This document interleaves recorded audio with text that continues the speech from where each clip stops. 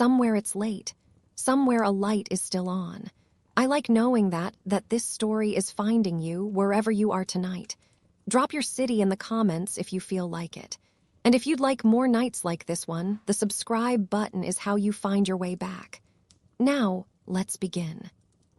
There is a kind of quiet that settles over the ocean at night, the kind you can almost hear, a darkness so complete it has weight to it. And somewhere out on that water, in the year 1492, a wooden ship is moving west, moving into nothing that any European chart has ever named. The men on board know only what they left behind. They do not yet know what is ahead. That is where this story begins.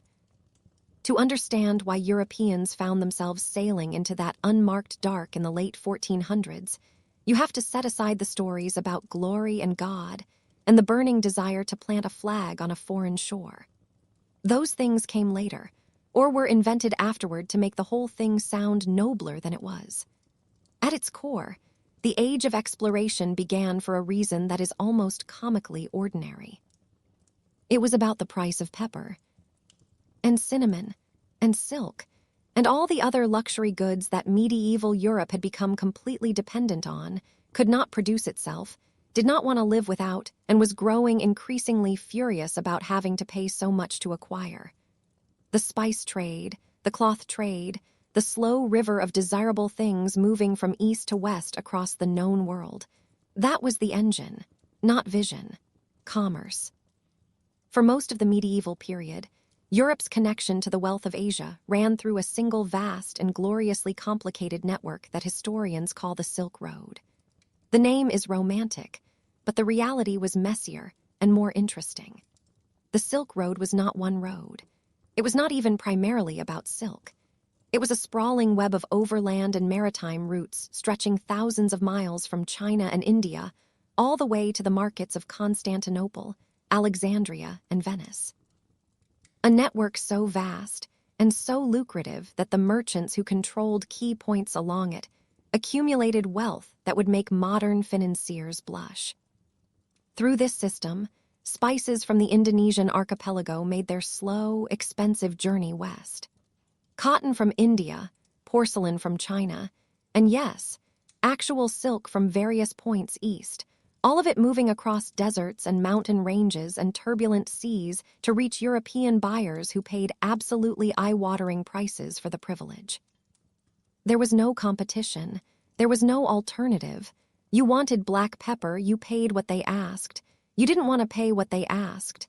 You seasoned your food with sadness. Those were your options. The city sitting at the western end of all this trade was Constantinople, capital of the Byzantine Empire, one of the longest-lived political entities in human history.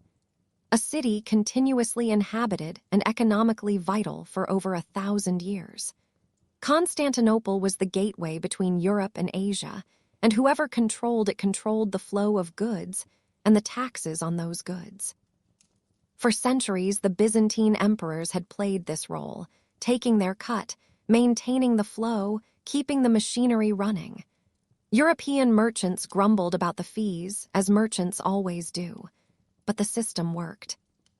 Then, in 1453, it stopped working.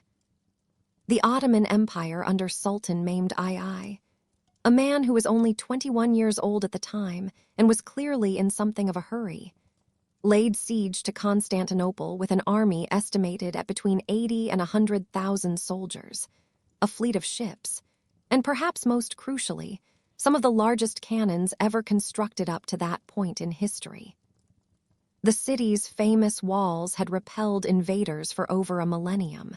They did not repel these. After a siege of nearly 2 months, they gave way. On the 29th of May, 1453, Constantinople fell. The last Byzantine emperor, Constantine XI, died in the fighting. Probably. His body was never definitively identified, which is the kind of historical loose end that tends to quietly haunt the people who study such things.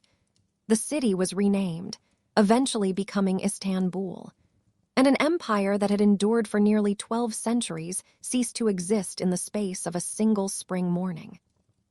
It is a strange thing to think about.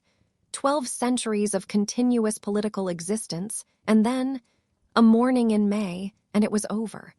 Most of the people living through it probably didn't fully understand the scale of what had ended. That's often how it is with endings. They don't feel like endings from the inside. For Europe, the immediate consequence was stark and commercially devastating. The Ottoman Empire now controlled the primary overland routes connecting European merchants to Asian markets. The Ottomans were not interested in maintaining favorable trade terms for their enemies, and most of Europe was firmly in the enemy column. Taxes and tolls on goods passing through Ottoman-controlled territory climbed dramatically. Venetian and Genoese merchants who had built entire fortunes on Eastern trade found their business models suddenly and brutally disrupted. The phrase "corner the market" takes on a particularly sharp meaning when an empire literally controls the geographic corner through which all your goods must pass. The response from the major Atlantic-facing European powers, Portugal and Spain primarily, with others to follow, was not immediate. But it was inevitable. If you cannot go east because someone enormously powerful is sitting in the way, you look for another route.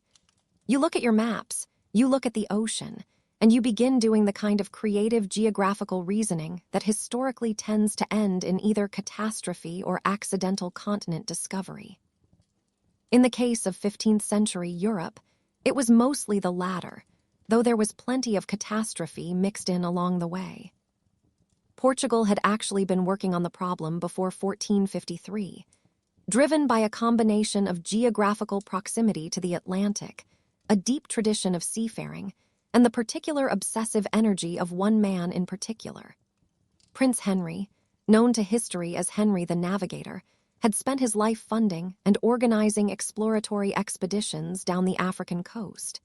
He personally sailed on none of them. Whether that is deeply ironic or simply very good management probably depends on your temperament. Under Henry's patronage through the early 15th century, Portuguese ships had been methodically mapping their way southward, looking for a sea route that would take them around Africa and eventually to India. It was painstaking work. It was expensive. It was, in the 15th century's version of venture capital, a massive bet.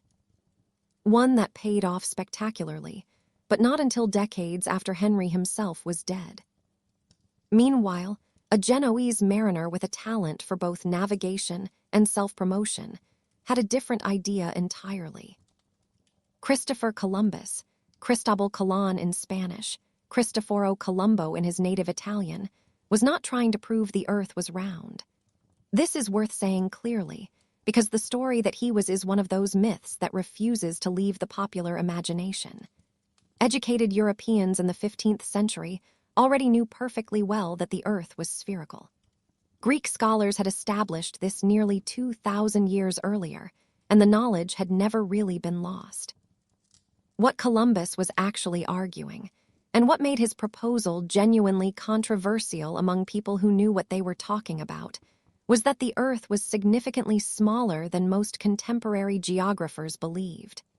Specifically, that Asia was much closer to Europe if you sailed west across the Atlantic than the mainstream consensus held. He was, to be historically accurate, completely wrong about this. His calculations were off by thousands of miles. The scholars who reviewed his proposal and rejected it were, in fact, more correct than he was. Columbus simply got lucky that something else was in the way. Columbus had spent years trying to find someone willing to fund his idea. He approached the Portuguese crown first, in the early 1480s, and was turned down. Portuguese geographers correctly calculated that his estimated distance to Asia was wildly optimistic, and that any ship following his proposed route would run out of supplies long before reaching land. He tried various other potential patrons. He eventually arrived in Spain and spent several more years in slow-motion negotiation with the Spanish monarchy, which was mostly preoccupied with finishing the Reconquista. The Reconquista was the centuries-long process of driving Muslim rulers out of the Iberian Peninsula. It finally concluded in January of 1492, when Granada, the last Muslim kingdom in Spain, surrendered to Ferdinand and Isabella. With that particular item crossed off their list, the Catholic monarchs, as Ferdinand and Isabella were known, turned their attention to Columbus and his proposal. The terms he negotiated were, in retrospect, extraordinary. He asked for the title of Admiral of the Ocean Sea. He asked for the title of Viceroy and Governor of any lands he discovered. He asked for 10% of all revenues generated from those lands in perpetuity, an essentially feudal stake in everything he might find. The Spanish crown agreed, possibly because they didn't think he'd find much, possibly because they assumed they could renegotiate later, which they absolutely did, stripping Columbus of most of these rights within a few years of his return. You are standing at the water's edge in the port of Palos de la Frontera, some morning in August of 1492. The air smells of salt and tar and the particular sourness of low tide. 3 ships are being made ready in the harbor. There is the creak of rope, the sound of men calling to each other across the water. Something is about to begin, and almost no one on shore can imagine what it will become. In August of 1492, 3 ships set sail from Palos de la Frontera: the Santa Maria, the Pinta, the Nina. The crew numbered somewhere between 80 and 90 men. The journey into open ocean with no certainty of land ahead took 36 days. Those 36 days are easy to skip past in the retelling, but they matter. Columbus was sailing into a section of ocean that European ships had simply never systematically explored. The Canary Islands, his last stop before the open Atlantic, were well known. But beyond them, heading west, there was nothing in the documented European record. No coastal landmarks. No established knowledge of currents or wind patterns. No one within rescuing distance if the calculations were wrong. Navigation in these waters meant a compass, the stars, and dead reckoning. The practice of estimating your position based on your last known location, your speed, and how long you had been traveling. It required a particular kind of calm, the ability to hold uncertainty in your mind for weeks at a time and keep working anyway. Columbus's crew was not, as popular legend sometimes suggests, a collection of terrified conscripts on the edge of mutiny. The historical evidence suggests they were largely experienced Iberian sailors who understood what they were signing up for, were being paid reasonably well, and were motivated by the same mixture of economic aspiration and professional curiosity that drives people into risky careers in any era. The story of Columbus heroically suppressing a mutiny in the mid-Atlantic appears in later, more dramatic accounts. It is not strongly supported by contemporary sources. This is generally true of a great deal of Columbus mythology. The man himself was perfectly capable of generating drama without biographical embellishment.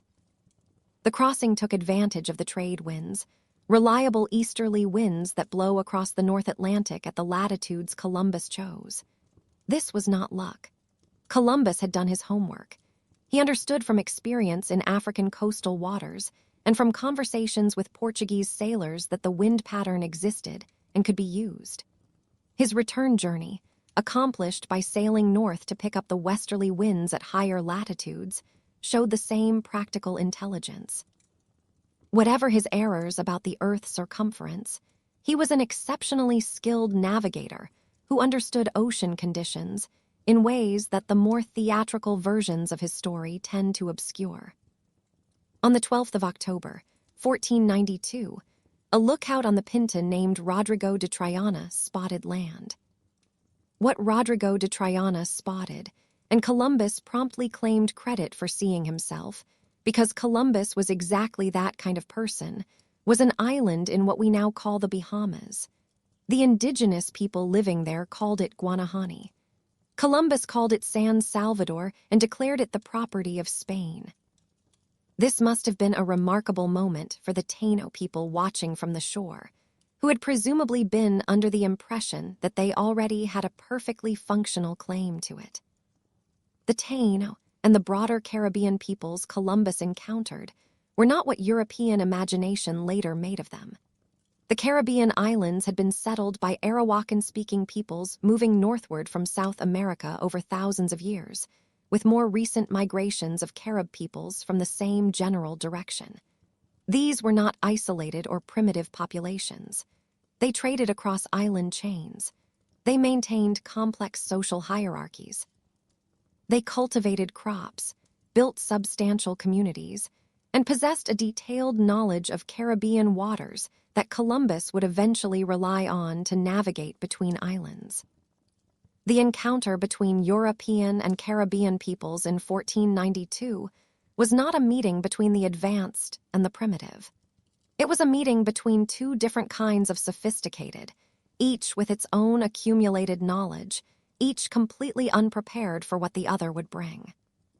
The initial interactions, by most accounts, began with a kind of careful mutual curiosity. The Taino people brought food and water. Columbus's men brought glass beads and red caps, items that had proven useful in African coastal trade and were brought along for the same purpose. It would not stay that careful or that quiet for long. Columbus did not know, standing on that Bahamian shore, that he had not reached Asia. He would not fully accept it for the rest of his life. He went to his grave insisting that what he had found was the outer edge of Asia, which is either a testament to extraordinary stubbornness or an early example of refusing to update your conclusions regardless of the evidence, depending on your charity toward the man. Columbus made 4 voyages to the Caribbean in total, in 1492, 1493, 1498, and 1502, exploring islands throughout the Caribbean and reaching the mainland coasts of Central and South America. What he found was not the spice routes of Asia. There was no immediate flood of pepper and silk. What there was, though, was gold. Not in the vast quantities that later conquistadors would find on the mainland, but enough to spark serious interest, enough to bring the full attention of the Spanish crown down on this new region, enough to make it clear that something genuinely significant had been found, even if nobody was entirely sure what it was yet. News of Columbus's return spread quickly across Europe. It created an immediate geopolitical crisis, because Spain and Portugal had been dividing up the world between them for some time, based on a series of papal agreements, and the question of who held rights to this new territory was not straightforward. The existing agreement, the Treaty of Alcasovas from 1479, had given Portugal exclusive rights to the African coast and the Atlantic islands south of the Canaries, while Spain received the Canaries themselves and any new lands discovered further west. Columbus's discovery theoretically fell into Spain's column under this arrangement. Portugal was not entirely satisfied with that interpretation. Enter Pope Alexander VI. Born Rodrigo Borgia, patriarch of one of Renaissance history's most magnificently dysfunctional families, a man whose papacy was marked by nepotism, political maneuvering, and an approach to theological authority that prioritized personal and dynastic advantage to a degree that even his contemporaries found a bit much.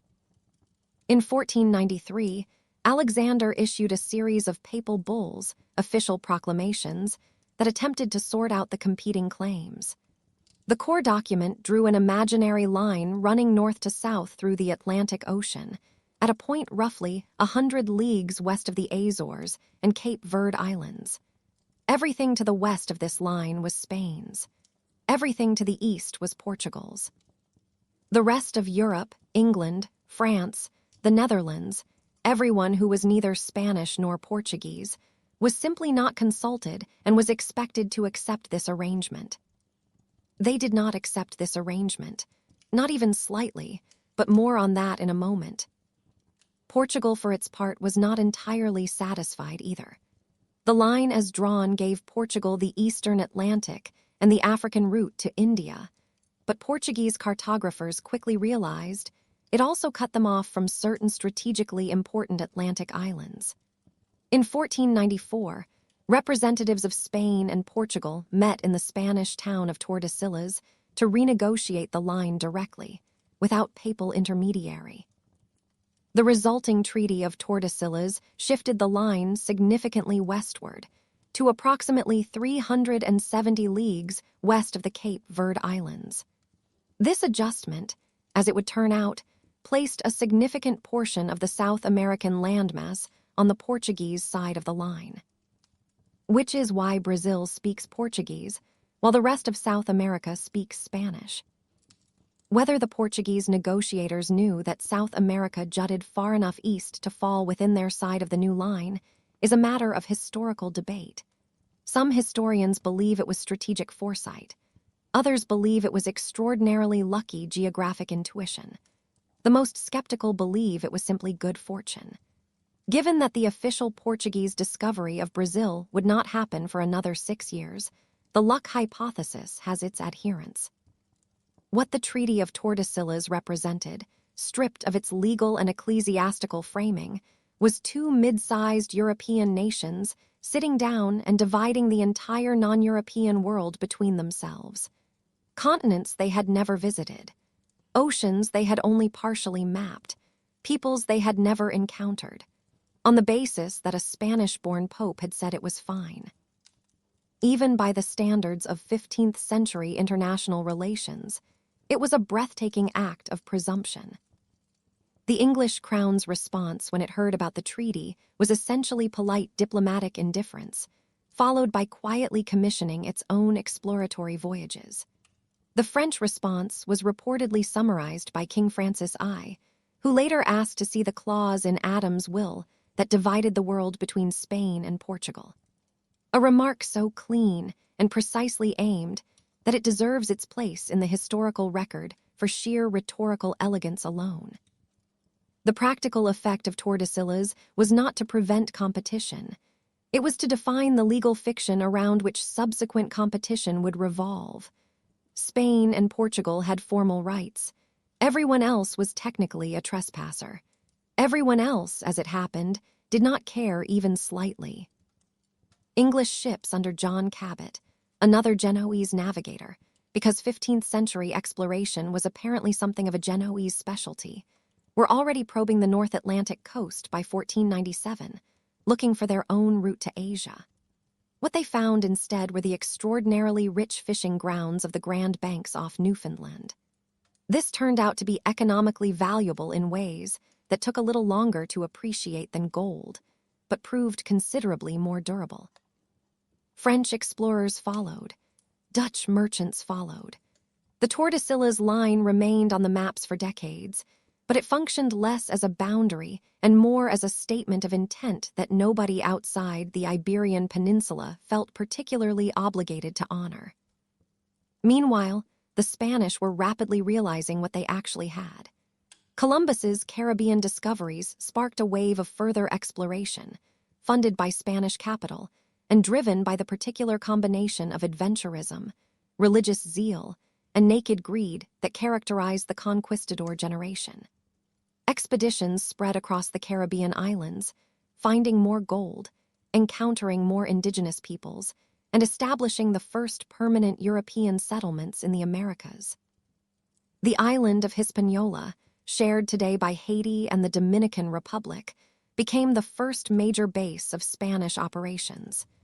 It was here that the model for colonial administration was developed, tested, and refined, not always in ways that reflected well on the people doing the administering.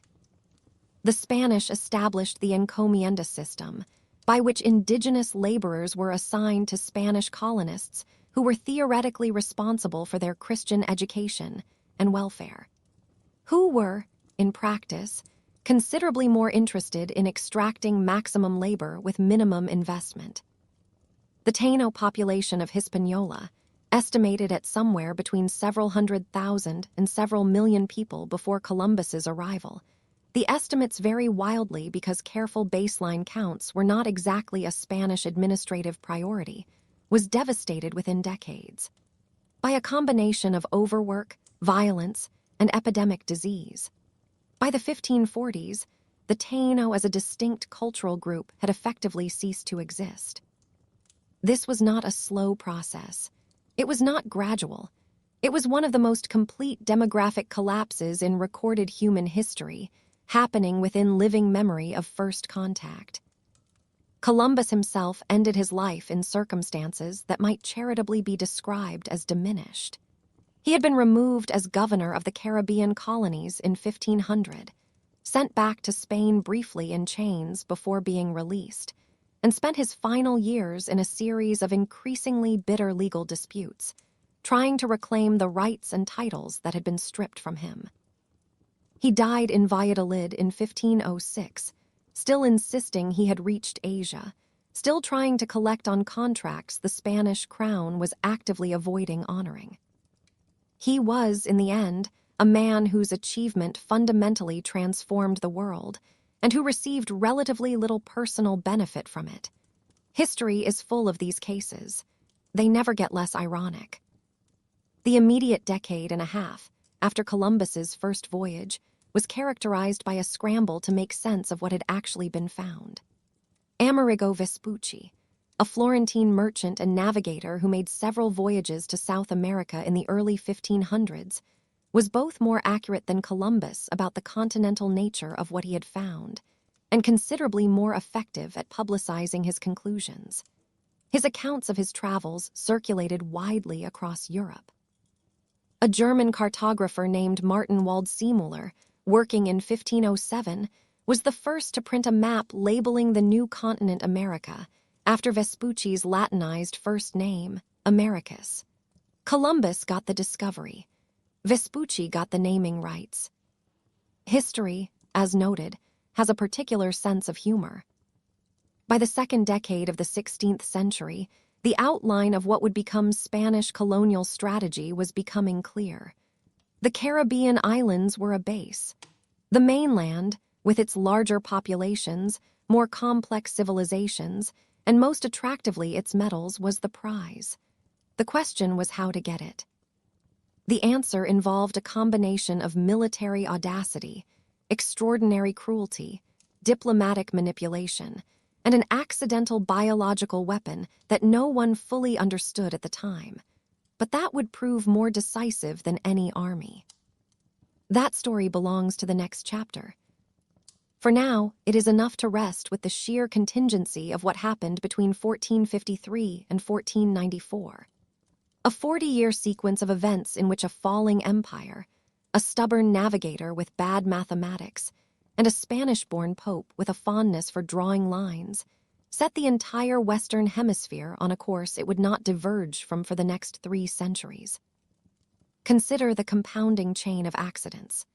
If the Byzantine walls had held for another generation, Portugal might have found an eastern sea route to India, which it eventually did anyway in 1498 when Vasco da Gama rounded the Cape of Good Hope, potentially reducing the urgency and financial backing for westward exploration before Columbus ever set sail.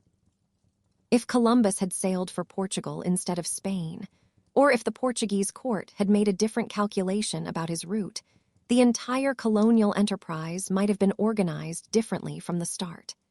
If the Tordesillas line had been drawn 50 miles east or west of where it ended up, the linguistic map of South America might look entirely different today. These are not trivial what-ifs. The shape of the modern world was determined to a remarkable degree by a small number of people responding to circumstances they did not fully understand, trying to solve problems that would not be solved the way they intended, and setting in motion consequences that would dwarf anything they had actually planned for.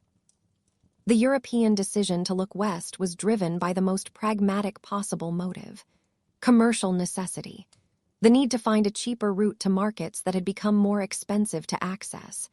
But looking west, they did not find a shortcut to existing markets. They found something entirely new, something that had no place in existing European maps, legal frameworks, religious doctrine, or political philosophy. Something that would require centuries of adaptation, exploitation, conflict, and eventual transformation to even begin to integrate into the European worldview.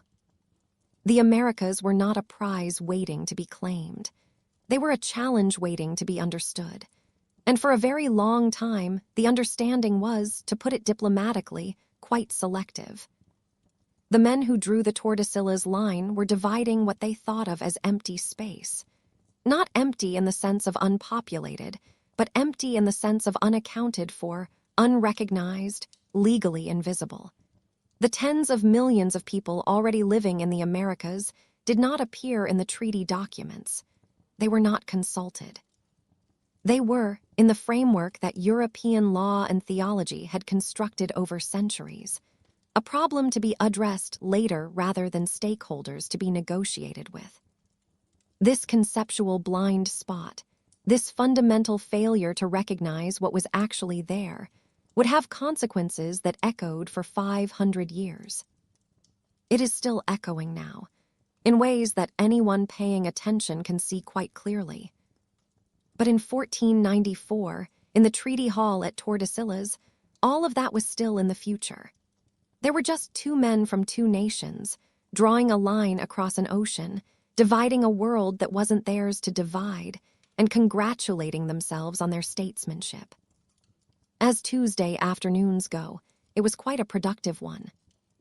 There is something quietly extraordinary about what happened in the final days of that first voyage.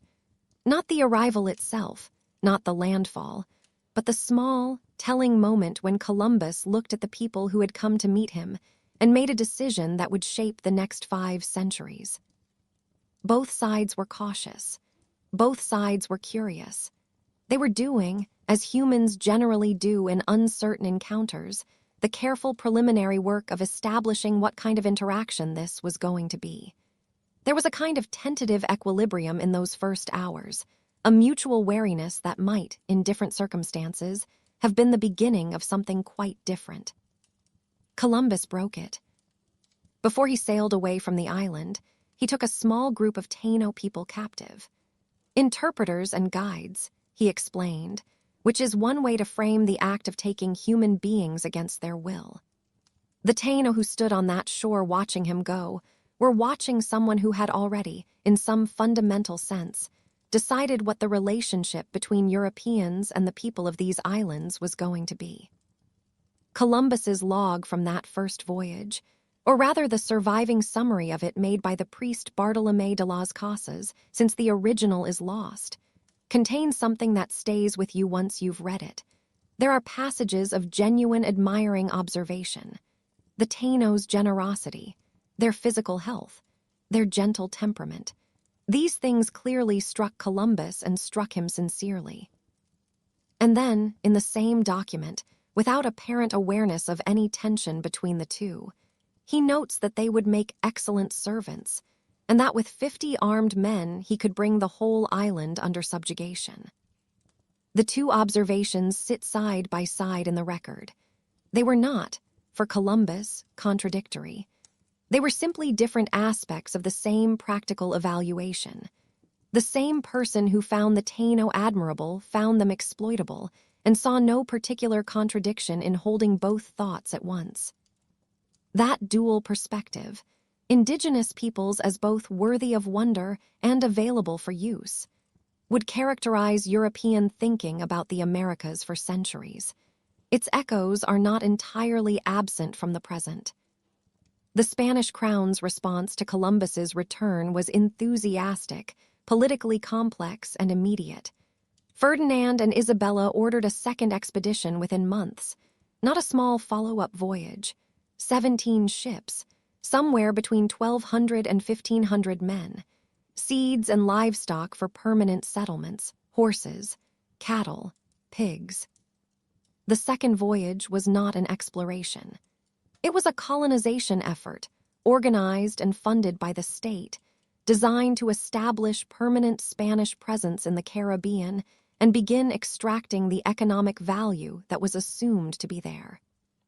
The speed of that transition is worth sitting with for a moment. Within months of Columbus's return, the question had shifted from what did he find to how do we move in permanently.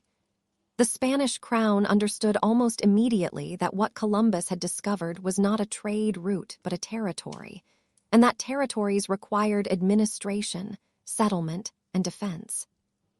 The administrative structure that emerged in those first years became the template for everything that followed. The encomienda system assigned parcels of indigenous labor to Spanish colonists in exchange for military service and the nominal religious instruction of their workers. In theory, it was a feudal arrangement of mutual obligation. In practice, it was a system for extracting maximum labor from a population that had no meaningful ability to refuse. The colonists who received encomiendas were largely men who had come to the Caribbean looking to get rich, and who were not inclined toward the kind of patient, labor-intensive work that building a sustainable economy would have required. They wanted gold. They wanted it extracted quickly, by people they didn't have to pay. The Taino were there. The gold was there. The colonial administration was willing to formalize the arrangement. Everything else was a matter of bookkeeping. Las Casas, the same priest who had preserved Columbus's log, spent much of his long career as the most prominent Spanish critic of the encomienda system. He documented its abuses in works published during his lifetime, and those works make for extraordinarily uncomfortable reading even now.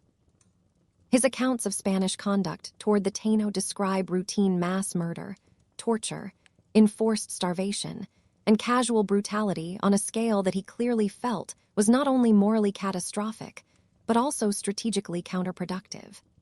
He made the argument repeatedly that destroying the indigenous labor force was simply bad colonial management, which was pragmatically true, though perhaps not the most morally elevated framing available. The Spanish crown, in response to Las Casas's advocacy and to growing international criticism of Spanish colonial conduct, issued a series of reforms. The Laws of Burgos in 1512. The New Laws in 1542. These attempted to regulate the treatment of indigenous peoples and theoretically limit the encomienda system's worst excesses. The laws were not consistently enforced, largely because the men who were supposed to enforce them in the colonies were often the same men who benefited most from the system they were meant to regulate, which is an institutional design problem that any student of organizational behavior will recognize immediately. You are standing at a harbor in the year 1500. The air smells of salt and tar and something else, something like anticipation. Ships are being loaded in a hurry that suggests the decision to go was made recently, and the decision to stay has already been forgotten. You do not know, because no one does yet, how many worlds are about to collide. The broader European reaction to Spain's Caribbean enterprise unfolded over that first decade of the 16th century in ways that would define the competitive landscape for generations. Portugal, as it happened, had its own westward-facing ambitions confirmed by something that may or may not have been an accident. Pedro Alvarez Cabral's expedition, en route to India via the African Cape route in 1500, swung so far west to catch favorable winds that it made landfall on the South American coast, in what is now Brazil. Whether Cabral knew the land was there, whether he had secret charts, whether Portuguese ships had already visited the region unofficially before the official discovery. This is a historiographical debate that has been running for 5 centuries without resolution. What is established is that Cabral planted the Portuguese flag on South American soil in April of 1500, claimed the land for his king, and then sailed on to India, because that was the actual purpose of his voyage, and the Brazilian coast didn't seem, at first glance, to offer anything as immediately lucrative as the spice markets he was heading toward. England's response was characteristic of the English approach to most things in this period: quietly pragmatic, legally cautious, and ultimately more durable than it appeared. The Venetian-born navigator John Cabot, sailing under English commission in 1497, reached the North American coast, probably Newfoundland or Nova Scotia, though the exact landfall is disputed. and returned with reports of extraordinarily rich fishing grounds off the coast. Henry VII's reaction was to give Cabot £10 and a modest pension. This is both historically amusing and instructive about the English Crown's initial assessment of North American economic potential. The fishing grounds, however, turned out to be exactly as rich as reported. Within a decade, European fishing fleets were making seasonal voyages to the Grand Banks in significant numbers, establishing the pattern of regular transatlantic contact that would eventually support more permanent settlement. France commissioned Giovanni de Verrazzano in 1524 to explore the North American coast from Florida north to Nova Scotia, looking for a passage to Asia. A passage that did not exist, but that European geographers kept expecting to find for another century and a half, because the continent kept turning out to be larger than anyone had anticipated. Verrazzano's voyage mapped much of the eastern seaboard and provided France with a territorial claim to North America that it would eventually develop into New France. Jacques Cartier followed in 1534, entering the Gulf of St. Lawrence and beginning the exploration of what would become Canada. Neither expedition found the passage to Asia.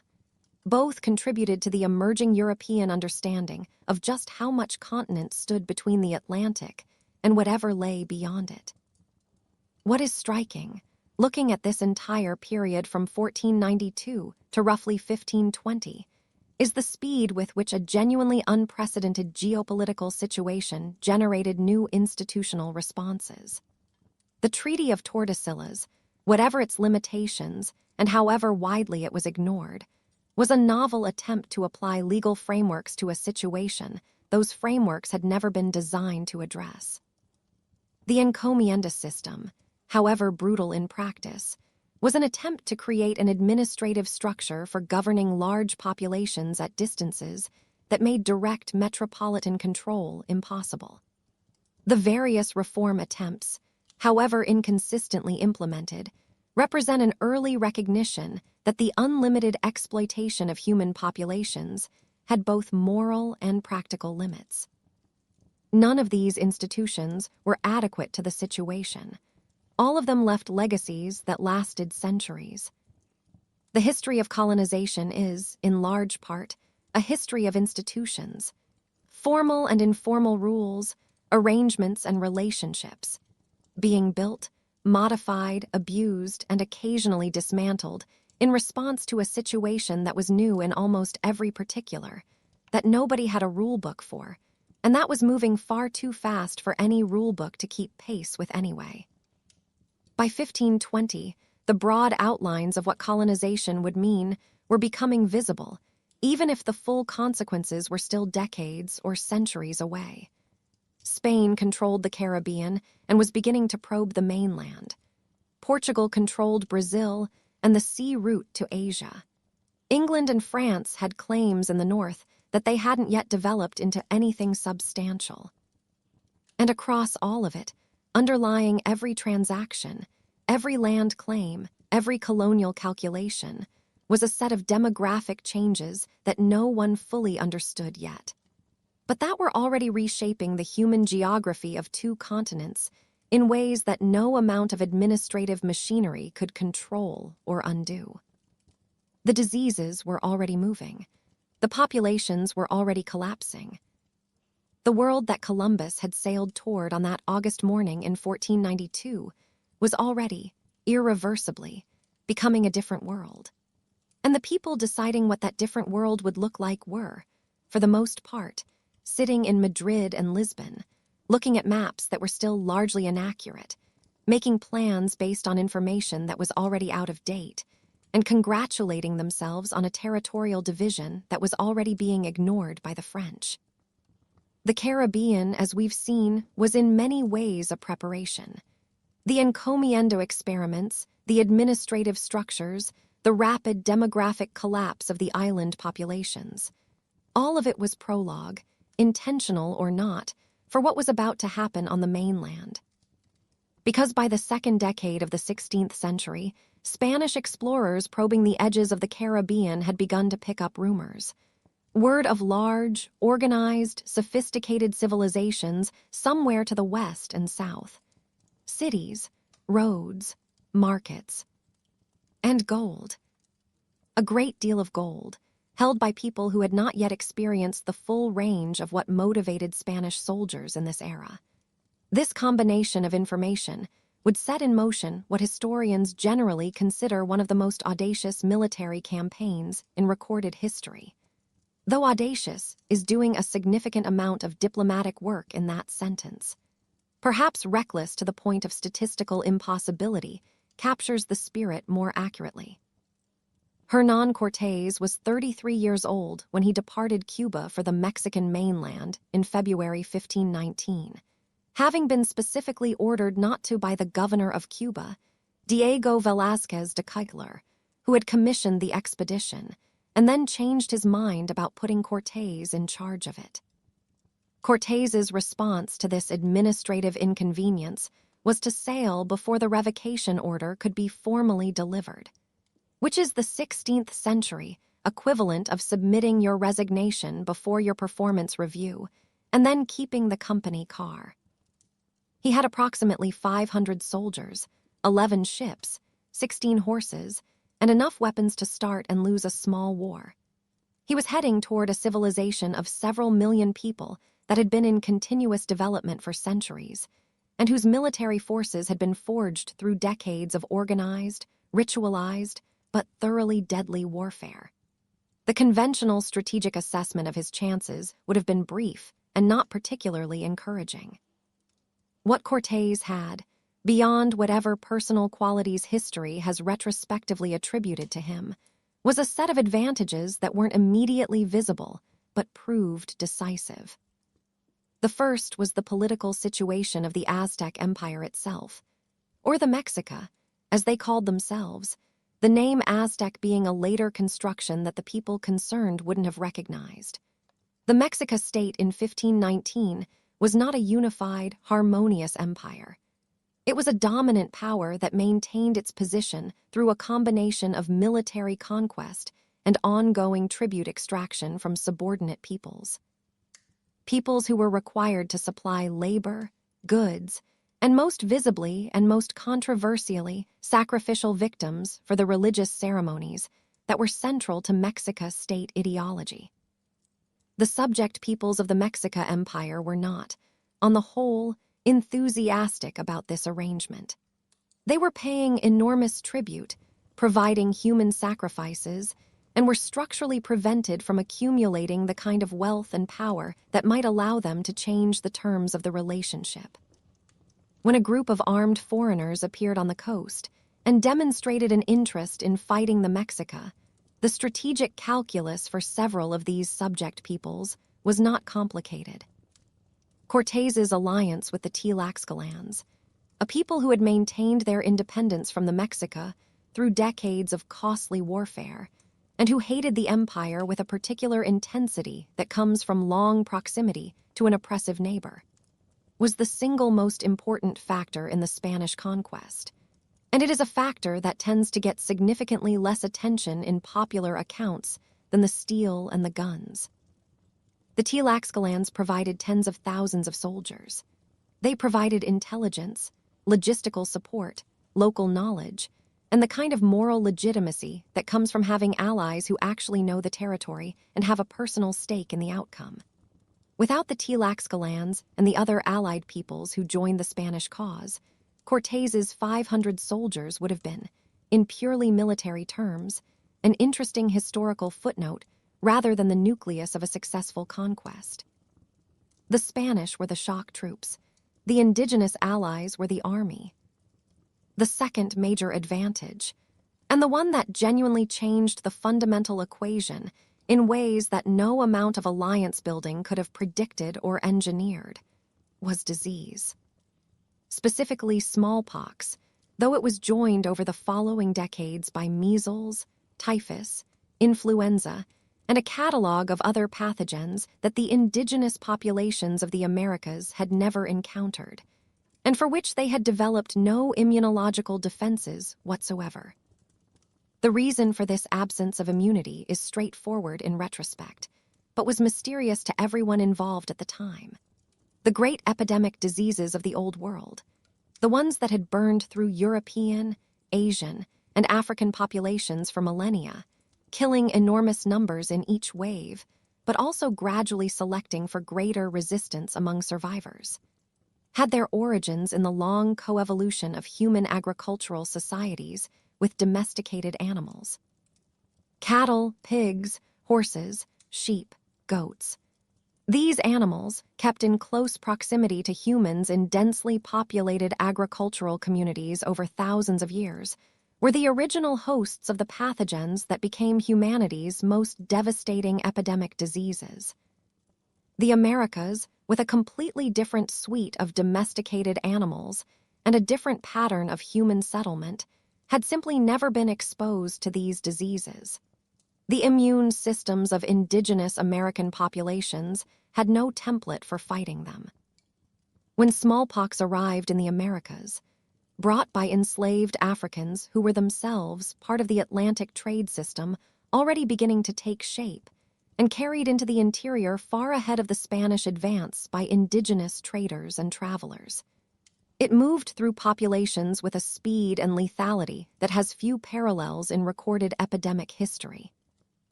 Death rates in affected communities could exceed 50% in a single outbreak. In some regions, repeated waves of different diseases, smallpox followed by measles followed by typhus, arriving in successive decades, brought cumulative mortality to figures that are still debated by historians, but that range in various scholarly estimates from 50 to 90% of per-contact population levels over the course of the 16th century. To put that in terms that might help the scale register, imagine a disease that killed between 1 in 2 and 9 in 10 people in your country over the course of a few decades, with no possibility of effective medical intervention. The Black Death in medieval Europe, catastrophic as it was, killed roughly a third of the European population. What happened in the Americas was, by any measure, worse. Cortés arrived at the Mexica capital of Tenochtitlan in November 1519. The city was built on an island in the middle of a lake, connected to the mainland by causeways. Its population has been estimated at somewhere between 200,000 and 400,000 people, making it one of the largest cities in the world at the time. Larger than London, larger than Paris. It had running water, organized waste disposal, vast markets, botanical gardens, an administrative infrastructure that managed a tributary empire spanning much of central Mexico. Cortés's observation that the city surpassed anything in Spain in terms of scale and organization was not diplomatic flattery. It was accurate. The men who had come expecting to conquer savages found themselves walking through a metropolis that made most European cities look provincial. The adjustment of expectations must have been interesting to observe. The Mexico ruler Moctezuma II made the decision. Fateful in retrospect, though the reasoning behind it is genuinely contested. To allow Cortés and his force into the city rather than engaging them on the causeways, where the tactical advantages of Spanish cavalry and firearms would have been significantly reduced. The explanation that has circulated most widely in popular history, that Moctezuma believed Cortés was the returning god Quetzalcoatl, is almost certainly an oversimplification, and some scholars argue it is largely a post-conquest Spanish construction. The more likely explanation involves a complex political calculation. Moctezuma had been watching Cortés defeat allied peoples across the coast. He had received reports of his capabilities. He chose the diplomatically traditional Mesoamerican approach of bringing a powerful visitor inside the city rather than fighting him outside it, hoping to manage the situation through hospitality and negotiation. It was not an unreasonable calculation, given normal political circumstances. The circumstances turned out to be abnormal. What followed over the next 2 years was a catastrophe of such magnitude that even the Spanish accounts, written by the winners and with every incentive to present events in the most favorable light, cannot fully conceal its horror. Cortés took Moctezuma hostage within weeks of entering the city. Moctezuma died in circumstances that remain disputed, either killed by the Spanish or by his own people, who regarded him as a collaborator, depending on which source you find most credible. The Spanish were driven out of the city in a night of catastrophic fighting that their own accounts describe with unusual candor about the losses involved. And then, over the course of 1520 and 1521, Cortés rebuilt his alliance, acquired more indigenous support, and laid siege to Tenochtitlan, a city whose population was, by then, in the grip of a smallpox epidemic that was killing people faster than any siege weapon could have managed. The city fell in August 1521 after a siege of approximately 80 days. Much of it was destroyed in the fighting and its immediate aftermath. Tenochtitlan, that magnificent, astonishing city that had exceeded all of Spain in its scale and sophistication, became the rubble on which Mexico City was subsequently built. The Mexica Empire ceased to exist. Central Mexico became New Spain. And the speed with which it happened, even accounting for all the structural factors that made it possible, remains one of those historical events that resists fully satisfying explanation. The conquest of the Inca Empire, roughly a decade later and several thousand miles to the south, followed a similar template, but in circumstances that were, if anything, even more improbable. Francisco Pizarro was in his 50s when he led the expedition that would bring down the largest empire in the Western Hemisphere. By 1532, the Inca state, more properly the Tawantinsuyu, meaning the four regions together, controlled a territory stretching more than 4,000 kilometers along the Andes and administered a population of perhaps 10 to 12 million people through an extraordinarily sophisticated system of roads, storehouses, administrative nodes, and labor obligations. The Inca had no writing system in the conventional sense, but they managed a complex bureaucratic state through a system of knotted cords called quipus, which recorded numerical and administrative data with considerable precision. They had a standing army, a professional administrative class, a state religion centered on solar worship, and an infrastructure that rivaled or exceeded anything contemporary Europe had constructed. None of this, unfortunately, helped much with smallpox. By the time Pizarro reached Peru, the epidemic had been there for several years, and it had done something even more specifically destructive than killing large numbers of the general population. It had killed the reigning Inca Emperor Huayna Capac, along with much of the governing elite, in an outbreak that swept through the leadership class with particular devastation because of their concentrated living arrangements and the requirements of ceremonial life that brought them into close contact. The resulting succession crisis between Huayna Capac's sons Huascar and Atahualpa, each of whom claimed the throne and neither of whom was willing to share it, had produced a full-scale civil war that had been running for years by 1532. It had left the empire divided, exhausted, and in no condition to present a unified response to an unfamiliar external threat. Pizarro, with an army of fewer than 200 men, arrived at almost the exact moment when the civil war was resolving in Atahualpa's favor. The empire's military resources were concentrated. Its population was weary. The losing faction had every reason to explore alternative arrangements. The meeting at Cajamarca in November 1532 is one of those events that historians keep returning to, because it seems almost too perfectly constructed to be real. Atahualpa, newly victorious in his civil war, and accompanied by a retinue of somewhere between 5,000 and 80,000 people. The Spanish estimates vary by an order of magnitude, which tells you something about either the chaos of the moment or the subsequent desire to make the Spanish achievements seem more remarkable, agreed to meet Pizarro in the town square. A Spanish priest named Vicente de Valverde approached Atahualpa, and, in a scene that reads as almost surreal even in the original Spanish accounts, presented him with a Bible and a brief theological lecture on the authority of the Pope and the Spanish crown over all peoples of the world, with the expectation that Atahualpa would immediately convert to Christianity and submit to Spanish sovereignty. Atahualpa had never heard of the Pope. He had never heard of Jesus or of Spain. In his own cosmological framework, he was a divine being of considerably higher status than anyone this priest had ever met. He reportedly examined the Bible briefly and dropped it on the ground. This was apparently the signal the Spanish had agreed upon in advance, because within moments they had opened fire from concealed positions and the square had become a massacre.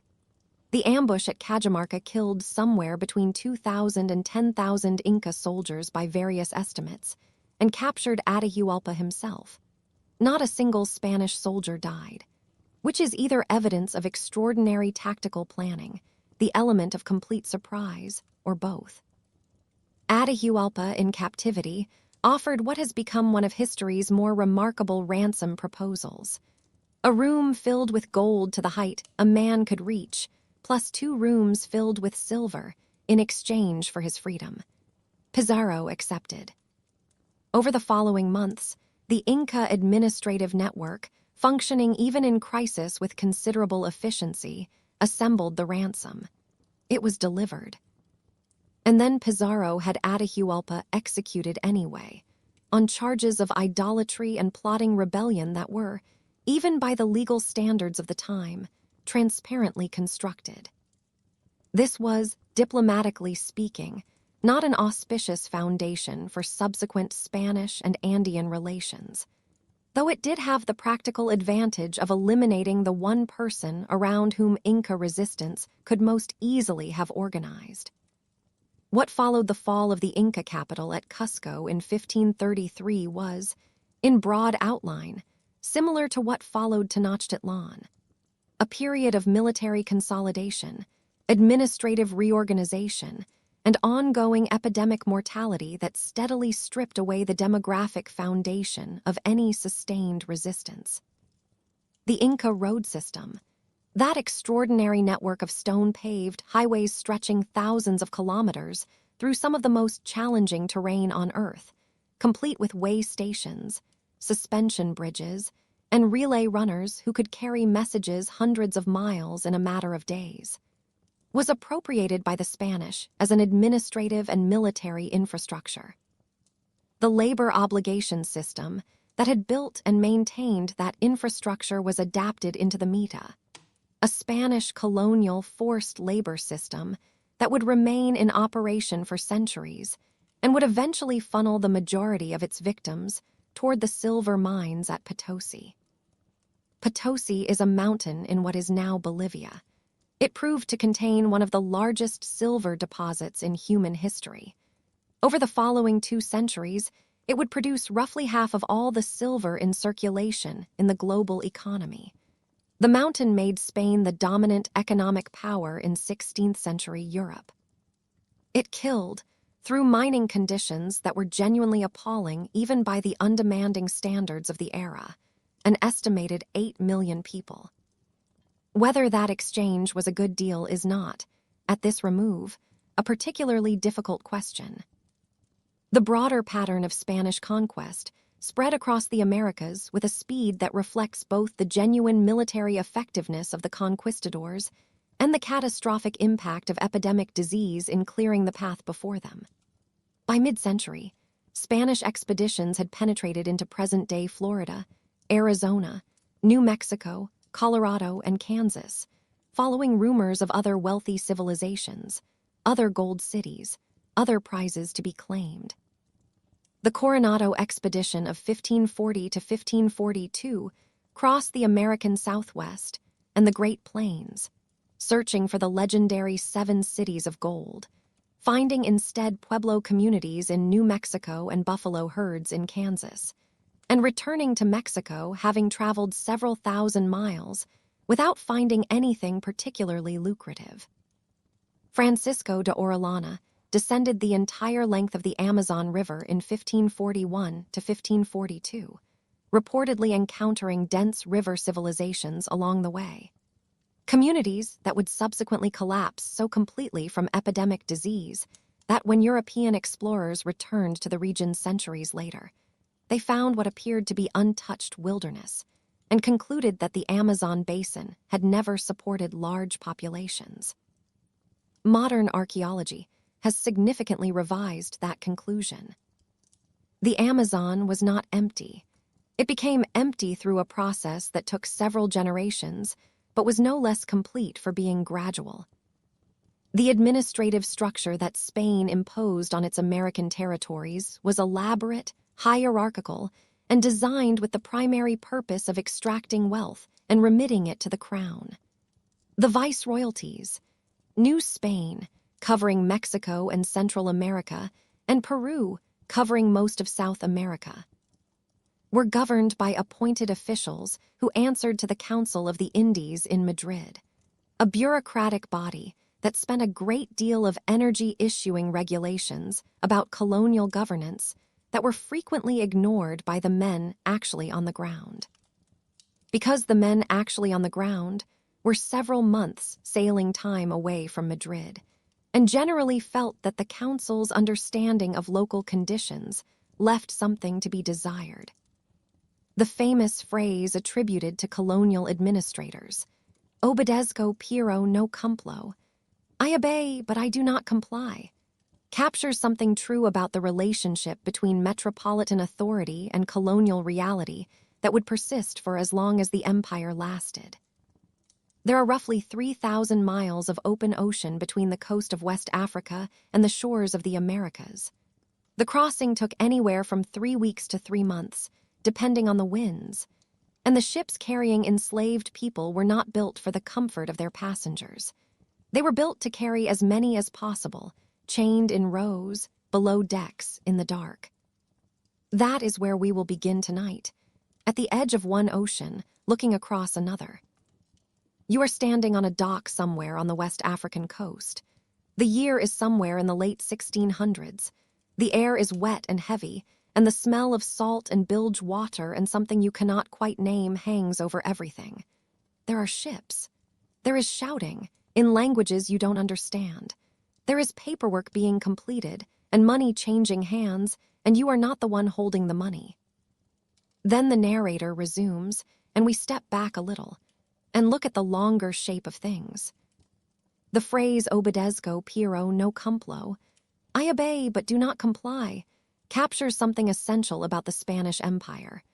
A vast enterprise stretching across 2 continents, administered from a desk in Europe using the communications technology of the 16th century.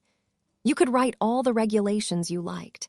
Getting them enforced was a different matter entirely. The church stood as the 3rd pillar of the Spanish colonial enterprise, alongside the military and the civil administration.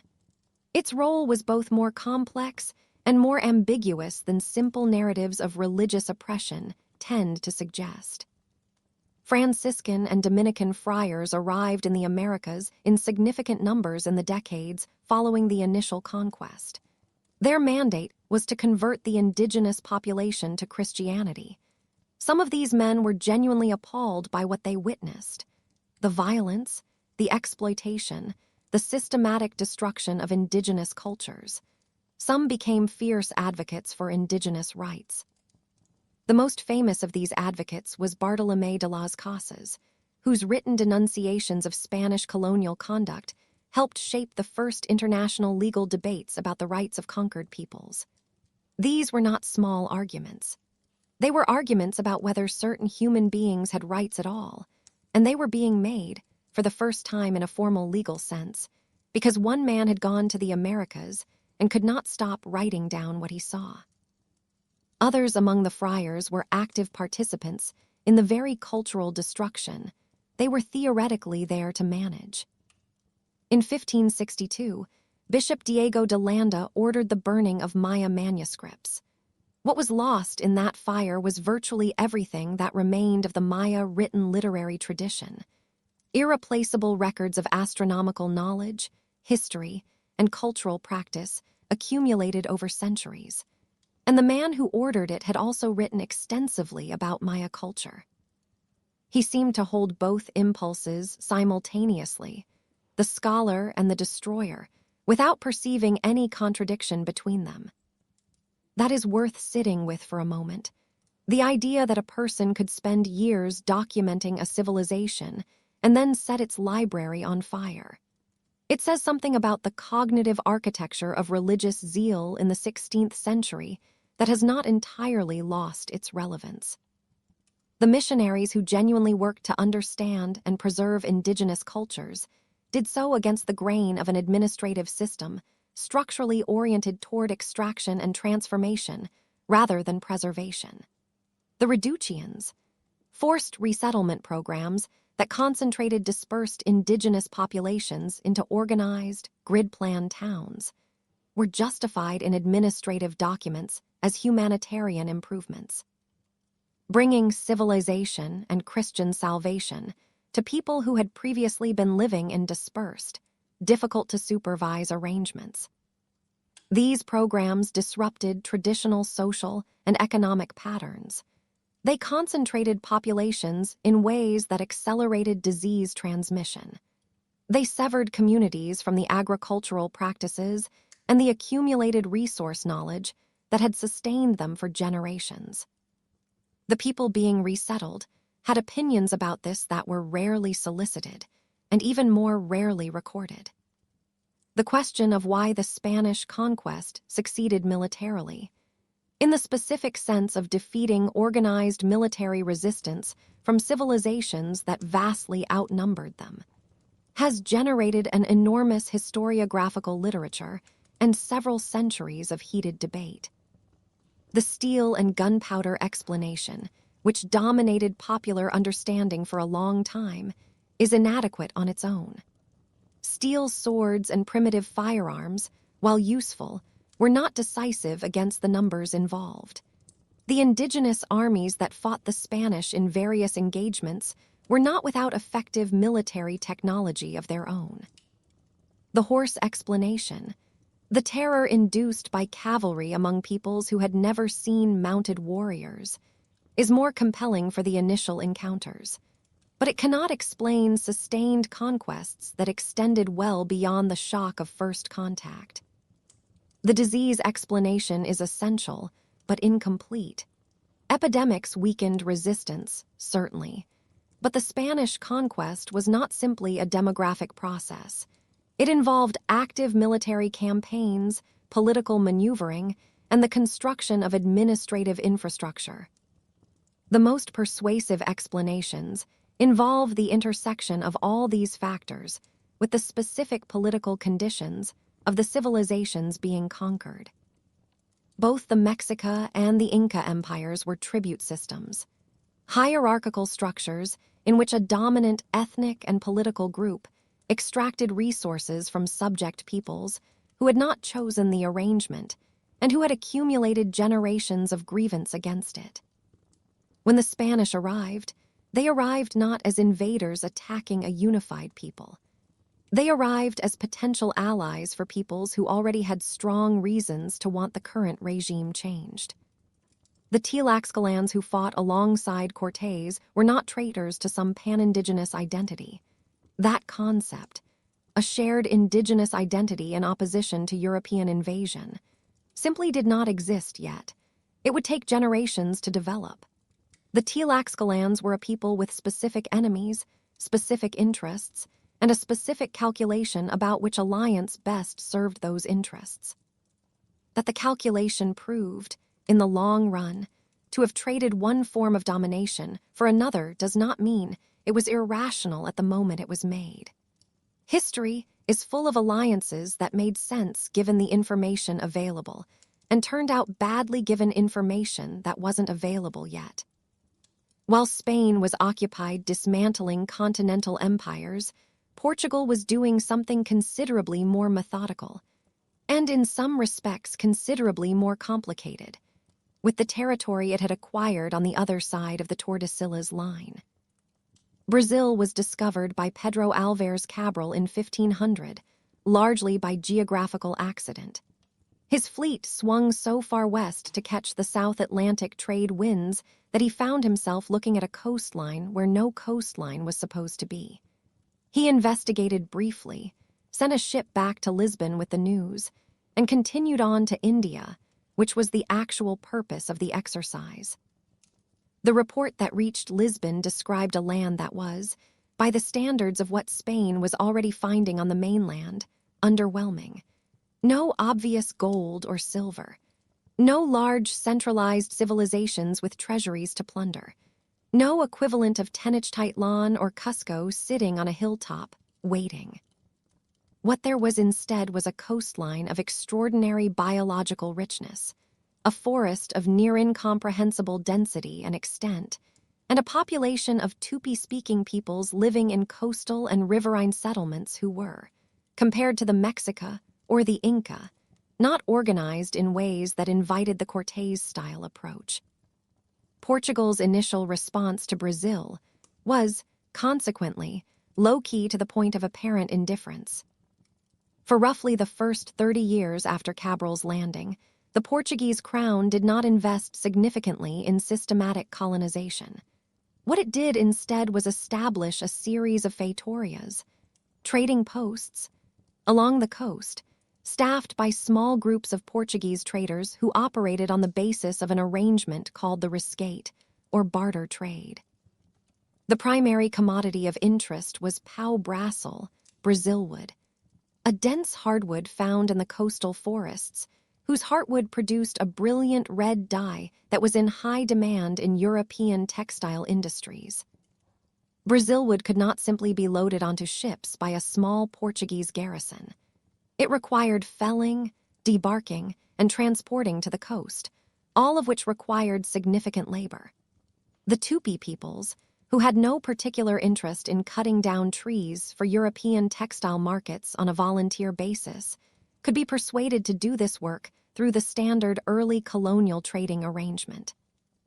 European manufactured goods, metal tools especially, which were genuinely transformative for people who had previously worked only with stone and bone implements, exchanged for labor. It was commerce rather than conquest, which sounds more equitable and was, in relative terms, somewhat less immediately destructive than the Spanish approach, though the phrase somewhat less immediately destructive is, admittedly, a low bar.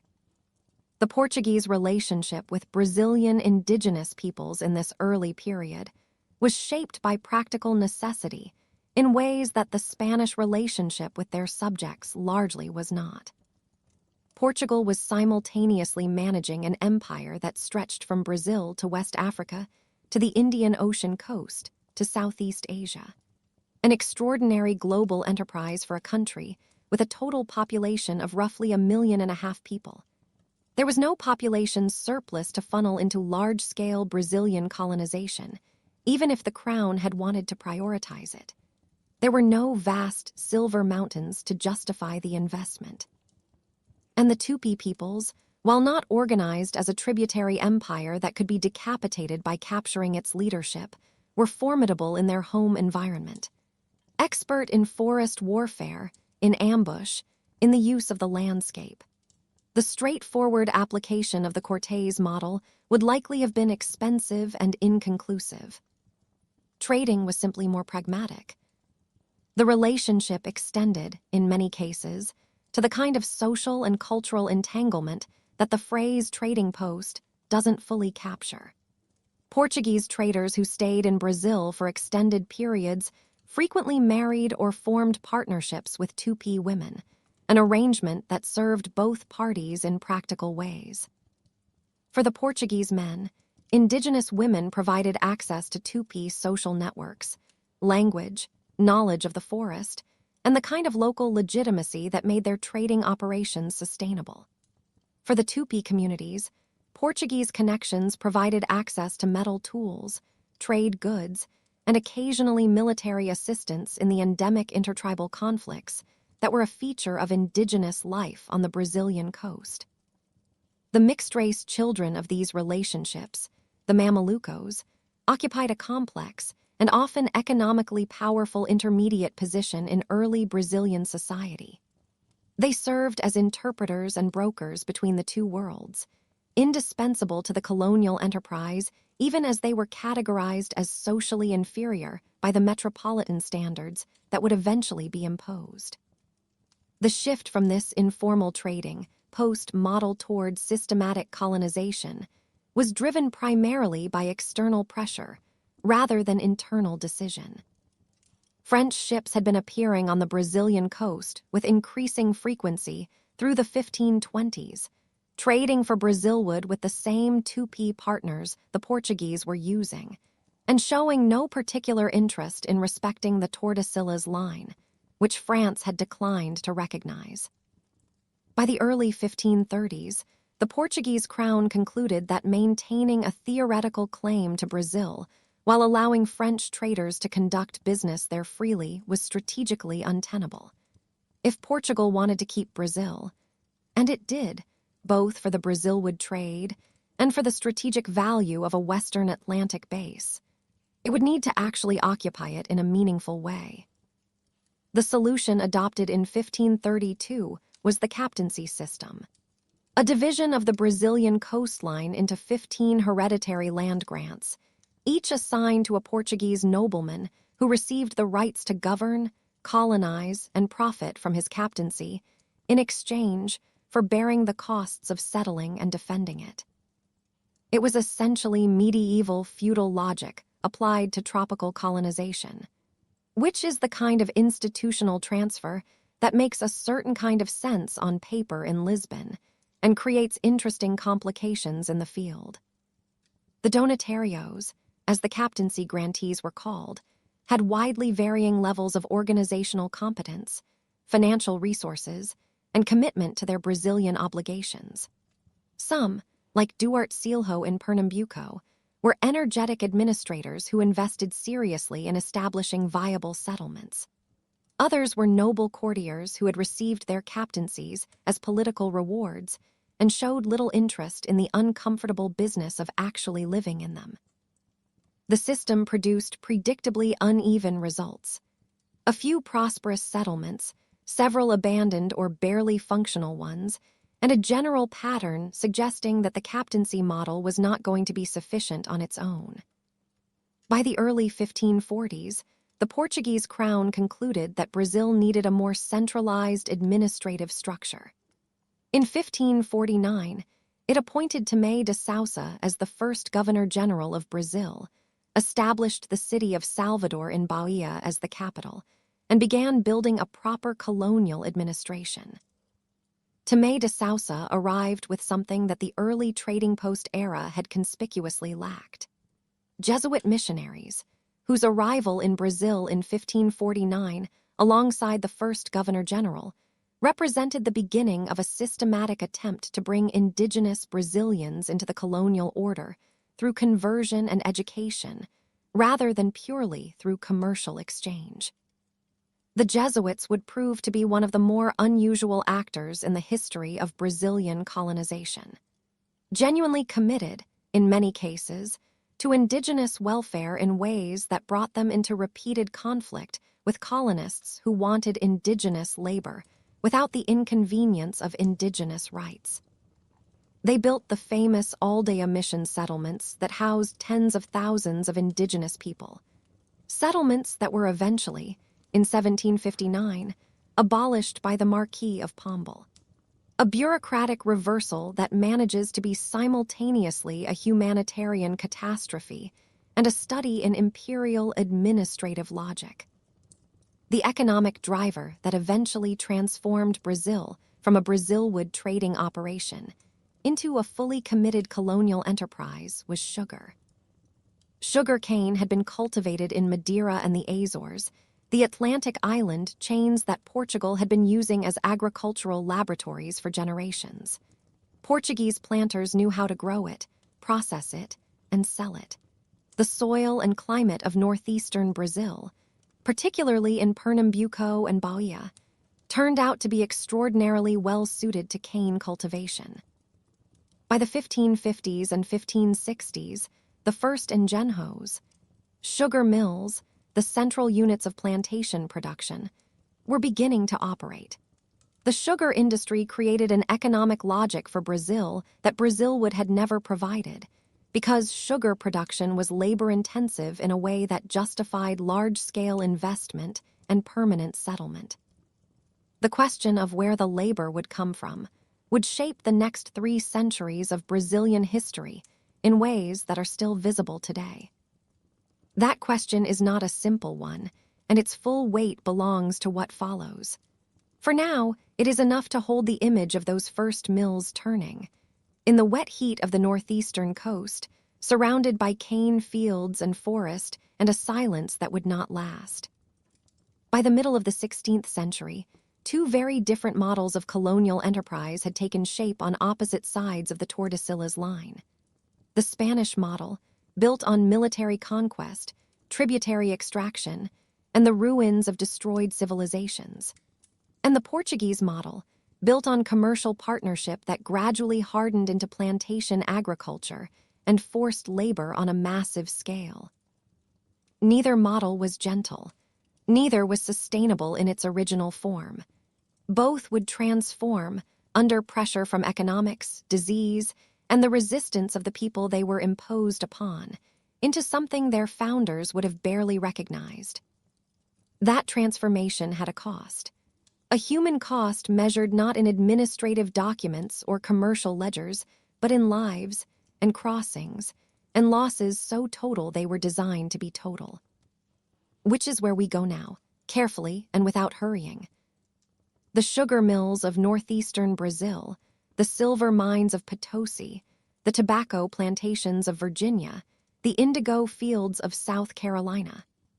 All of these enterprises shared a fundamental operational requirement that the colonial project, as it developed through the 16th and 17th centuries, consistently failed to meet through any other means.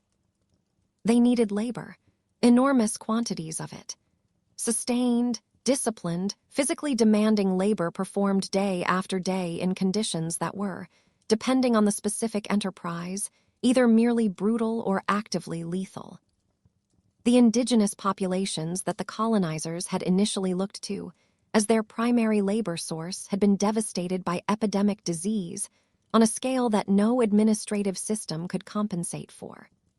European settlers themselves were far too few in number, far too expensive to employ, and far too aware of their own legal rights to serve as the kind of unfree workforce the plantation economy required.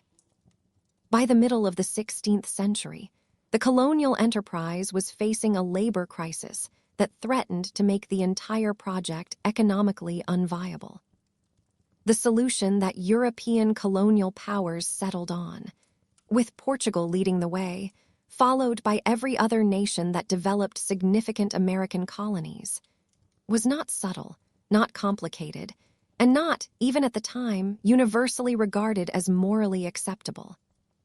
They would take people from Africa by force and put them to work in the Americas.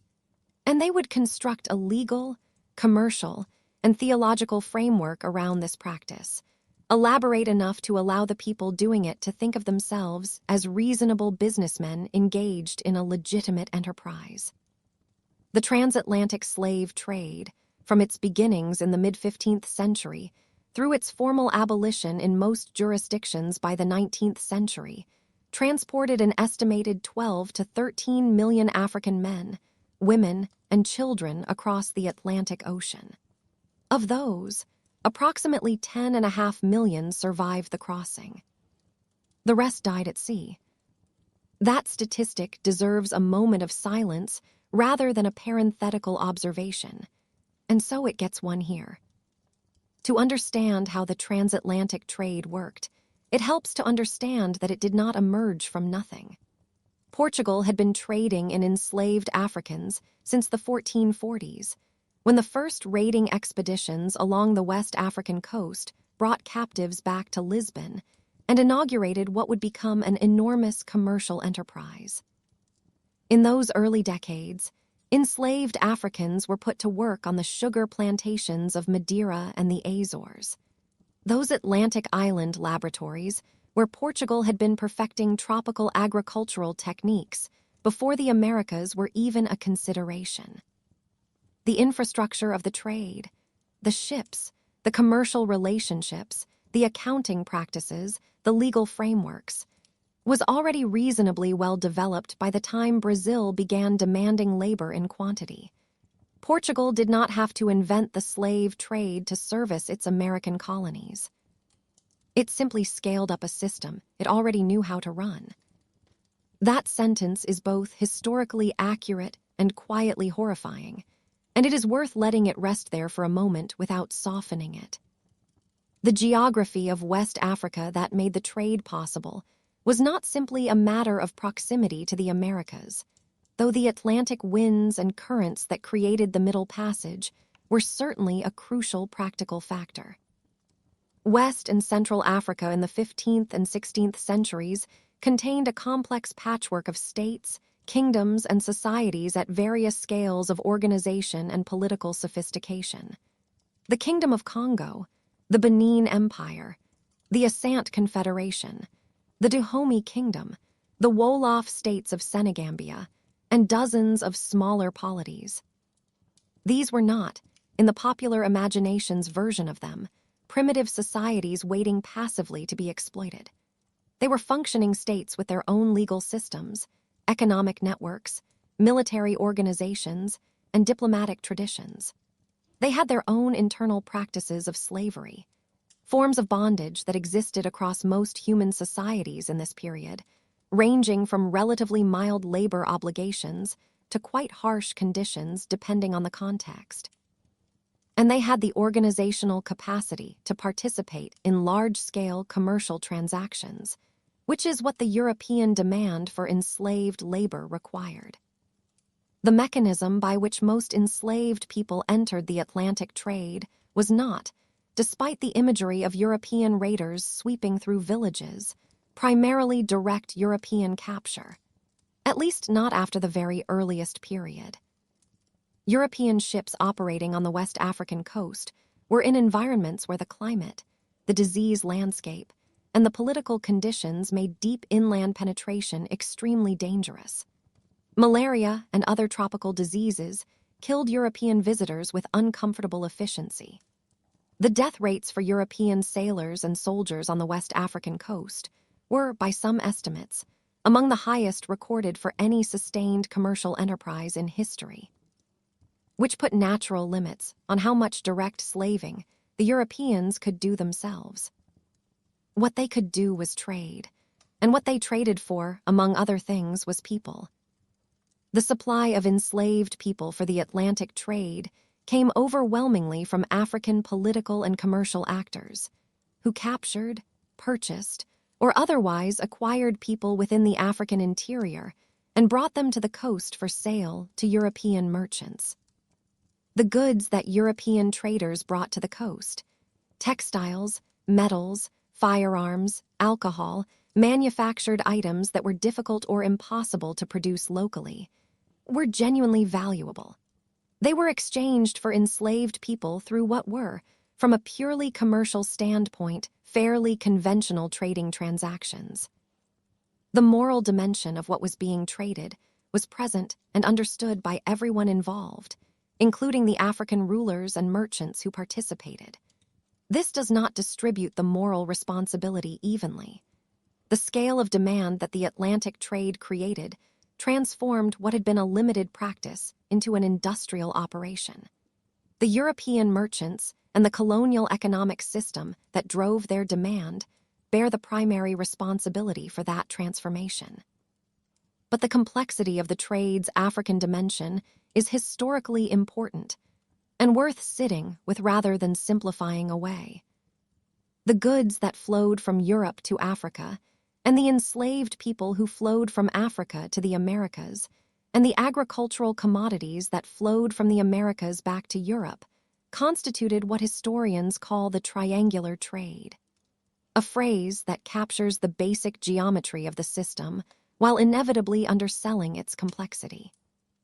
The triangle had many more than 3 sides in practice. There were separate Portuguese routes focused on Angola and Brazil, British routes focused on West Africa and the Caribbean. Dutch routes, French routes, Danish routes, and eventually American routes, each with their own preferred ports, preferred commodities, and preferred commercial arrangements.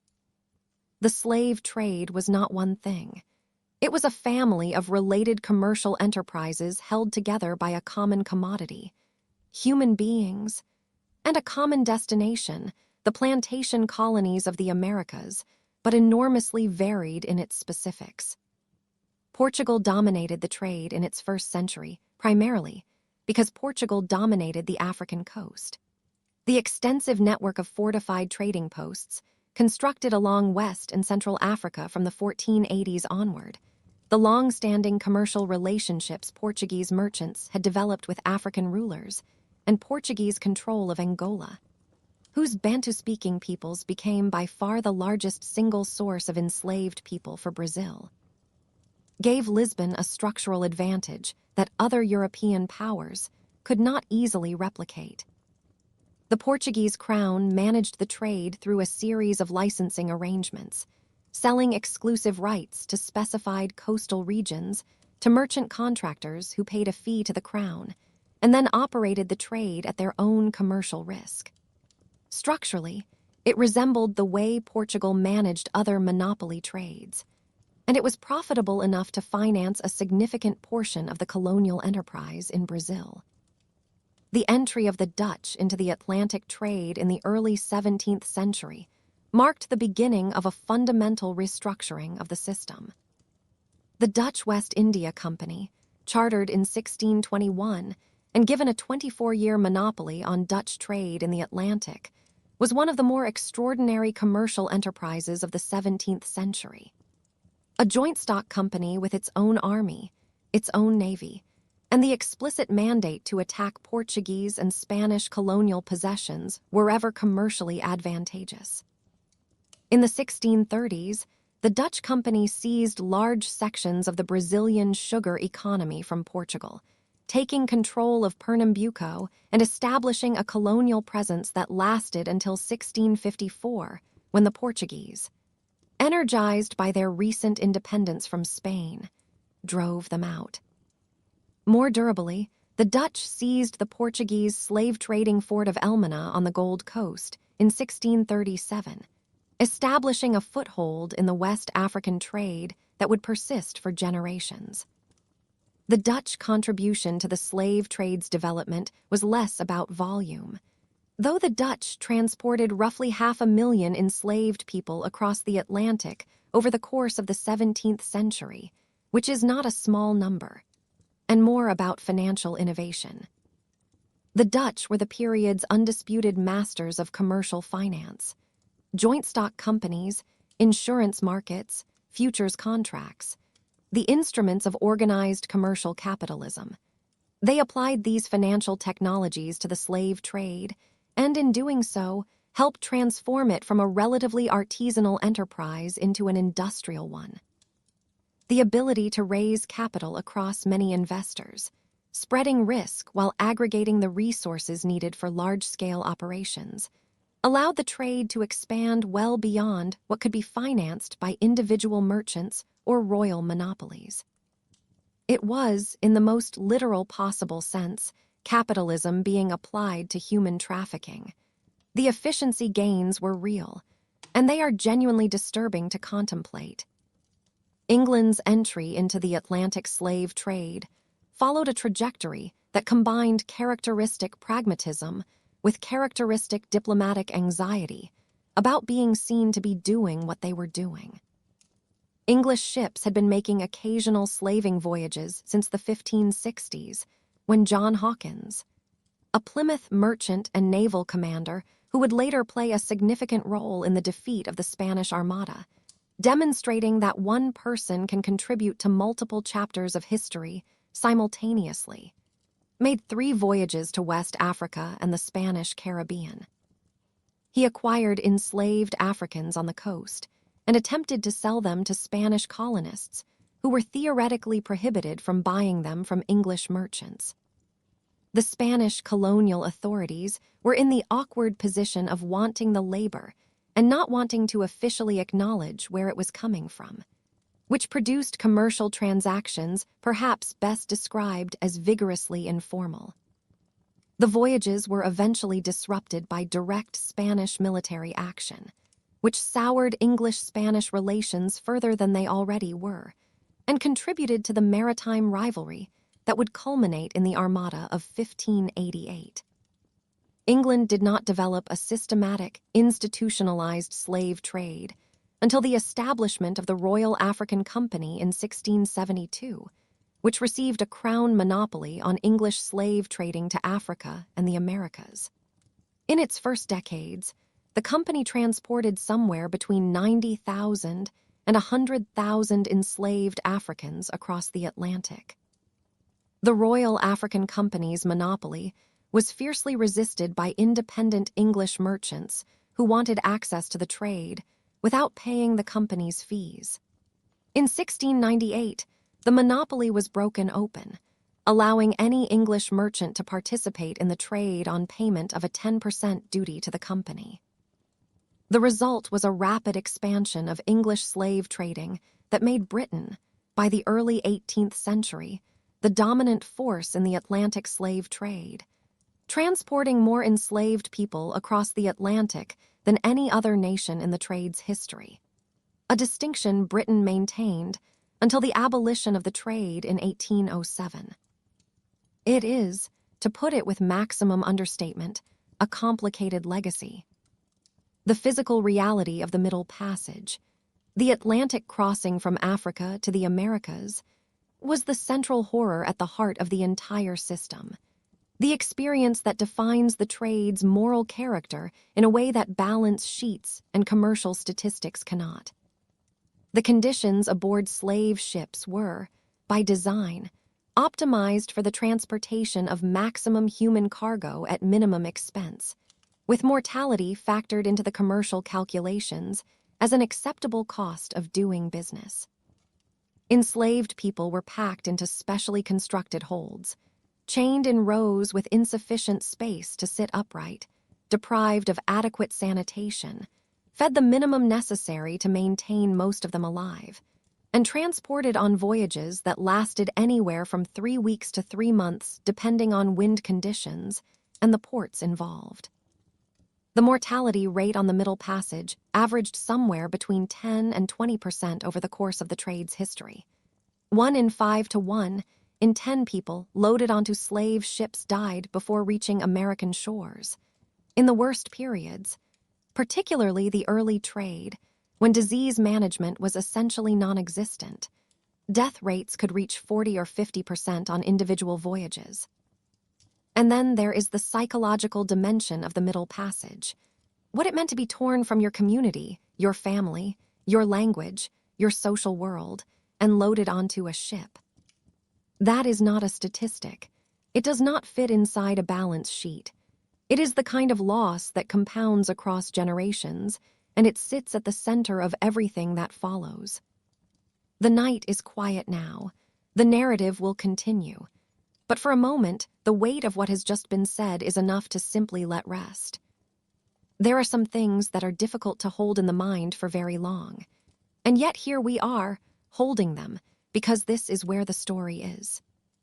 The crossing of the Atlantic, for the millions of African people loaded onto ships in chains, bound for an unknown destination, bound to be sold to strangers, is not something that mortality statistics can fully capture.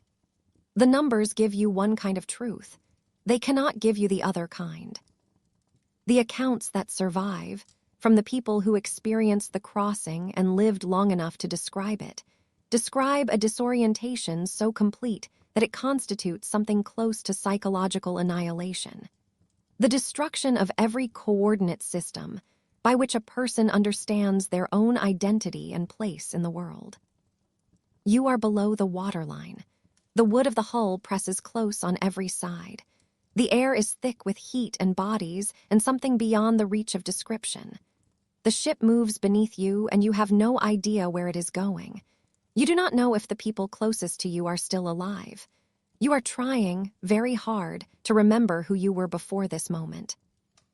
Then the narrator takes the story back, and we continue. Some enslaved people attempted suicide during the crossing. Some refused to eat. Some organized resistance, including uprisings aboard ship, and the historical record documents these uprisings with a frequency that tells you something about the determination of people who had, in the most precise sense, nothing left to lose. The ship captains and their crews understood the danger of resistance and took precautions, netting around the sides of the ship, restricted movement, selective chaining. These measures were effective in most cases and ineffective in enough cases that they remained a persistent feature of the trade's operational calculations. A permanent acknowledgement, written into the ledgers, that the people being transported did not accept what was being done to them. The destinations of the Atlantic trade were not evenly distributed, and understanding the distribution clarifies what the trade was actually supplying. Brazil received, by a considerable margin, the largest number of enslaved Africans of any single destination. Approximately 4.5 million people over the trade's entire history, nearly 40% of the total. The Caribbean sugar islands, British, French, Dutch, Danish, and Spanish, received approximately 4 million more. The French colony of Saint-Domingue, present-day Haiti, and the British Caribbean were the largest recipients after Brazil. The territory that would eventually become the United States received, by comparison, a relatively small proportion of the total. Approximately 400,000 people, roughly 3 to 4% of the entire trade.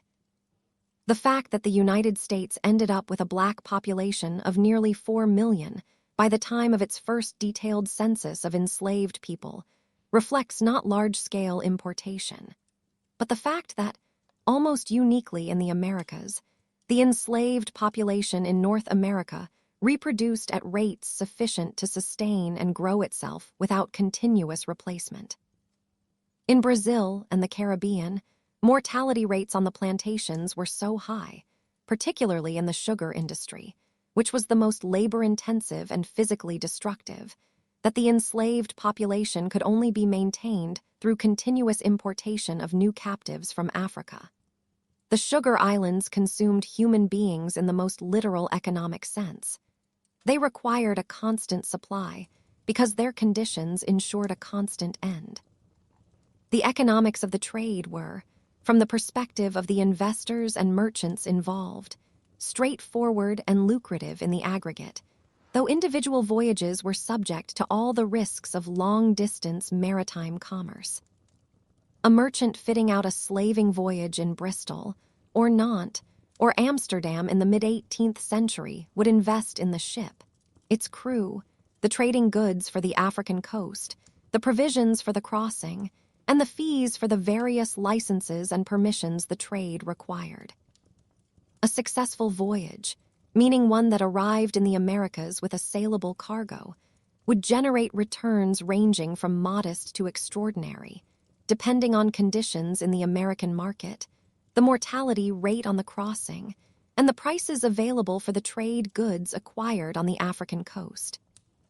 The Bristol merchant and member of Parliament Edward Colston, whose statue was pulled down and thrown into Bristol Harbor in 2020, which gives his career a historically satisfying narrative arc, estimated his personal returns from the Royal African Company at roughly 300% over his years of involvement, though that figure should be treated as a boast rather than a precise accounting.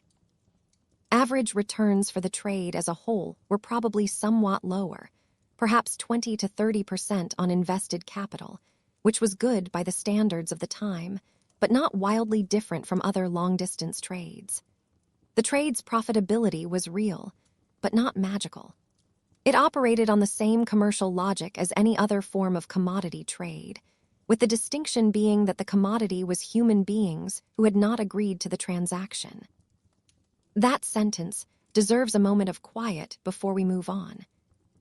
The relationship between the slave trade and the broader economic development of the Atlantic world is one of the most debated questions in economic history, and the debate has generated more heat than light in some of its iterations.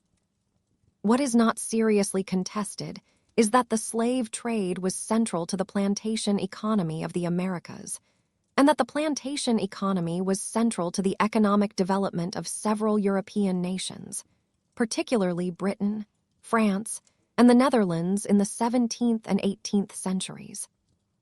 The sugar, tobacco, cotton, rice, and indigo produced by enslaved labor on American plantations supplied European manufacturing industries, generated enormous commercial profits, and created the capital accumulation that helped finance the Industrial Revolution in Britain. Exactly how large this contribution was relative to other sources of capital accumulation is debated. That it was substantial is not. The African continent's experience of the trade was, from a development perspective, the photographic negative of Europe's. The trade's demand for captives created powerful incentives for African states to raid their neighbors, to develop the capacity for large-scale raiding and warfare, and to orient their economic and political structures around the production of enslaved people for export.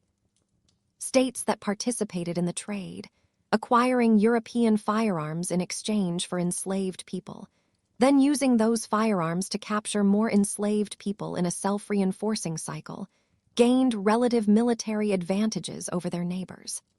This drove regional conflicts and created instability across large portions of Western and Central Africa.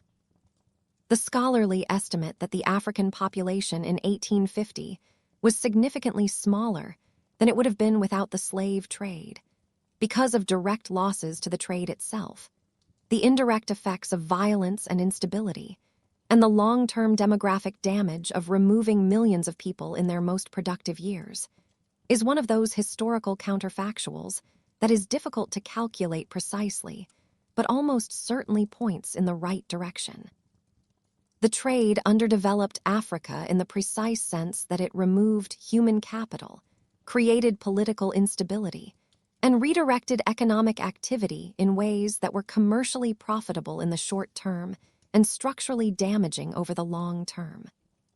The African kingdoms and merchants who participated in the trade were not operating in a vacuum or in perfect freedom.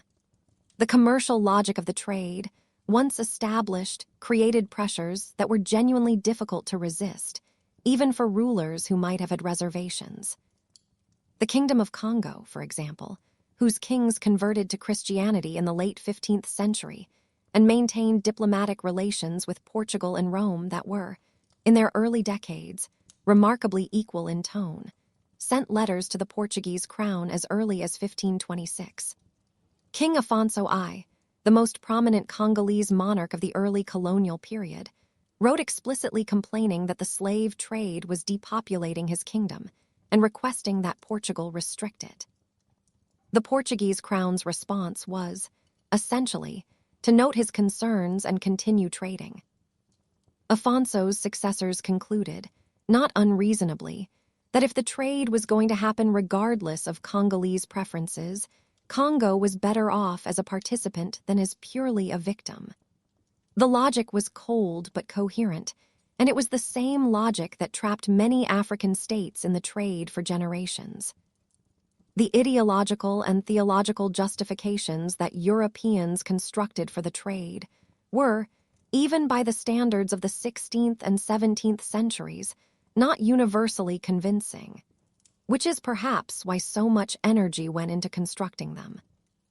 The argument from the Bible that some people were ordained to servitude, the argument from classical philosophy that natural hierarchy justified the enslavement of peoples deemed inferior, the argument from theology that bringing African people into contact with Christianity was actually doing them a favor.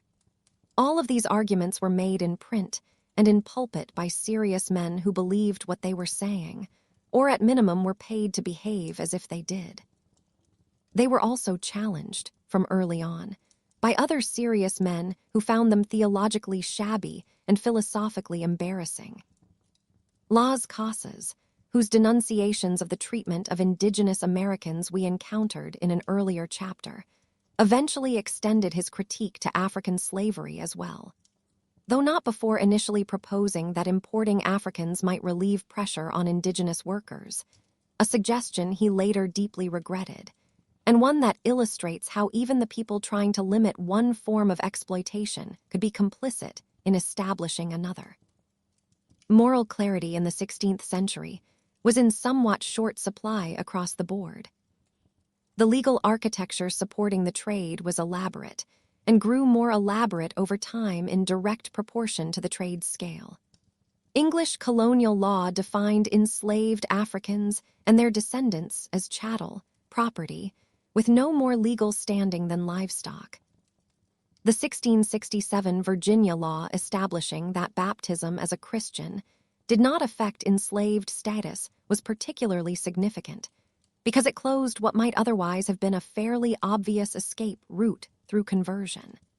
It marked a decisive moment in the hardening of racial slavery in North America, from a condition tied to religion or origin into a hereditary status tied solely to descent.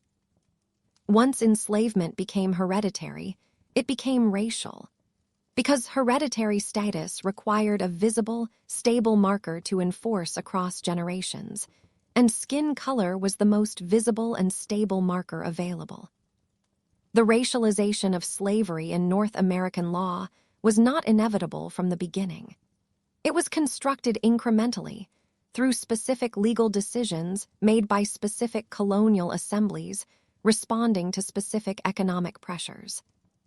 This is worth sitting with, because it tends to get lost in narratives that treat race-based slavery as if it were somehow a natural or inevitable development, rather than a legal and political choice made by identifiable people for identifiable reasons.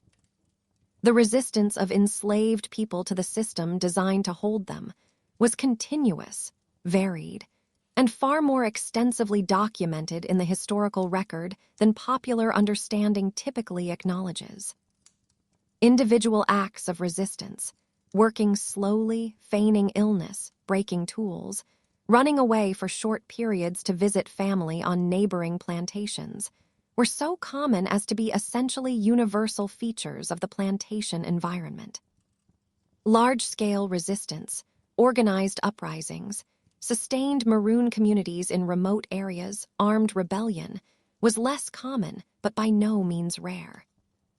Maroon communities, groups of escaped enslaved people who established independent settlements in difficult terrain, existed throughout the Caribbean and in Brazil. The most famous was the Palmers Quilombo in northeastern Brazil, which maintained its independence against repeated Portuguese military expeditions for nearly a century before being finally destroyed in 1694. The Quilombo at its height had a population estimated at 20,000 people.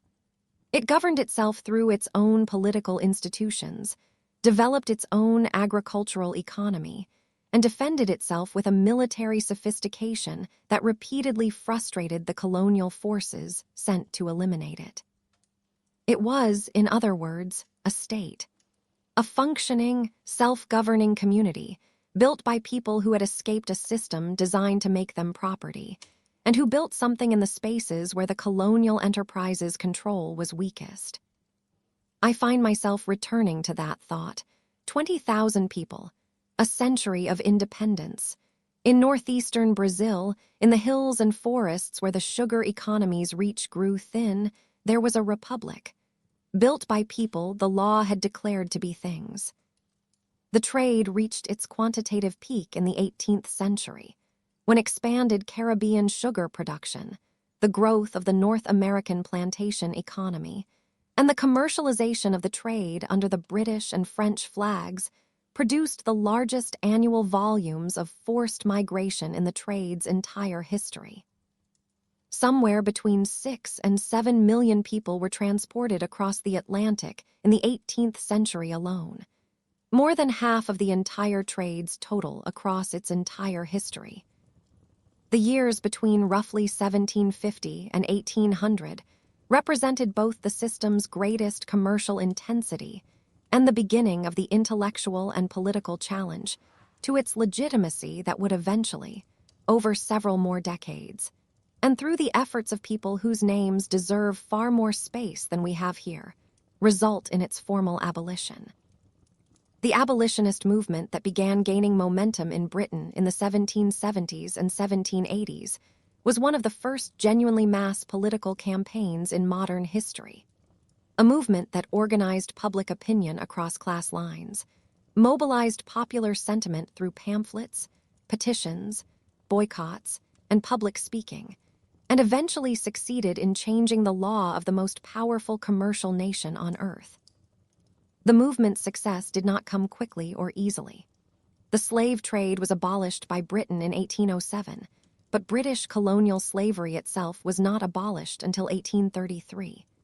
And the compensation arrangement through which abolition was accomplished, a £20 million payment to slaveholders for the loss of their property, with no compensation to the people who had actually been enslaved, managed to be both historically significant and spectacularly unjust simultaneously.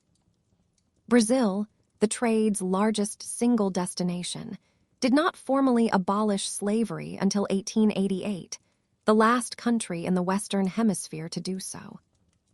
The United States abolished slavery in 1865 through a constitutional amendment that required a civil war to produce, which suggests that the path from recognition to abolition was, even in the 19th century, neither straight nor smooth.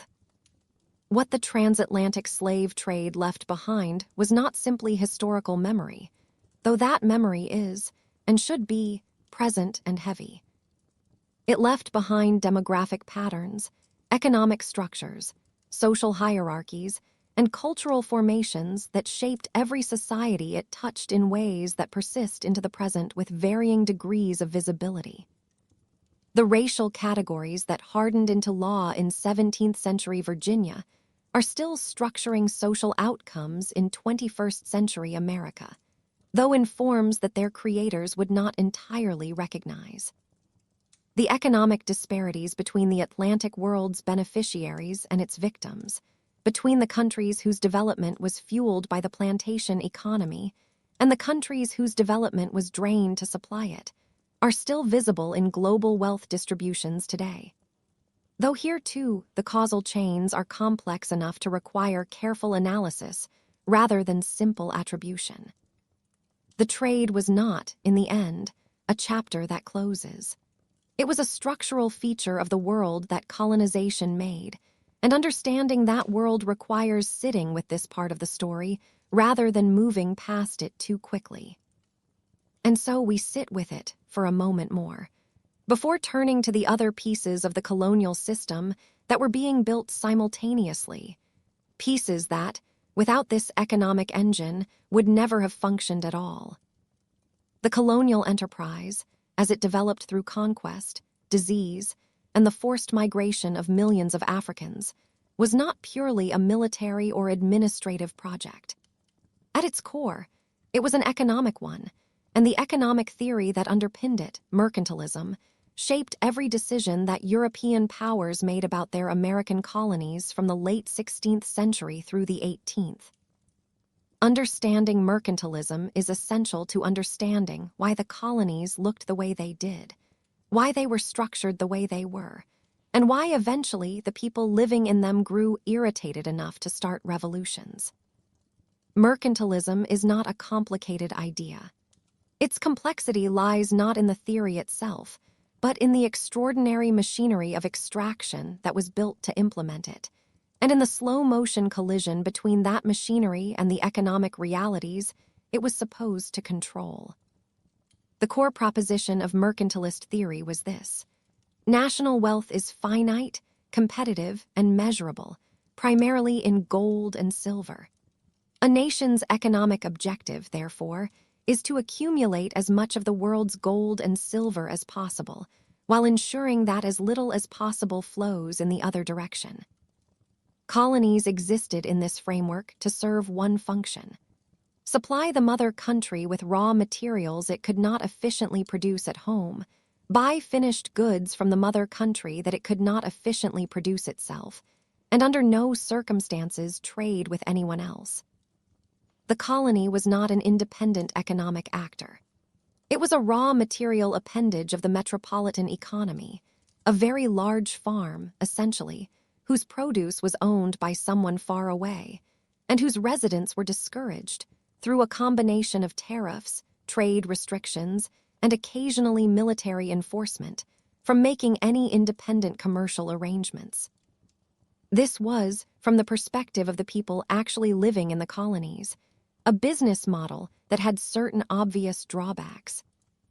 If you were a Virginia tobacco planter in 1700, you were legally required to ship your tobacco exclusively to England, buy your manufactured goods exclusively from English merchants, and pay whatever prices the English market offered.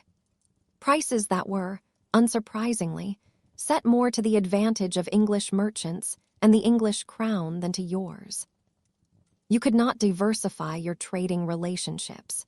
You could not shop around for better deals. You could not develop manufacturing industries of your own, because that would compete with English manufacturers and was therefore discouraged by regulation. You were, in the economic sense, a supplier locked into an exclusive contract with one customer who also set the price. This was not the most favorable negotiating position, and it produced a particular kind of economic frustration that accumulated over generations into something more politically volatile than mere commercial irritation. But before we arrive at that frustration, it is worth spending time with the commodities themselves, because the specific crops that drove the colonial economy were not interchangeable. Each one had a distinct biology, a distinct labor requirement, a distinct market history, and a distinct social consequence. And the first, the oldest, and in many ways the most consequential of them all was sugar. Sugar cane, Saccharum officinarum in the botanical inventory, is native to New Guinea and was being cultivated in South and Southeast Asia for thousands of years before Europeans encountered it. It arrived in the Mediterranean world through Arab traders in the early medieval period and was a luxury product of considerable value in medieval Europe, traded by weight, used medicinally, and treated with approximately the reverence we might today reserve for a particularly fine single malt whiskey. European contact with Atlantic island chains in the 15th century, Madeira, the Azores, the Canary Islands, opened the first opportunities for European organized cane cultivation in environments that proved well suited to the crop. Portugal's development of the Madeiran sugar industry in the mid-15th century established the plantation template, large-scale monoculture, unfree labor, export orientation, that would be reproduced across the Caribbean and Brazil for centuries. What sugar needed above everything else was heat, rain, and labor.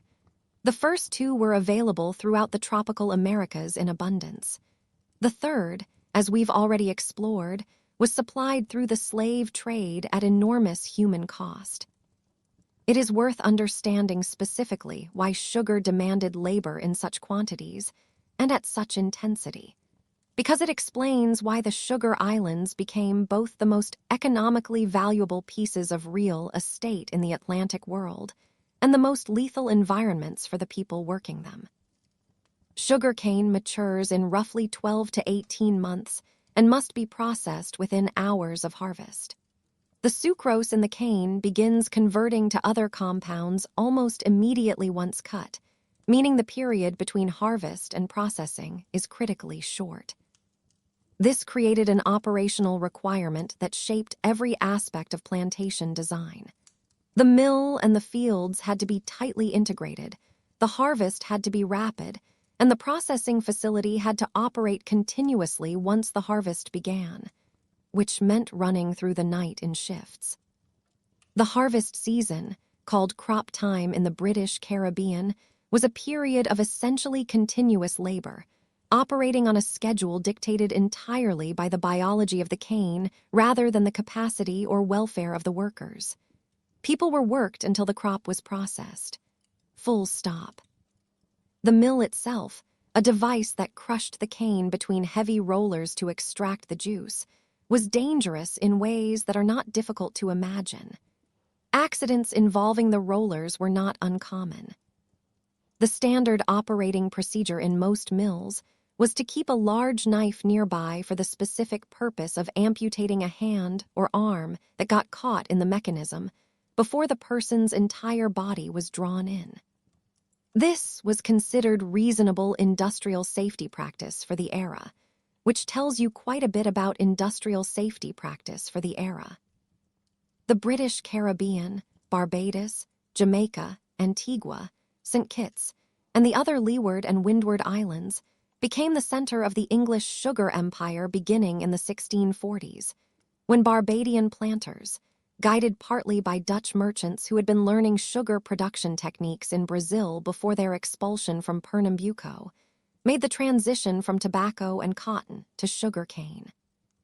The transformation of Barbados over the following 2 decades was one of the most dramatic economic transitions in colonial history.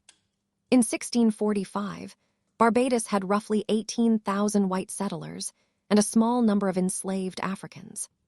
By 1680, the island had fewer than 17,000 white residents, but more than 37,000 enslaved Africans, and it was producing roughly 8,000 tons of sugar per year for export to England. The demographic arithmetic tells the story of the sugar economy more clearly than any economic analysis. It replaced white settlers with enslaved workers, transformed an agriculturally diversified island into a monoculture dependent on a single crop, and made a small number of planter families extraordinarily wealthy while creating conditions for the enslaved majority that were, by any measure, among the most brutal in the Atlantic world. Jamaica, seized from Spain in 1655 during the Cromwellian interregnum, an acquisition that Oliver Cromwell was apparently somewhat disappointed by, having been hoping for somewhere more immediately lucrative, which puts his strategic judgment in an interesting light, became even more important to the British sugar economy than Barbados' once large-scale development began in the later 17th century. By the mid-18th century, Jamaica was producing roughly 1/3 of all the sugar consumed in Britain and generating commercial returns that made it, in purely financial terms, one of the most valuable pieces of territory Britain controlled anywhere in the world.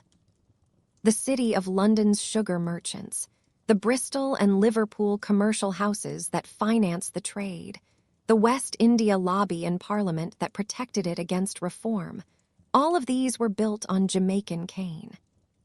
The island's enslaved population numbered over 300,000 by 1800, in an environment of such extreme labor demand and mortality that it required continuous importation of new captives to maintain its size. Jamaica consumed people at a rate that would be difficult to describe charitably, which is presumably why the description tends to get minimized in the triumphalist versions of British commercial history. The French were not idle spectators in the Caribbean sugar economy.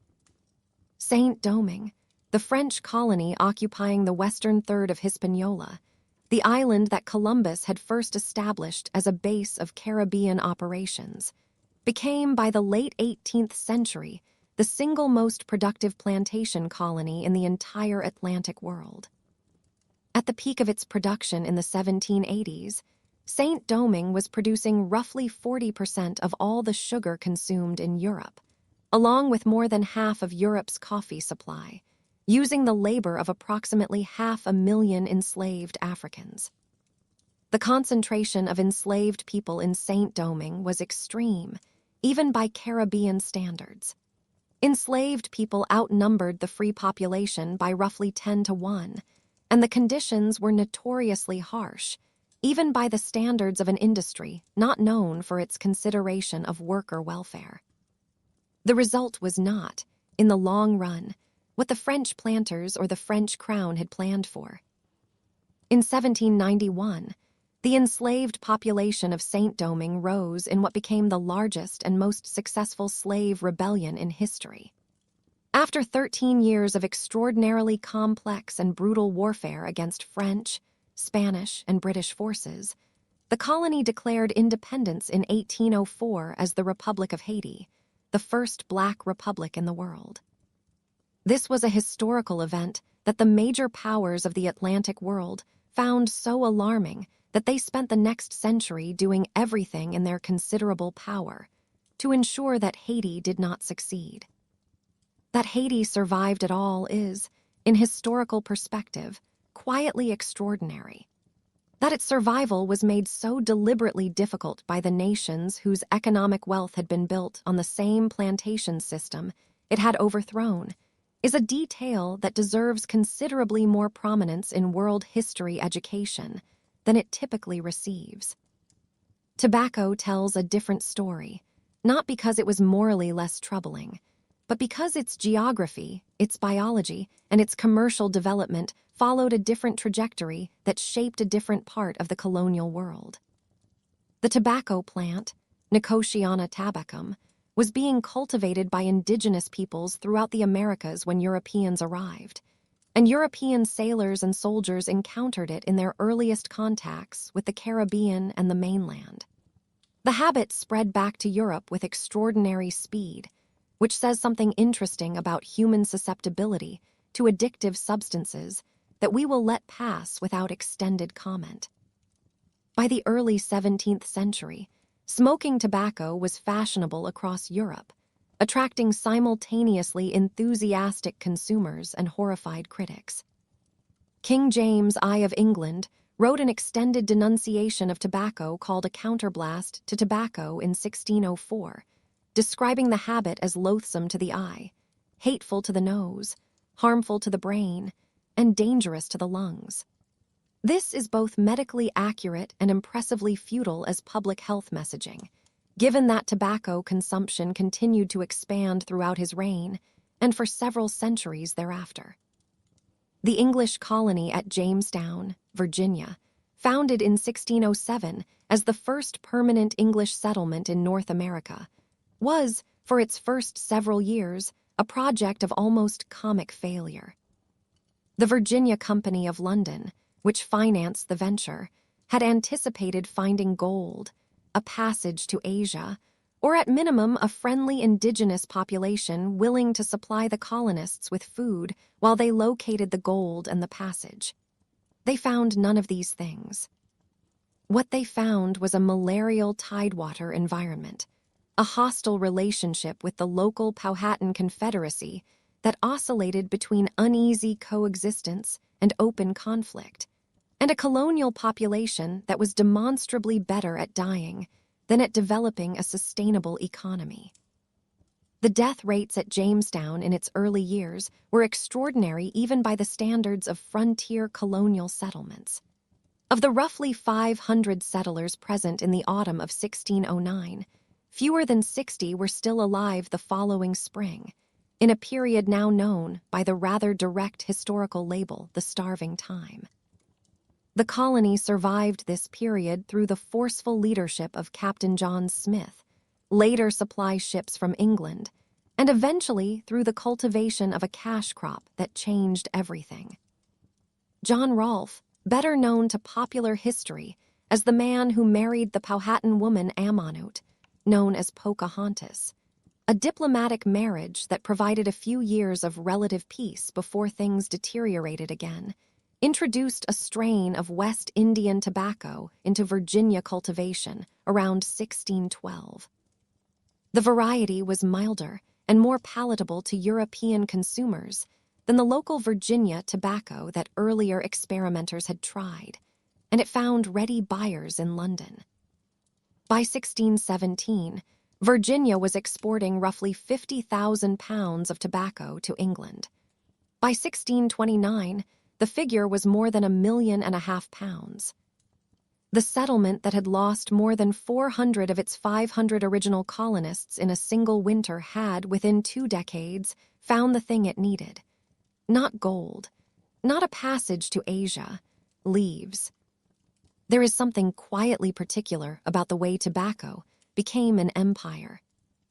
Not gold, not silver, not the great glittering prizes the early explorers had imagined, just a leaf, dried and packed and shipped across the Atlantic in wooden barrels, and it was enough. By the time we arrive here, those 14 years since tobacco first took hold in Virginia are already history. The colony has found what it was looking for. Not glory, exactly. Something more durable than glory, an economic identity. You are standing at the edge of a Virginia field, sometime in the middle of the 17th century. The air is warm and heavy. There is the smell of turned earth and curring leaves, something almost sweet, slightly medicinal, drifting from the barns at the edge of the property. The rows stretch ahead of you in the haze. Someone is weeding. Someone else is transplanting seedlings. No one is moving quickly, but no one stops. Then the narrator is back with you, and the field recedes. Tobacco cultivation was, compared to sugar, somewhat less immediately lethal to its workforce. This is a grim kind of credit to extend to a crop, but it is the accurate kind. Sugar required the brutal, round-the-clock labor demands of concentrated processing, a kind of violence built into the harvest schedule itself. Tobacco had no equivalent pressure point, but it was labor-intensive in its own persistent ways. Soil preparation, transplanting, weeding, harvesting, curring, and packing were all time-consuming operations that ran season after season and benefited from large numbers of hands. Virginia and Maryland built their early tobacco economy on indentured servants. Poor Englishmen and women who contracted to work for a set number of years, typically 4 to 7, in exchange for passage across the Atlantic and a small land grant at the end of their service. This was not, from the servant's perspective, a particularly agreeable arrangement. The work was hard. The mortality rate was high. And the land grants that were supposed to wait at the end of service were increasingly difficult to obtain, as the better coastal land had already been taken up by established planters. There was something almost architectural about the way the system trapped people. You arrived with almost nothing, worked years toward a promise, and found the promise had quietly moved somewhere you couldn't reach. It was, however, technically voluntary, which distinguished it legally from what would replace it. The shift from indentured servitude to race-based chattel slavery in Virginia occurred over the middle decades of the 17th century, and the reasons combined economics, politics, and something harder to name: the specific social anxieties of the planter class. Indentured servants who survived their terms of service, received their land grants, or who did not receive them and were justifiably angry about it, represented a population of free, economically frustrated white men with no particular reason to be loyal to the established social order. Bacon's Rebellion of 1676 made this anxiety concrete. It was a complex uprising in Virginia that involved, among other grievances, demands from landless free men for access to land and military action against indigenous peoples. The planter elite found it alarming, as they were meant to. And they found themselves asking what kind of labor system would not produce this particular problem again. Enslaved African workers offered a solution that, from the planter's perspective, had several practical advantages. They could not complete their service and become free competitors for land. They could be identified and recaptured if they fled. Their children were also enslaved, and therefore represented a self-replenishing labor supply, and they could be legally prevented from organizing politically. The legal architecture of racial slavery in Virginia was constructed incrementally through the 1660s and 1670s. By 1700, the tobacco economy of the Chesapeake was built on enslaved African labor, and the social structure that would define the American South for the next century and a half was firmly in place. There is something worth sitting within that progression. Not a sudden decision, not a single law, just a series of incremental choices, each one narrowing the path, until the path was gone entirely and what remained was a system that would take another 2 centuries to break. The mercantilist system's relationship with tobacco was, from the Virginia planter's perspective, a source of persistent irritation. England's Navigation Acts, beginning with the 1651 Act under Cromwell, and expanded significantly under Charles II in 1660 and 1663, required that all colonial tobacco be shipped exclusively to England on English ships, and that all goods bound for the colonies pass through English ports and pay English duties. The tobacco planter who might have preferred to sell directly to Dutch merchants, who offered better prices and more flexible terms than the English tobacco market, was legally prohibited from doing so. The requirement to ship through England added costs, reduced the prices received, and enriched English middlemen at the expense of colonial producers. The Virginia tobacco economy existed in the mercantilist framework not to make Virginians wealthy, but to make England wealthy, with the Virginians receiving whatever economic benefit remained after the metropolis took its cut. This distinction was clear to the Virginians. It was resented by the Virginians, and it would eventually contribute to the political atmosphere that made the 1770s as explosive as they were. Cotton, indigo, and rice completed the roster of major plantation staples in the North American colonial context, each with its own geographic concentration and its own particular relationship to the people whose labor produced it. Rice cultivation was introduced to South Carolina in the 1690s, and it drew heavily on something that is easy to overlook if you are not paying close attention: the specific agricultural knowledge of enslaved Africans from rice-growing regions of West Africa. The planters who built their fortunes on Carolina rice were well aware of this. They specifically sought to acquire people from the appropriate coastal West African regions. The people of the Senegambian coast and Sierra Leone, where wet rice cultivation had been practiced for centuries, were being imported to Carolina precisely because they knew things that the European planters did not. Their knowledge built the Carolina rice economy. The rice economy made their enslavers wealthy. The irony has a particular sharpness to it that no amount of historical distance seems to dull. By the mid-18th century, the Carolina Low Country had become one of the wealthiest regions in all of North America. That wealth rested entirely on a foundation of expertise that had been stolen as completely as the labor that applied it. Indigo, a plant whose leaves yield a deep blue dye essential to European textile industries, was developed as a Carolina export crop, primarily through the agricultural experimentation of Eliza Lucas Pinckney. She managed her father's South Carolina plantations from the age of 16, beginning in the 1740s, and spent years breeding a viable commercial strain of indigo adapted to Carolina conditions. Pinckney's achievement tends to get noted as a charming footnote and then moved past. It arguably deserves more substantial treatment than that. She essentially created a new major export industry. She did this through sustained scientific experimentation. She then shared her seed stock and cultivation techniques freely with other Carolina planters, rather than attempting to monopolize her innovation. And she did all of this while managing large plantations, raising children, and corresponding with intellectuals and agricultural experimenters across the Atlantic world. The colonial period did not provide many opportunities for women to operate as independent economic agents. Pinckney managed to do so to an extent that would have been remarkable in any period.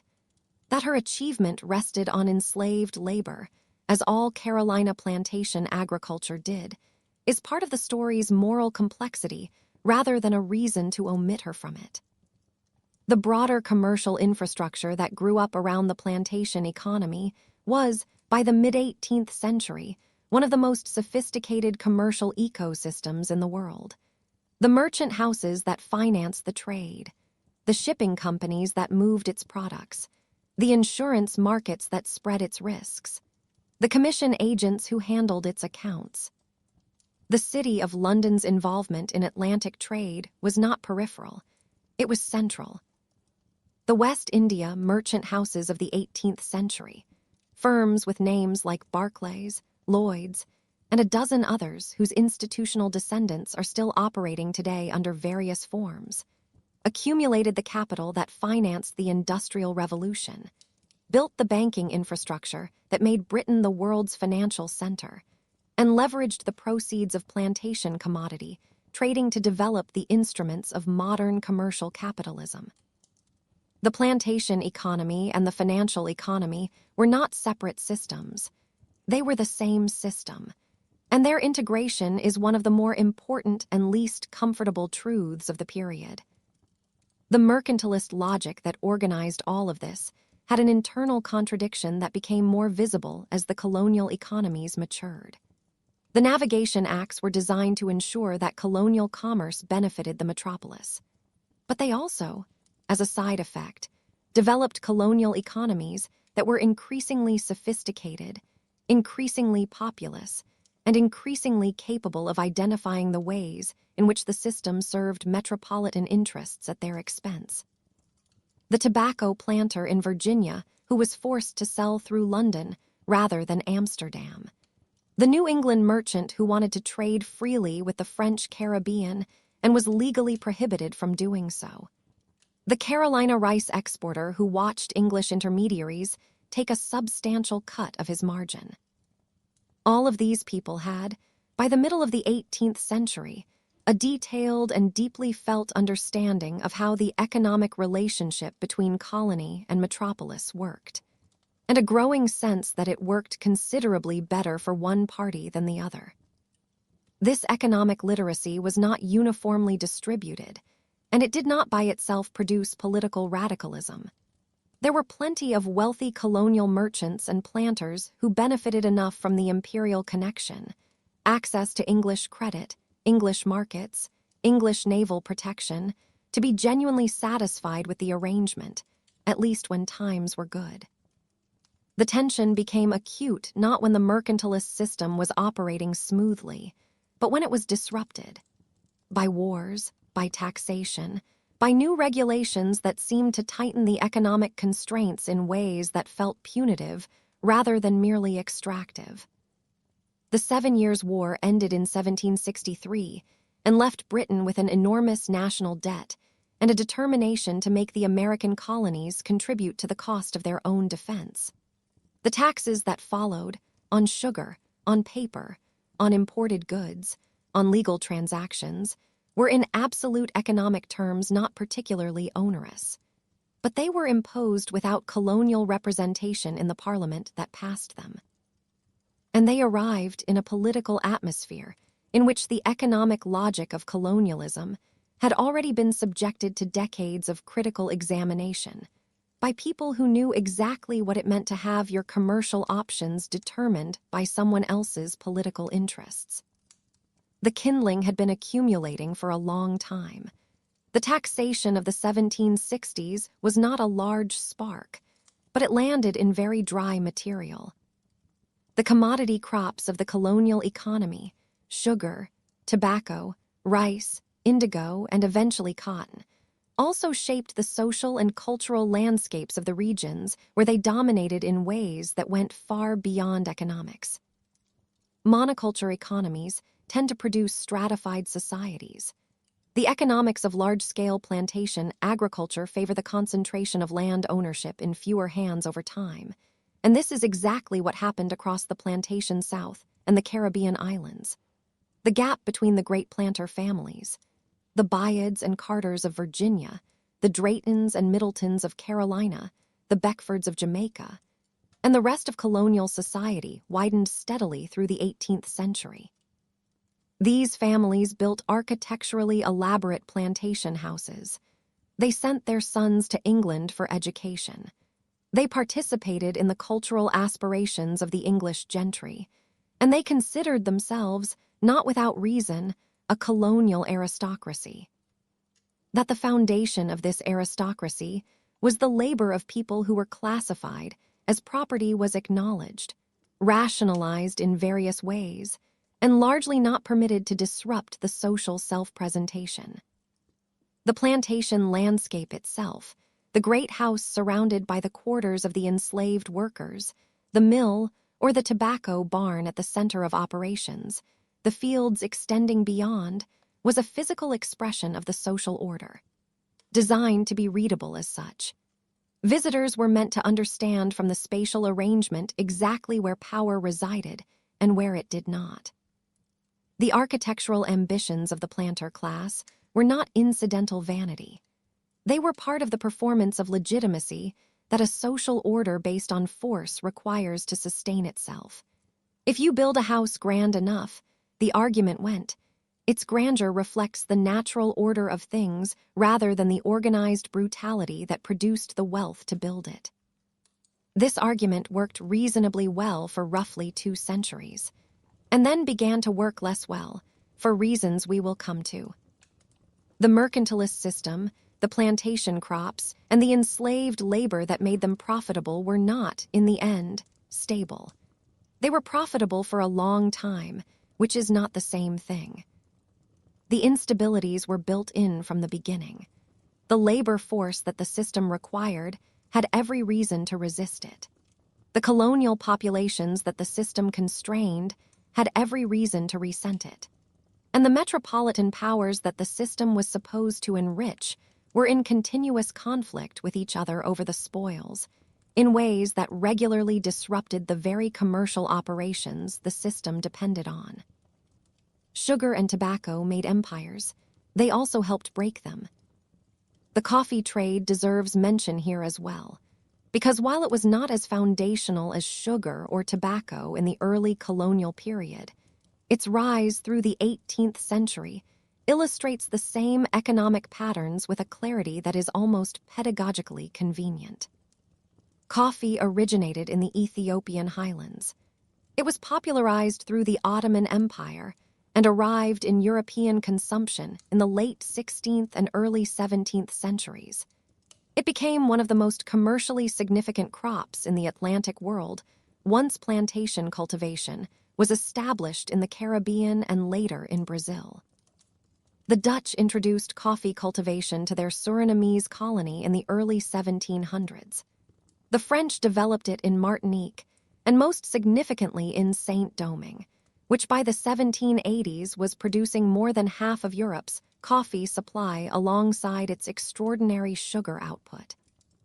When the Haitian Revolution destroyed the plantation economy of Saint-Domingue after 1791, coffee prices spiked across Europe. This contributed to Brazil's decision to expand its own coffee production, a decision that would eventually transform Brazil into the world's dominant coffee producer, a position it still holds today, powered initially by the same enslaved labor system described before. The commodity chains of the colonial economy were long, interconnected, and extraordinarily durable. Pull on any thread of the modern global commodities market, and you will eventually reach a plantation somewhere in the colonial Atlantic world. The Navigation Acts and the mercantilist legal framework also shaped the development of colonial manufacturing in ways that had long-term consequences.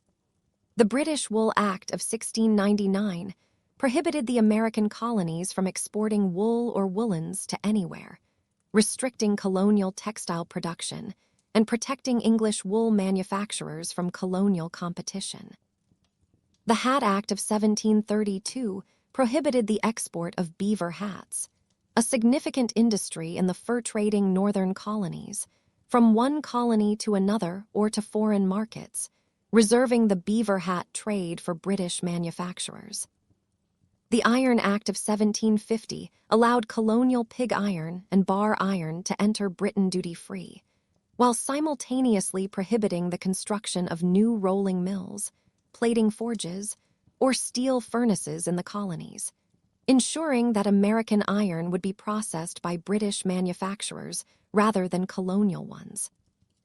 The cumulative effect of these restrictions was to keep the colonies as raw material suppliers and manufactured goods consumers, precisely as mercantilist theory prescribed, and to prevent the development of the kind of diversified industrial economy that might have reduced colonial dependence on British exports. The colonies were deliberately kept agricultural. The metropolitan powers were deliberately kept industrial. This division of economic function was rational from the mercantilist perspective. and steadily intolerable from the colonial one, particularly as colonial populations grew and colonial merchants developed the commercial sophistication to see exactly how the system was constraining them. The smuggling trade that grew up around the mercantilist restrictions was, in the American colonies by the mid-18th century, less an exception to the normal economy than a parallel economy operating at significant scale. New England merchants traded directly with the French Caribbean islands, buying French molasses, which was cheaper than British Caribbean molasses, and using it to produce the rum that was one of New England's significant export industries. A clear violation of the Molasses Act of 1733, which had been passed specifically to stop this trade. The customs officials responsible for enforcing these restrictions were, as a practical matter, frequently bribed, overwhelmed, or simply unable to monitor the vast coastline they were theoretically supervising. The colonial merchant community had developed an impressively sophisticated set of arrangements for working around the regulations when they could not simply ignore them. When the British government, after 1763, decided that it was going to actually enforce these trade restrictions rather than continuing the policy of salutary neglect that had characterized the previous decades, it was walking into a commercial culture that had spent generations developing workarounds, and that regarded the regulations as, at best, inconvenient and at worst, illegitimate. The resulting conflict over trade enforcement was not merely an economic dispute. It was a conflict between two fundamentally different conceptions of what the colonial relationship was supposed to mean. And it had been building since the first Navigation Act made clear that the metropolis intended to extract maximum benefit from its colonies regardless of the preferences of the people living in them.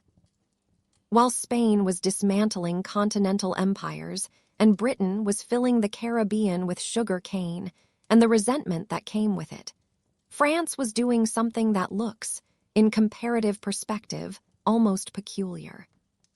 It was trying to make friends, not in the cynical sense of cultivating useful temporary allies the way Cortés had with the Tlaxcalans, but in the more sustained, more structurally committed sense of building a colonial enterprise whose fundamental operating logic required the willing participation of the indigenous peoples it encountered rather than their subjugation.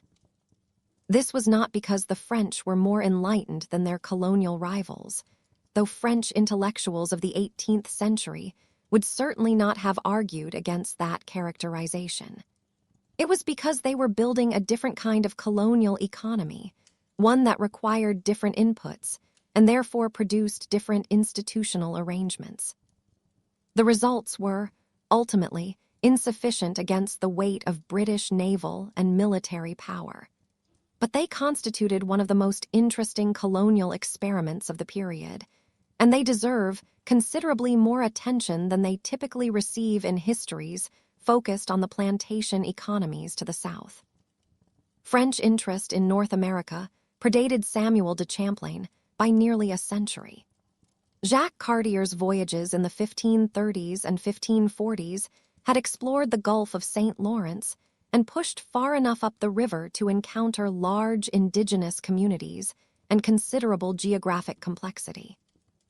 Cartier's attempts to establish a permanent settlement at what is now Quebec City had ended in failure, partly due to the climate, which was in winter considerably more severe than anything explorers from Brittany and Normandy had prepared for mentally or materially, and partly due to the indigenous peoples of the region, who were not uniformly pleased about the French presence.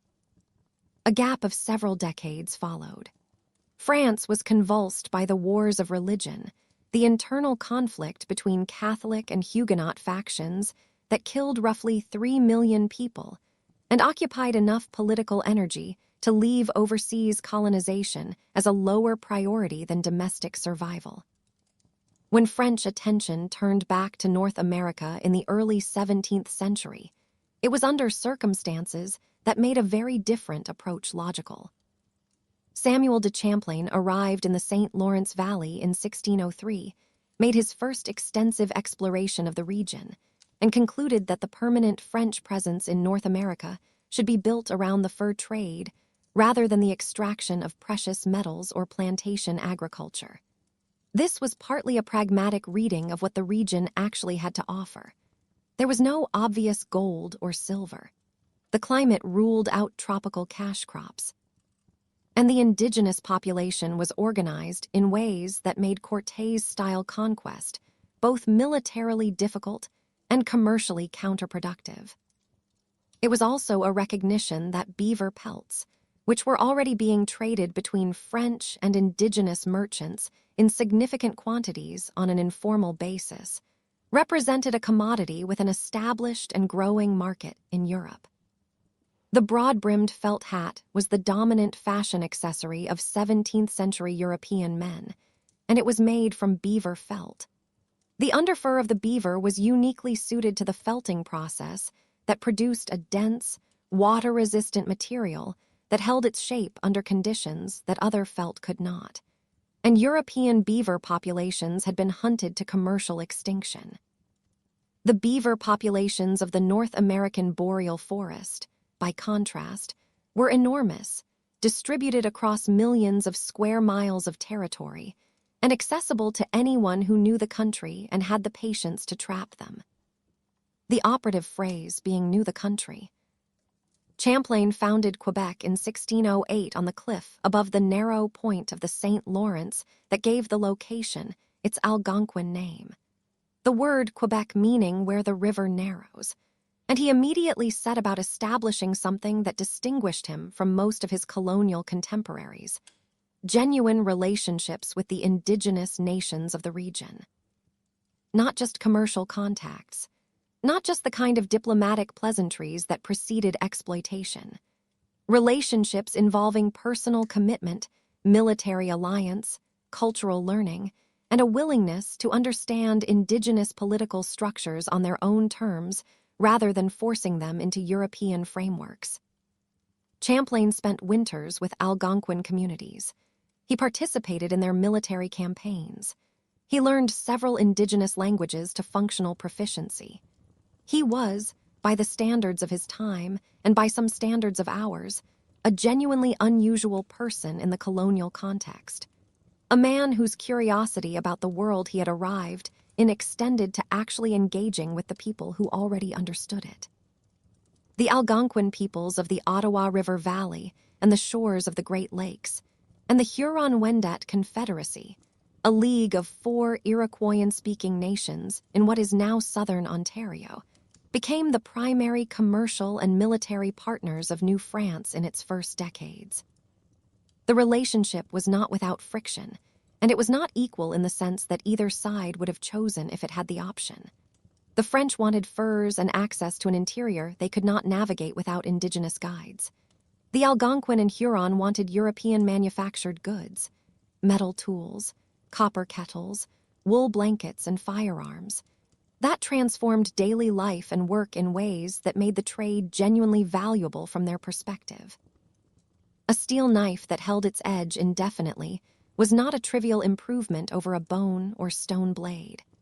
A copper kettle that could be hung directly over a fire was not a trivial improvement over birch bark and ceramic vessels. The indigenous peoples of the St. Lawrence and Great Lakes region were not trading for novelties. They were acquiring tools that made their work more efficient, and they understood exactly what they were doing. What they may not have fully understood, though some leaders clearly did given the sophistication of subsequent diplomatic negotiations, was the cumulative effect of increasing dependence on trade goods they could not produce themselves, and could only acquire through continued engagement with the French commercial network. The transition from self-sufficient material culture to partial dependence on European imports was not immediate, and it was not experienced as a transition by people living through it day by day. But over the course of the 17th century, as metal replaced stone in tool-making, as European cloth replaced indigenous-produced textiles in daily life, and as the demand for furs to trade for these goods drove changes in the scale and organization of hunting activity, The commercial relationship between New France and its indigenous partners created new forms of dependency that altered the terms of the alliance in ways that mostly benefited the French side. Champlain made a strategic decision in 1609 that defined the political geography of New France for generations. He agreed to accompany Algonquin and Huron warriors on a military expedition against the Haudenosaunee Confederacy, the League of Five, later Six, Iroquois nations, whose traditional territory stretched across what is now upstate New York and southern Ontario. The Haudenosaunee and the Huron had been in conflict long before Europeans arrived, and Champlain's allies expected their new French partners to contribute militarily as well as commercially. Champlain obliged. At the lake that now bears his name, in what is now northern New York State, a French Algonquin force met a Haudenosaunee war party, and Champlain fired his arquebus at the Haudenosaunee leaders at point-blank range, killing 3 of them and scattering the rest. The battle was brief and decisive. The political consequence was not brief at all. From that moment, France and the Haudenosaunee Confederacy were effectively at war, or at least in a state of chronic hostility, for the better part of a century. And the Haudenosaunee would prove to be among the most formidable military and diplomatic forces that New France ever faced. The Haudenosaunee Confederacy, which the French called the Iroquois and the English called the Five Nations, later 6 after the Tuscarora joined in 1722, was one of the most sophisticated political organizations in North America. Its relationship with the competing European powers shaped the entire history of northeastern North America. The Confederacy was a league of the Mohawk, Oneida, Onondaga, Cayuga, and Seneca nations, united by a constitution known as the Great Law of Peace, the Gayanashagawa, that established governing principles, decision-making procedures, and a framework for resolving conflicts between member nations. This constitution had been functioning for decades, perhaps centuries, before European contact. The League had a bicameral structure in which different nations held different roles in deliberation and decision-making. It had formal protocols for consensus building, for incorporating new members, and for managing disputes that might otherwise lead to internal warfare. Benjamin Franklin attended a conference with Haudenosaunee representatives in 1744 and was deeply impressed by what he observed. He later cited the League as a practical demonstration that different peoples could form a functional federal union, an observation that appeared in his writings when he began thinking about what a federation of American colonies might look like. The intellectual influence of the Haudenosaunee Constitution on the founders of the United States is a matter of ongoing scholarly discussion, but the influence was real enough to be worth noting. The Dutch established trading relationships with the Haudenosaunee through their Hudson River settlements in the 1620s and supplied the League with firearms that significantly upgraded their military capacity. When the British absorbed the Dutch colonies in 1664, they inherited these relationships and maintained them, creating a situation in which the Haudenosaunee were simultaneously the most powerful indigenous military force in the Northeast and closely allied with the British, which made them, from the French perspective, a persistent strategic threat. The Haudenosaunee periodically launched devastating raids against Huron settlements in what historians call the Beaver Wars of the 1640s and 1650s, a series of conflicts driven partly by traditional intertribal rivalry and partly by the commercial logic of the fur trade, in which controlling access to beaver-rich territory was economically critical. The Huron Confederacy, already weakened by epidemic disease that had killed perhaps half its population in the 1630s, was effectively destroyed. There is a particular quality to the years between 1649 and 1651, a kind of compression, the way sometimes 2 years can do the work of 20. In those years, the Haudenosaunee brought sustained military pressure to bear on the Huron people, the largest single indigenous partner of New France. Thousands of Huron were killed. Thousands more were scattered. And within the space of those 2 years, a nation that had been the economic and political foundation of the French colonial enterprise in the interior was, functionally, gone. From the perspective of New France's commercial and strategic position, this was not welcome news. The fur trade, which was the economic engine driving the entire French colonial enterprise, did not operate from a warehouse or a counting house.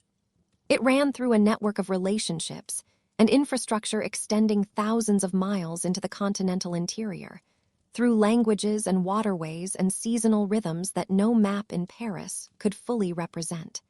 The men who traveled those routes were called coureurs de bois, runners of the woods.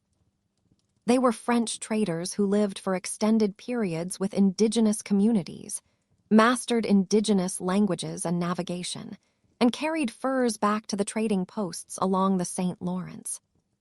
By metropolitan French standards, they were thoroughly irregular people. Licensed traders had the official designation of voyageurs. The unlicensed ones were the coureurs de bois, and the line between those categories was, in practice, somewhat fluid. The coureurs de bois adopted indigenous customs and clothing. They formed lasting relationships with indigenous women. They prioritized practical effectiveness over the administrative preferences of colonial officials back in Quebec, who had strong opinions about how the fur trade ought to be conducted and considerably less understanding of how it actually worked. Governor Frontenac, Louis de Bois, Comte de Frontenac et de Palliot, one of the more energetic and controversial governors in New France's history, recognized the practical indispensability of the coureurs de bois even while periodically issuing orders for their arrest. It is the kind of administrative contradiction that tends to resolve itself in favor of whoever is actually getting things done.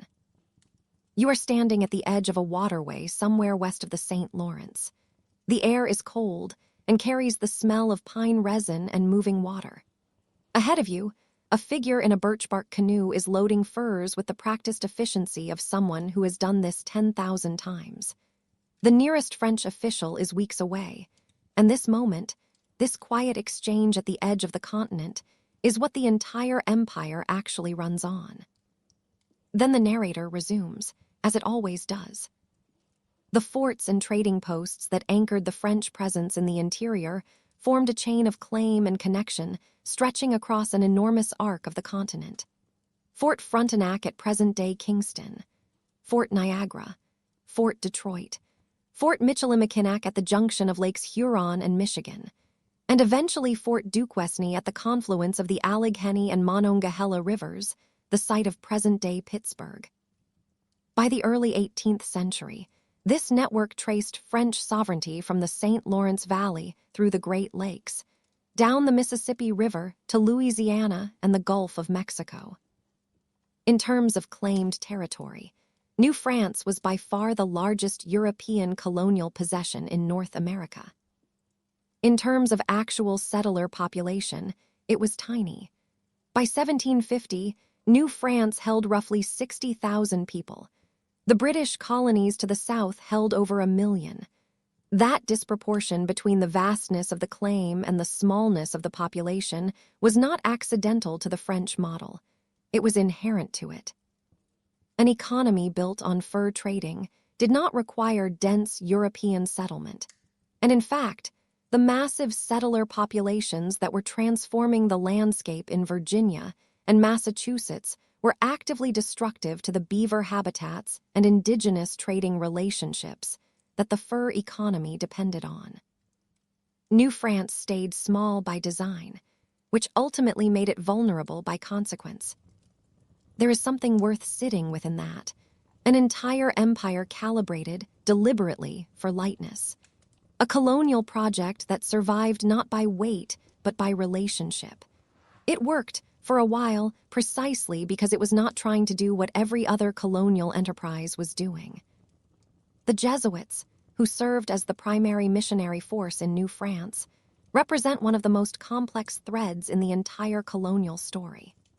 The Society of Jesus had been founded in 1540 and was renowned throughout Europe for the intellectual rigor of its education and the organizational discipline of its operations. Beginning in the 1620s, Jesuit missionaries arrived in New France with a mandate to convert indigenous peoples to Christianity. What they found required a level of adaptation unusual for Catholic missionaries of the period. The Jesuits in New France sent annual reports back to France. The Relations, as they were known, accounts of their experiences that were widely read by European audiences hungry for news of the New World. Those reports document something genuinely careful, a recognition that effective missionary work required genuine immersion in indigenous cultures rather than the immediate demand for cultural transformation that characterized the Spanish approach to the South. The Jesuits learned indigenous languages. They identified points of potential theological connection between Catholicism and indigenous spiritual frameworks. They debated among themselves about how far indigenous cultural practices could be accommodated within Christian observance. Some of those debates were genuinely sophisticated engagements, with questions of cultural translation and religious adaptation that remain alive in missionary theology today. The Jesuits also, as their Relations document with a kind of restrained matter-of-factness, suffered torture and death at the hands of communities who viewed them as a threat or a source of bad fortune. The connection between Jesuit presence and epidemic disease was noticed by indigenous people and generated a reasonable suspicion that the black-robed priests were somehow causally connected to the mortality. The missionaries arrived. People died. The missionaries baptized the dying. More people died. From an epidemiological standpoint, that suspicion was not entirely incorrect, though the mechanism was not intentional. The 8 Jesuit martyrs of New France, killed between 1642 and 1649 and canonized by Rome in 1930, are remembered in the Catholic tradition primarily as examples of religious devotion. In the context of colonial history, their deaths are also evidence of the complex and often violent dimensions of the encounter between indigenous peoples and a religious institution that was, whatever its individual representatives' intentions, an agent of the same colonial project that was transforming their world. The alliance system that Champlain had initiated and his successors maintained required constant diplomatic investment. New France could not simply declare its indigenous partners to be subjects and expect them to act accordingly. The Algonquin, the Ojibwe, the Odawa, and the other nations of the Great Lakes region were independent political actors who chose their alliances based on their own interests, and were perfectly capable of renegotiating those alliances if the terms were no longer favorable. This made French colonial diplomacy genuinely attentive to indigenous perspectives in ways that British colonial diplomacy to the South frequently was not.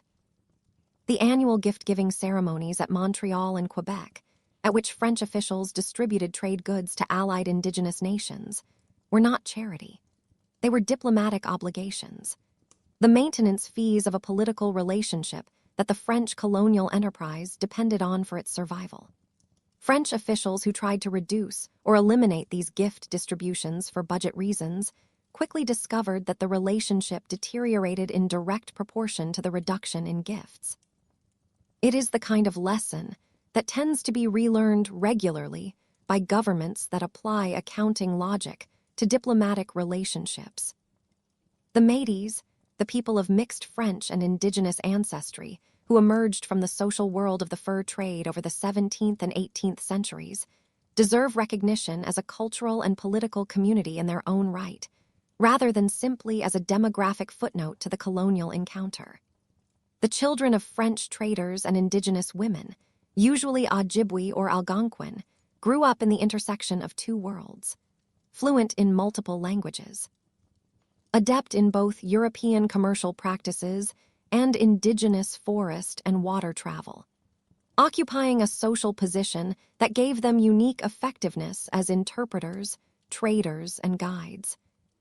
The Métis developed a distinct cultural identity, a blend of French Catholic and Algonquin traditions that expressed itself in language, a Creole called Michif, combining French and Cree elements, and in material culture and a sense of collective identity that persisted long after the fur trade economy that created it had declined. They were not French. They were not indigenous in any traditional sense. They were something new.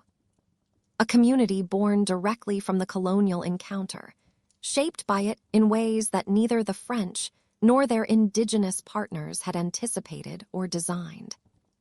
The political history of the Métis in Canada, stretching through the Red River Resistance of 1869 and the Northwest Resistance of 1885 and into the constitutional negotiations of the 20th century, is a story that begins here, in the trading posts of the 17th century St. Lawrence Valley. Think about that for a moment. A language, a people, a constitutional category in a modern nation. All of it originating in the quiet arrangements made between a French trader and an Ojibwe woman in a place most people in Paris would have had trouble finding on a map. The religious dimension of French colonization extended beyond the Jesuit missions into a broader framework of Catholic institutional life that shaped New France's social organization in ways quite distinct from the Protestant British colonies to the south.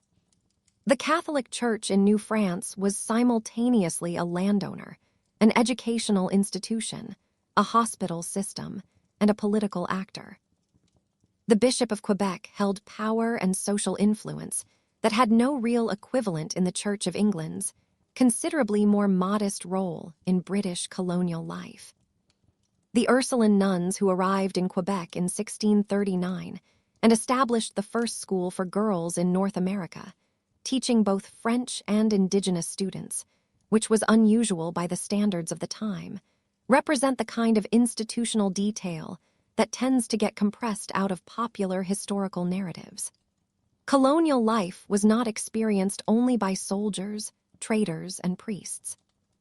It was experienced by nuns and teachers and surgeons and farmers and craftsmen, and their collective effort to build a European-style society in the St. Lawrence Valley created something that was neither simply transplanted French culture nor an entirely new creation. For most of the 17th century, the competition between New France and the British colonies to its south and east was conducted largely through proxy conflicts. Indigenous nations allied with one side fought indigenous nations allied with the other, with European soldiers and weapons supplementing rather than leading the military operations. The Haudenosaunee Confederacy's strategic position, situated between New France to the north and the British colonies to the south, made it the crucial swing factor in these conflicts, and Haudenosaunee diplomats leveraged that position with considerable skill. They maintained relationships with both the British and, after a lengthy period of hostility, eventually the French as well, playing the two European powers against each other to extract concessions, trade goods, and military support as circumstances warranted. The Great Peace of Montreal in 1701 was one of the most elaborate diplomatic events in North American colonial history. Representatives of 39 indigenous nations met with French officials to establish a comprehensive peace settlement, the process involving months of preparation, careful attention to indigenous protocols of gift-giving and ceremonial exchange, and the genuine achievement of a workable framework for coexistence that held, more or less, for several decades. That a peace conference requiring that level of sustained effort and involving nearly 40 indigenous nations was necessary at all tells you something important about the actual balance of power in early 18th century North America. The French were powerful enough to maintain their trading network. They were not powerful enough to dictate terms to the peoples whose territory it ran through. Then came the 7 Years' War, and it began, as a historical detail worth holding onto, in North America before it began in Europe. The proximate cause on the American continent was a dispute over the Ohio River Valley, territory that both France and Britain claimed, and that the Haudenosaunee and various other indigenous nations also had substantial interests in, though those indigenous interests were not the organizing principle of the subsequent conflict. A young Virginia militia officer named George Washington led a small expedition into the Ohio Valley in 1754, encountered a French military force, and the resulting skirmish became the opening shots of what would grow into a global war fought on 5 continents. The engagement did not reflect particularly well on Washington's military judgment at that specific moment in his career, though he would have subsequent opportunities to improve upon his early record. The North American phase of the war is known in American history as the French and Indian War. It is one of those names that tells you exactly whose perspective did the naming. From the French perspective, it was simply the war. From the perspective of the Haudenosaunee and other indigenous nations involved, it was a conflict in which they were making strategic choices about their own interests, rather than simply serving as adjuncts to European ambitions. The war went badly for France. Britain's naval superiority allowed it to cut off supplies and reinforcements to New France, while Britain's own colonies continued to receive support. The British colonies had roughly 20 times the settler population of New France and could generate proportionally more soldiers. The strategic situation in Europe was not favorable to France globally, meaning that resources which might have stabilized the North American situation were unavailable. The fall of Quebec came in September 1759. A British force under General James Wolfe scaled what the French defenders had considered an impassable cliff and appeared on the plains of Abraham above the city. The battle itself lasted less than 15 minutes. Both commanding generals, Wolfe for Britain and the Marquis de Montcalm for France, died of wounds sustained in it, which gives the engagement a symmetrical pathos that later historians have perhaps overemphasized at the expense of its actual strategic importance. What mattered was not the drama of the battlefield, but what came after it. The Treaty of Paris in 1763 transferred all of France's North American territories east of the Mississippi to Britain, and transferred Louisiana west of the Mississippi to Spain as compensation for Spain's loss of Florida to the British. New France ceased to exist as a political entity. The roughly 60,000 French settlers of the St. Lawrence Valley became British subjects overnight, which was an administrative transition they found deeply unsatisfying, and which produced, over the subsequent 2.5 centuries, a series of political tensions that have not entirely resolved themselves to the present day. What the end of New France meant for the indigenous nations allied with it was something the Treaty of Paris did not address in any meaningful way. Because the indigenous peoples of North America were not represented at the Paris negotiations, and their interests were not a consideration that the European powers felt obliged to factor into their settlement. The Algonquin, Odawa, Ojibwe, and other nations who had been French allies found themselves after 1763 facing a British colonial administration that had a very different attitude toward indigenous land rights and trading relationships. The British colonial model, with its emphasis on settler agriculture, its appetite for land, and its generally lower tolerance for the sustained diplomatic investment in indigenous alliances that New France had practiced, was expanding into territory where indigenous peoples had expected their French alliance to provide some protection. The result was Pontiac's War of 1763. An Odawa leader named Pontiac organized a coalition of indigenous nations across the Great Lakes region in an uprising against British forts and settlements that captured 8 of the 12 British forts in the region. It was the largest coordinated indigenous military action against European colonizers in the history of the Great Lakes. The British eventually suppressed the uprising, but the military threat was significant enough to produce the Royal Proclamation of 1763, which attempted to restrict British settler expansion west of the Appalachian Mountains and establish protocols for the purchase of indigenous land. It was one of the few instances in which military pressure from indigenous peoples produced a formal legal restraint on European expansion. Colonial Americans almost immediately began working to circumvent it. New France's legacy in North American history is peculiar in its combination of commercial success and political failure.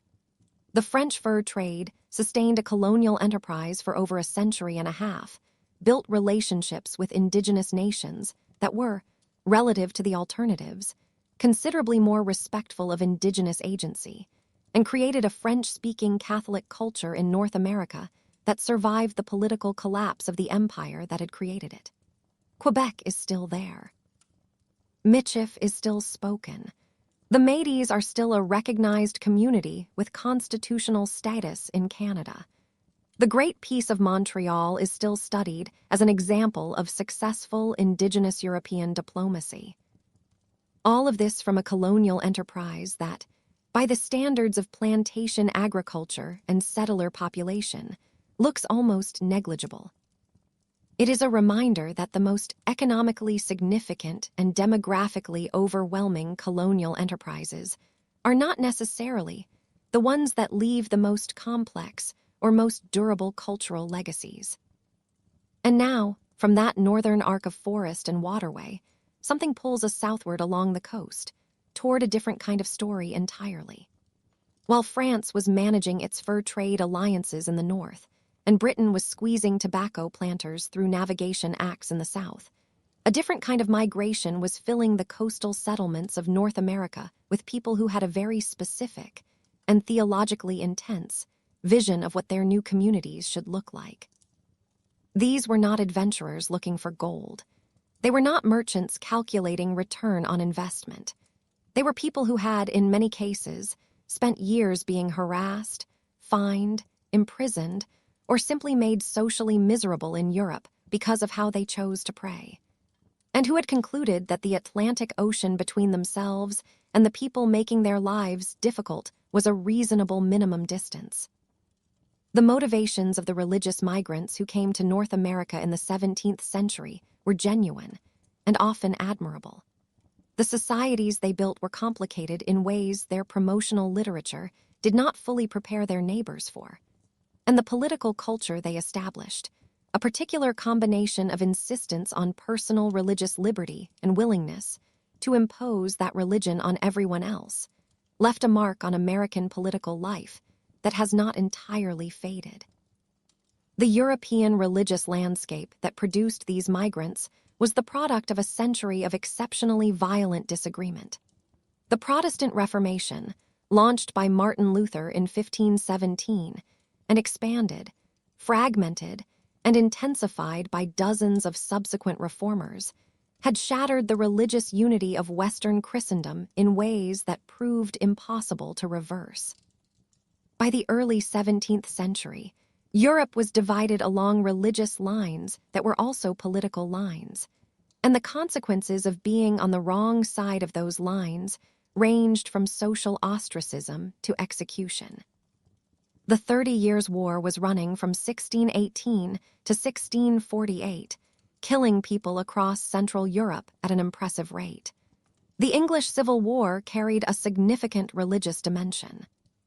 France had expelled its Protestant Huguenot minority in 1685, producing a diaspora of skilled craftsmen, merchants, and professionals who distributed themselves across Protestant Europe and, in smaller numbers, to the American colonies, bringing with them the kind of accumulated commercial and intellectual grievance that tends to be productive in adopted homelands. The separatists who sailed on the Mayflower in 1620, the group most of us learned to call the Pilgrims, though they did not use that term for themselves, were a relatively small and theologically specific community that had already been in exile in the Netherlands for over a decade by the time they decided to try North America. They had left England in 1608 because they found the Church of England insufficiently reformed. Too much ceremony, too much hierarchy, too much residual Catholicism in the liturgical architecture. They had settled in Leiden, where they found toleration, but also an uncomfortable degree of Dutch influence on their children, and a general sense that they were not going to maintain their particular separatist community in a city that already had 17 other religious communities, and found their specific theological concerns not especially remarkable. North America, with its distance from English ecclesiastical authority and absence of pre-existing European communities, seemed more promising. The Mayflower's voyage has been covered in so many layers of subsequent mythology that finding the actual history requires some determined excavation. The ship was a cargo vessel normally used for wine transport, which gives you a reasonable sense of the passenger experience.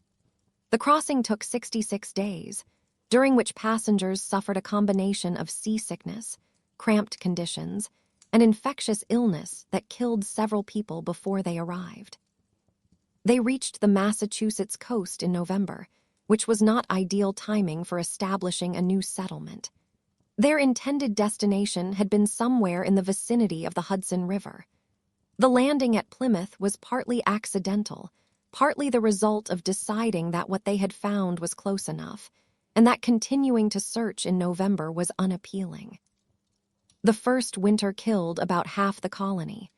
This is the context that the Thanksgiving story softens, and which is historically worth keeping in mind. 66 days in the hold of a wine transport, November on an unfamiliar coast. Half a community gone by spring.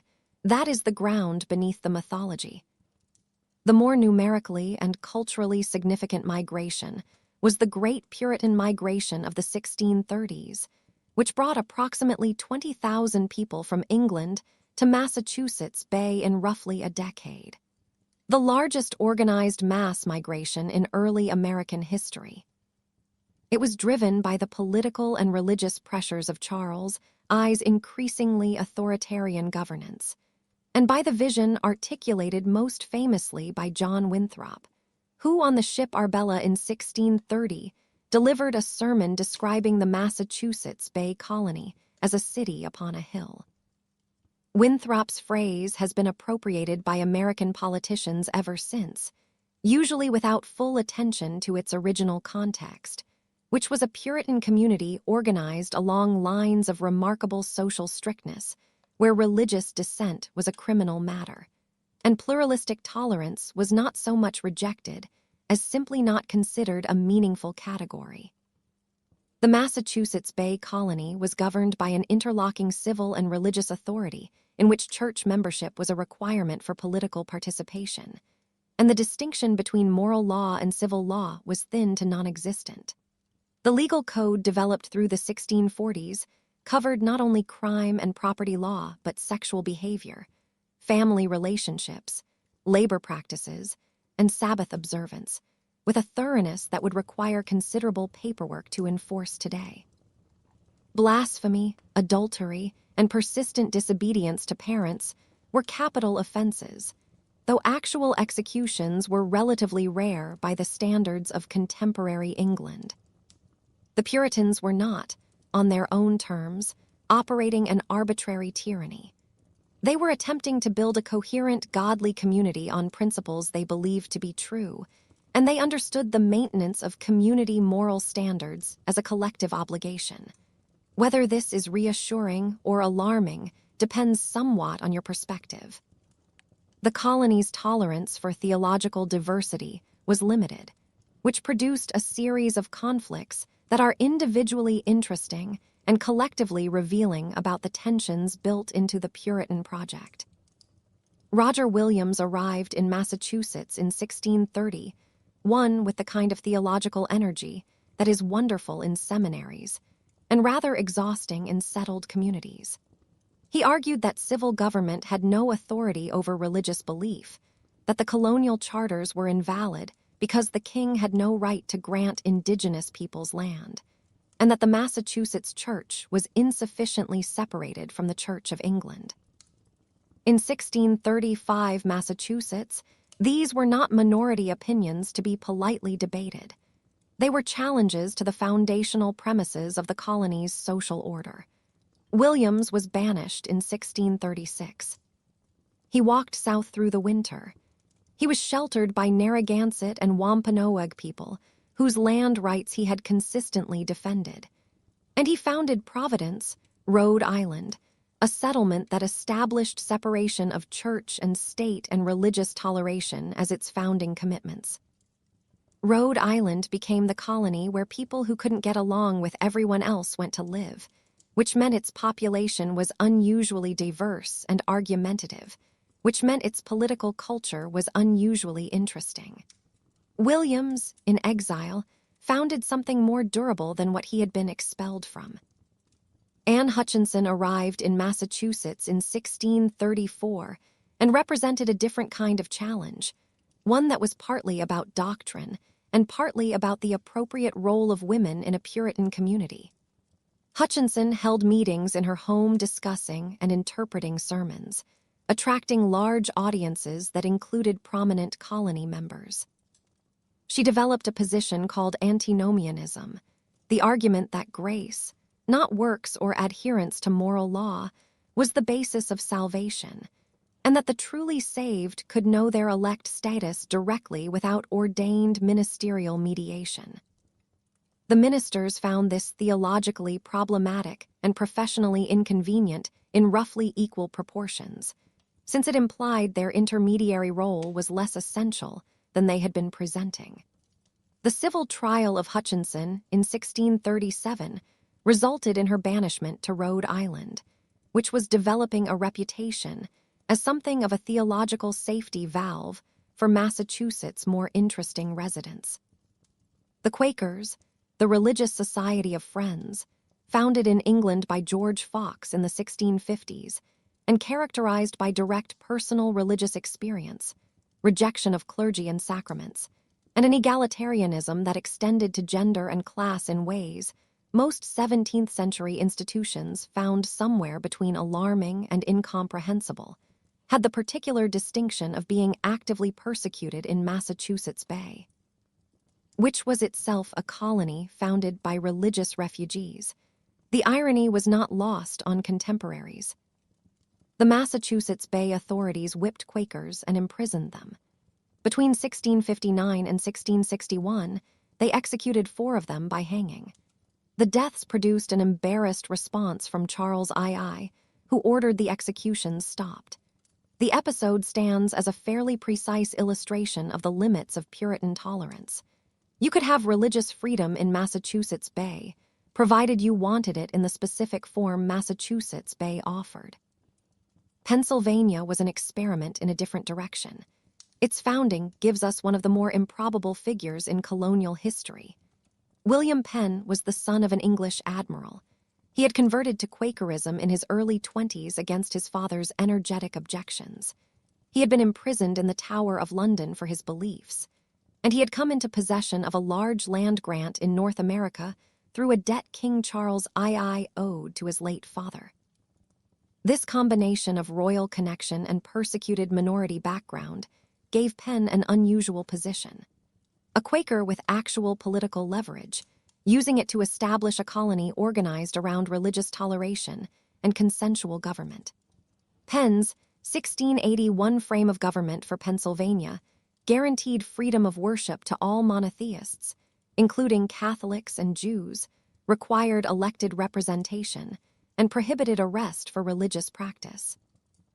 By 17th-century standards, this was either visionary or hopelessly naive, and contemporaries were divided.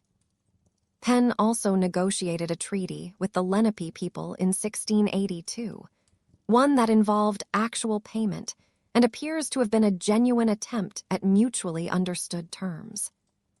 Penn's successors, however, demonstrated that institutions outlast their founders' intentions.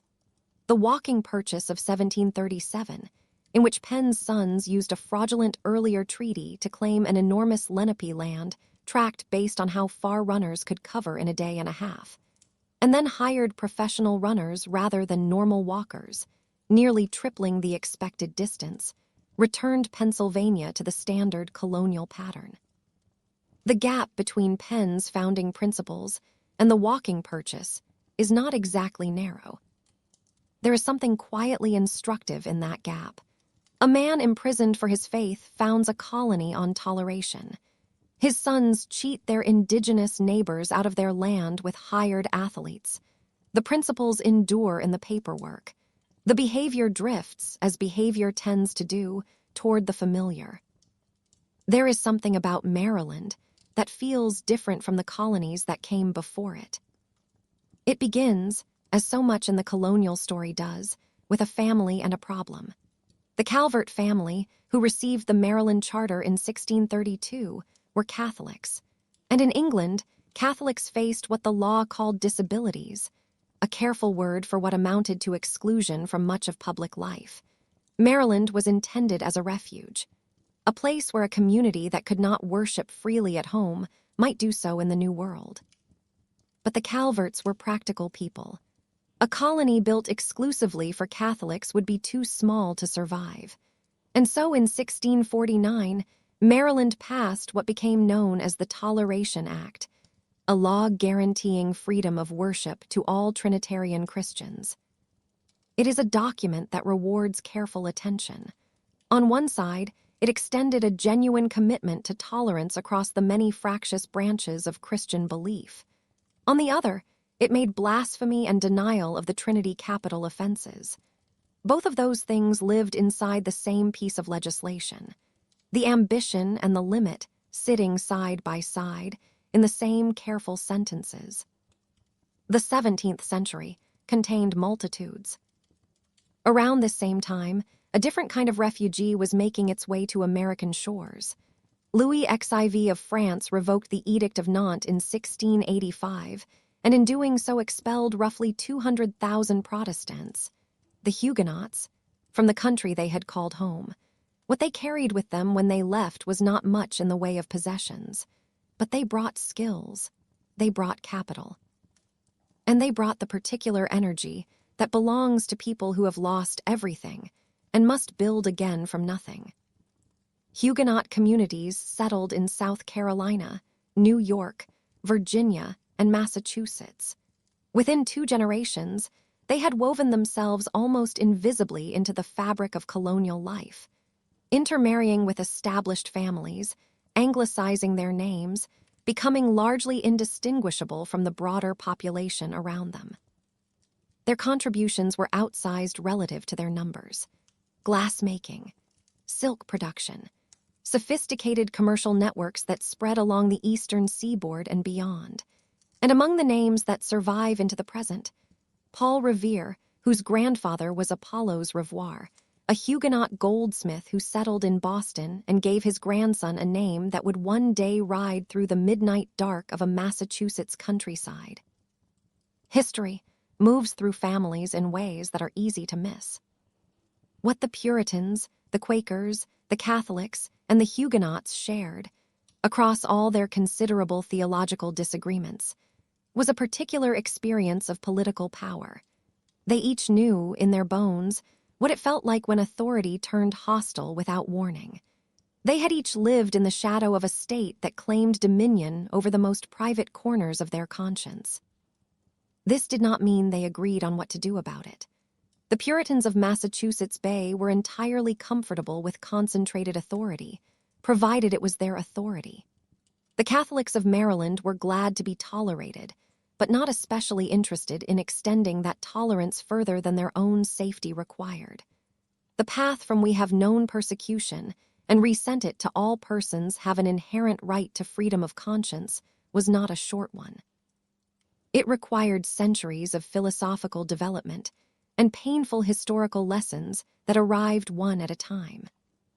But the raw material was present in the American colonies in ways it was not elsewhere.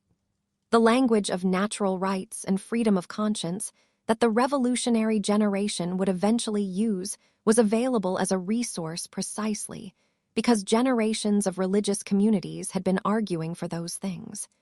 Inconsistently, partially, with considerable self-interest, but arguing for them nonetheless.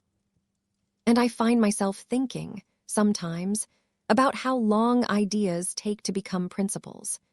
How many people have to suffer under a bad arrangement before the arrangement is finally named as wrong? But these religious colonists building their cities upon hills and their holy experiments were not doing so in an empty landscape. They were doing it on land that was occupied, used, managed, and deeply known by people who had been living there for thousands of years. People who had, to say the least, mixed feelings about the newcomers. You are standing somewhere in the Rio Grande Valley. The air is dry and carries dust. Ahead of you, the land stretches out flat and wide under a sky that goes on longer than seems possible. It is August, and it is the year 1680.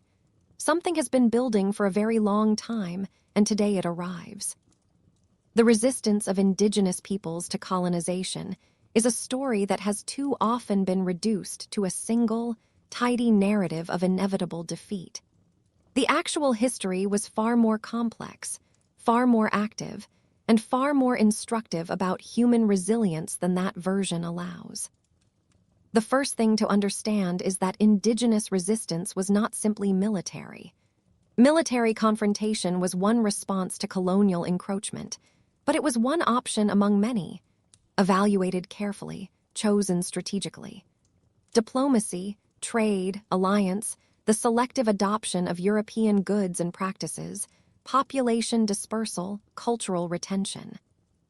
These were all strategies deployed by different communities at different times, often running simultaneously alongside military preparation. The image of indigenous peoples as passive victims waiting to be overwhelmed by superior European technology is historically inaccurate in almost every particular. What is accurate is that the combination of epidemic disease, demographic pressure, and the cumulative weight of European imperial power eventually overwhelmed most forms of resistance. But that process took centuries. It was never complete in all regions simultaneously, and it was contested every step of the way. The Haudenosaunee Confederacy's diplomatic approach offers the clearest example of sophisticated indigenous engagement at a strategic level. The League's fundamental method was maintaining relationships with multiple European powers and playing them against each other, a form of multilateral diplomacy that most European states would have been proud to match. The Covenant Chain, the series of treaties linking the Haudenosaunee with British colonial governments from the 1670s onward, was periodically renewed and renegotiated, with Haudenosaunee diplomats consistently pressing for more favorable terms and more explicit recognition of their sovereignty. These were real negotiations. They produced real outcomes. They constrained British colonial expansion in ways that naked military force could not have sustained alone. And then there is the Pueblo Revolt of 1680. It deserves to be far better known than it is. The Spanish had been in New Mexico since 1598, imposing the encomienda labor system and actively suppressing Pueblo religious practices. The ceremonies, the Kachina traditions, the cosmological framework that organized Pueblo community life, all of it was banned. Practitioners were prosecuted. Religious objects were confiscated and burned. Even by the standards of aggressive colonial administration, it was remarkably thorough. A Tiwa religious leader named Pepe organized the response in secret. He coordinated among multiple Pueblo communities that spoke different languages, held different traditions, and were not always friendly with each other, through a communication network that kept the plan hidden from the Spanish for months. On August 10th, 1680, the uprising began simultaneously across the Rio Grande Valley. Within days, the Spanish population of New Mexico had been killed or was fleeing south toward El Paso. The governor retreated with survivors. He did not return to reconquer New Mexico until 1692, 12 years during which the Pueblo people lived without Spanish colonial authority. And when the Spanish came back, they came back on different terms. Encomienda labor obligations were significantly reduced. The active suppression of Pueblo religious practices was substantially abandoned. The Pueblo revolt did not merely expel the Spanish for over a decade. It permanently changed the conditions of the colonial relationship that followed. It worked. And in a history full of cases where indigenous resistance was eventually overcome, that is worth holding still for a moment. King Philip's War erupted in southern New England in June of 1675. It continued through August of 1676, and in proportion to the regional population, it was the bloodiest war in American history. The war takes its name from the English designation for Metacom, the Wampanoag sachem whose people had helped Plymouth colonists survive their earliest winters. Over 50 years, as English land acquisition steadily expanded, the relationship between the Wampanoag and the English settlements had deteriorated in almost perfect proportion to every acre gained. By 1675, the Wampanoag found themselves surrounded by English settlements, squeezed off traditional lands through a combination of imperfectly understood land sales and outright appropriation, and subject to a colonial legal system that undermined traditional governance in ways both subtle and direct. Metacom organized a coalition that attacked English settlements across southern New England with a ferocity and coordination that was not supposed to be possible. 12 English towns were completely destroyed. Dozens more were attacked and partially burned. Roughly 600 English colonists were killed in battle, with many more dying from disease and exposure. Thousands of indigenous people died in the fighting, from starvation, or were enslaved and shipped to the Caribbean following the war's end. There is something about that last detail that should not be allowed to pass unremarked. The colonists of New England, many of whom had themselves fled religious persecution in England, sold their defeated indigenous enemies into Caribbean slavery. The irony is one of those historical details that tends to get smoothed over and probably shouldn't be. The war ended with Metacom's death in August of 1676. New England was left demographically and economically damaged in ways that took a generation to repair. The Yamasee War of 1715 to 1717 in South Carolina is less famous but comparably significant. A broad coalition of indigenous peoples, the Yamasee, the Creek, the Cherokee, and others, attacked South Carolina settlements, killed hundreds of colonists, and drove the frontier back toward the coast within weeks. The war had been building for decades. Fraudulent trade practices, escalating debt arrangements that were functionally enslaving indigenous traders, English cattle ranching expanding onto traditional hunting grounds. The accumulated weight of grievances that had been pressing without relief finally found its moment. The coalition came close enough to destroying South Carolina entirely that the colonial government sent desperate requests for military assistance to other colonies and to Britain. The eventual British military response, combined with the fracturing of the indigenous coalition when the Cherokee switched sides, produced a colonial victory that was considerably more expensive than anyone had anticipated. The Yamasee War reshaped the political geography of the Southeast. It also produced a new consciousness among South Carolina's English population of their own vulnerability, a consciousness that would go on to shape the colony's subsequent political development in ways that are still traceable. What connects all of these episodes? The Pueblo Revolt, King Philip's War, the Yamasee War, the Haudenosaunee Diplomatic Balancing Act, and the dozens of smaller conflicts and accommodations that never received their own chapters in any history book, is that none of them were random or desperate. They were strategic. The indigenous peoples of colonial North America were not merely reacting to events. They were making decisions about when to fight, when to negotiate, when to accommodate, and when to resist, based on careful assessments of their own interests, their available resources, and the likely outcomes of different courses of action. They were political actors in the fullest sense, operating in an extraordinarily difficult situation not of their making, and doing so with a sophistication that colonial authorities simultaneously recognized when they feared it and denied when they wanted to justify dispossession.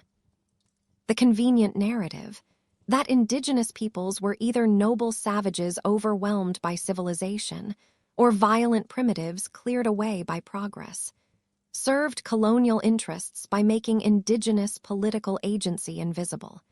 The history does not support either version. What the history shows is communities adapting, strategizing, fighting, negotiating, and surviving, not always on their own terms, but always as active participants in the story, rather than its passive subjects. The legacy of indigenous resistance is not simply historical. In Mexico, the cultural synthesis that emerged from the Spanish conquest created a society in which indigenous heritage is central to national identity in ways that have no equivalent in the United States or Canada. Partly because the scale of the indigenous population meant complete cultural erasure was never possible. The colonial enterprise was always in dialogue with the people it was built on top of.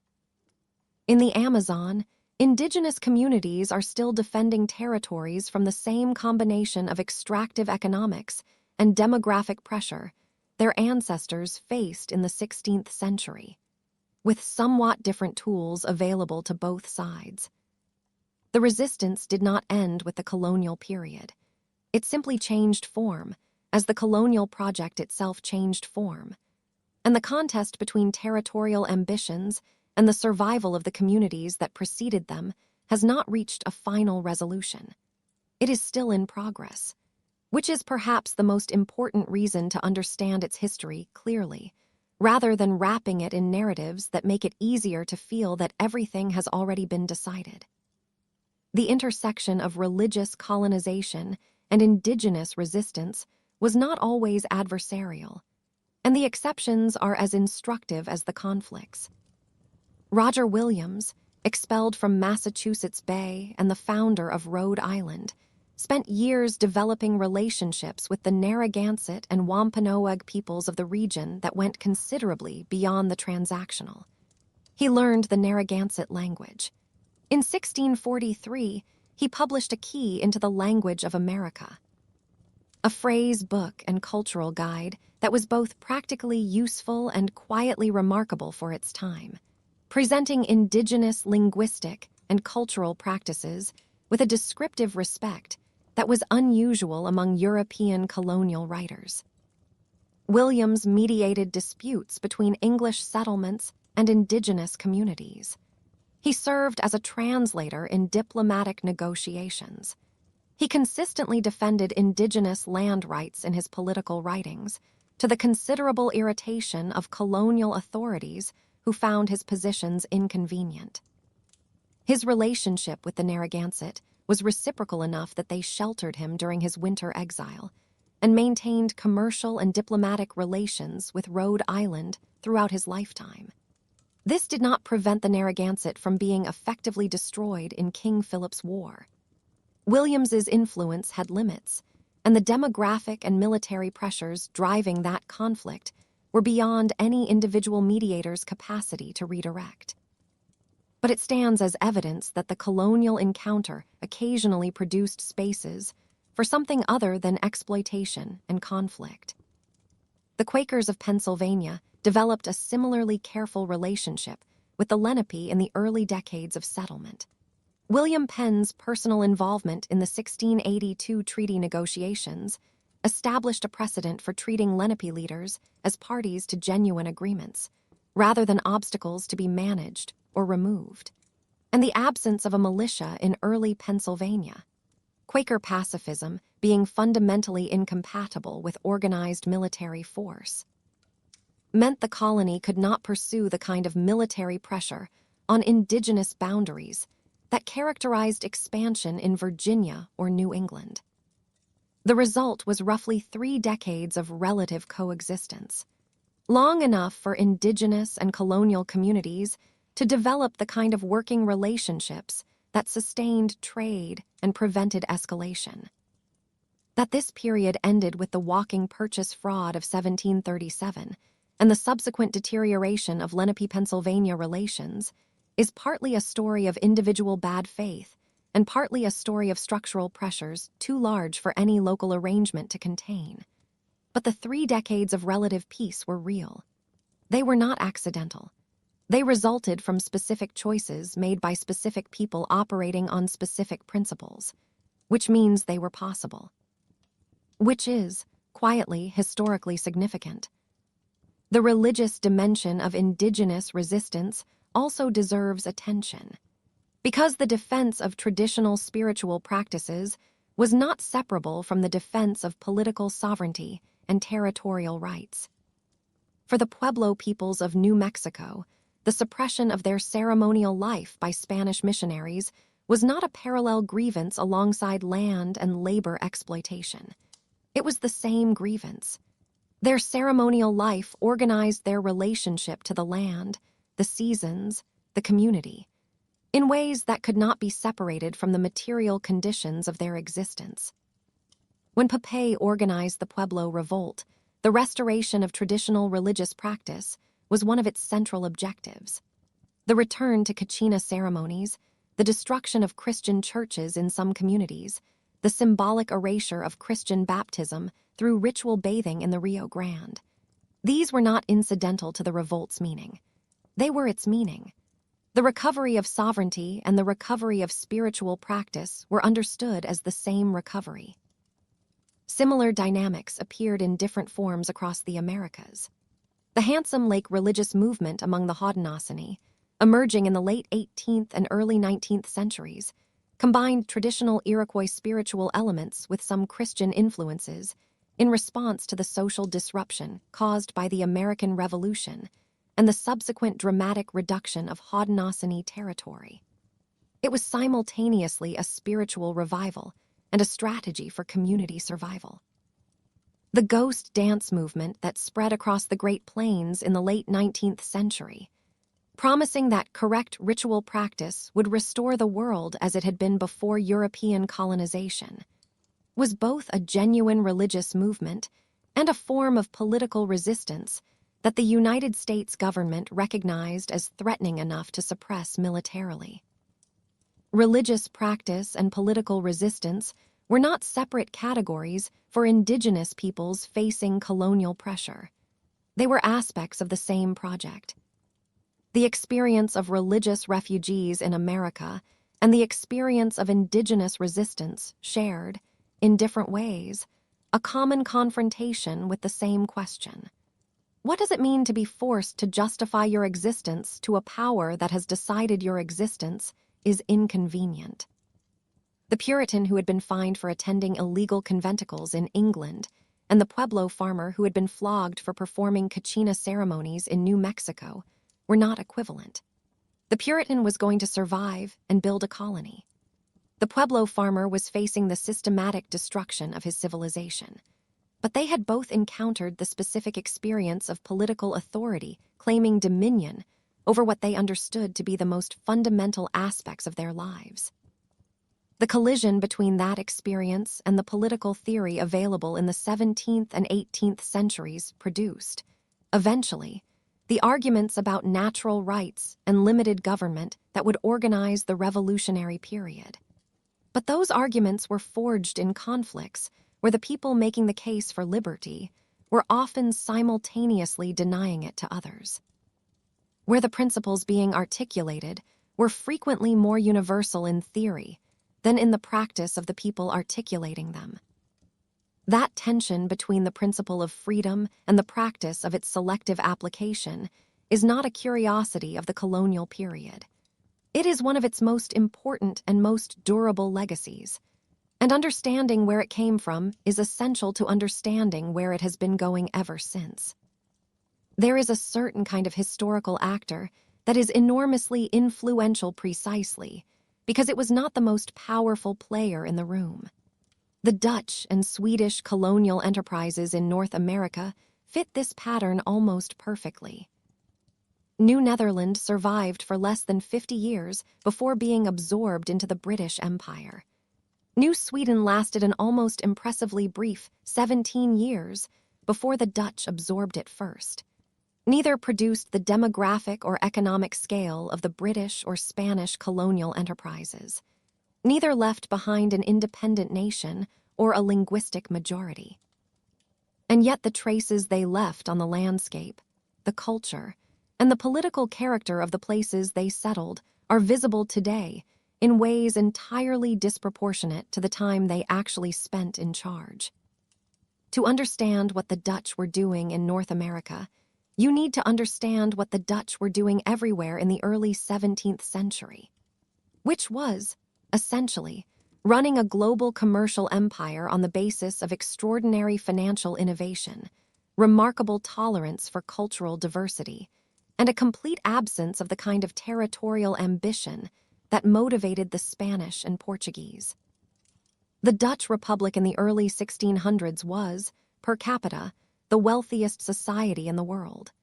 The Amsterdam Exchange Bank, founded in 1609, was the world's first central bank in any functional sense.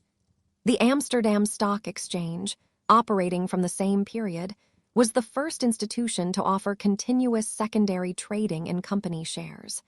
The Dutch East India Company, the VOC, founded in 1602, was the first joint stock company in the modern sense, raising capital from a wide public investor base and operating as a quasi-sovereign entity with its own military forces, treaty-making authority, and territorial administration. It was a corporation that was also an empire.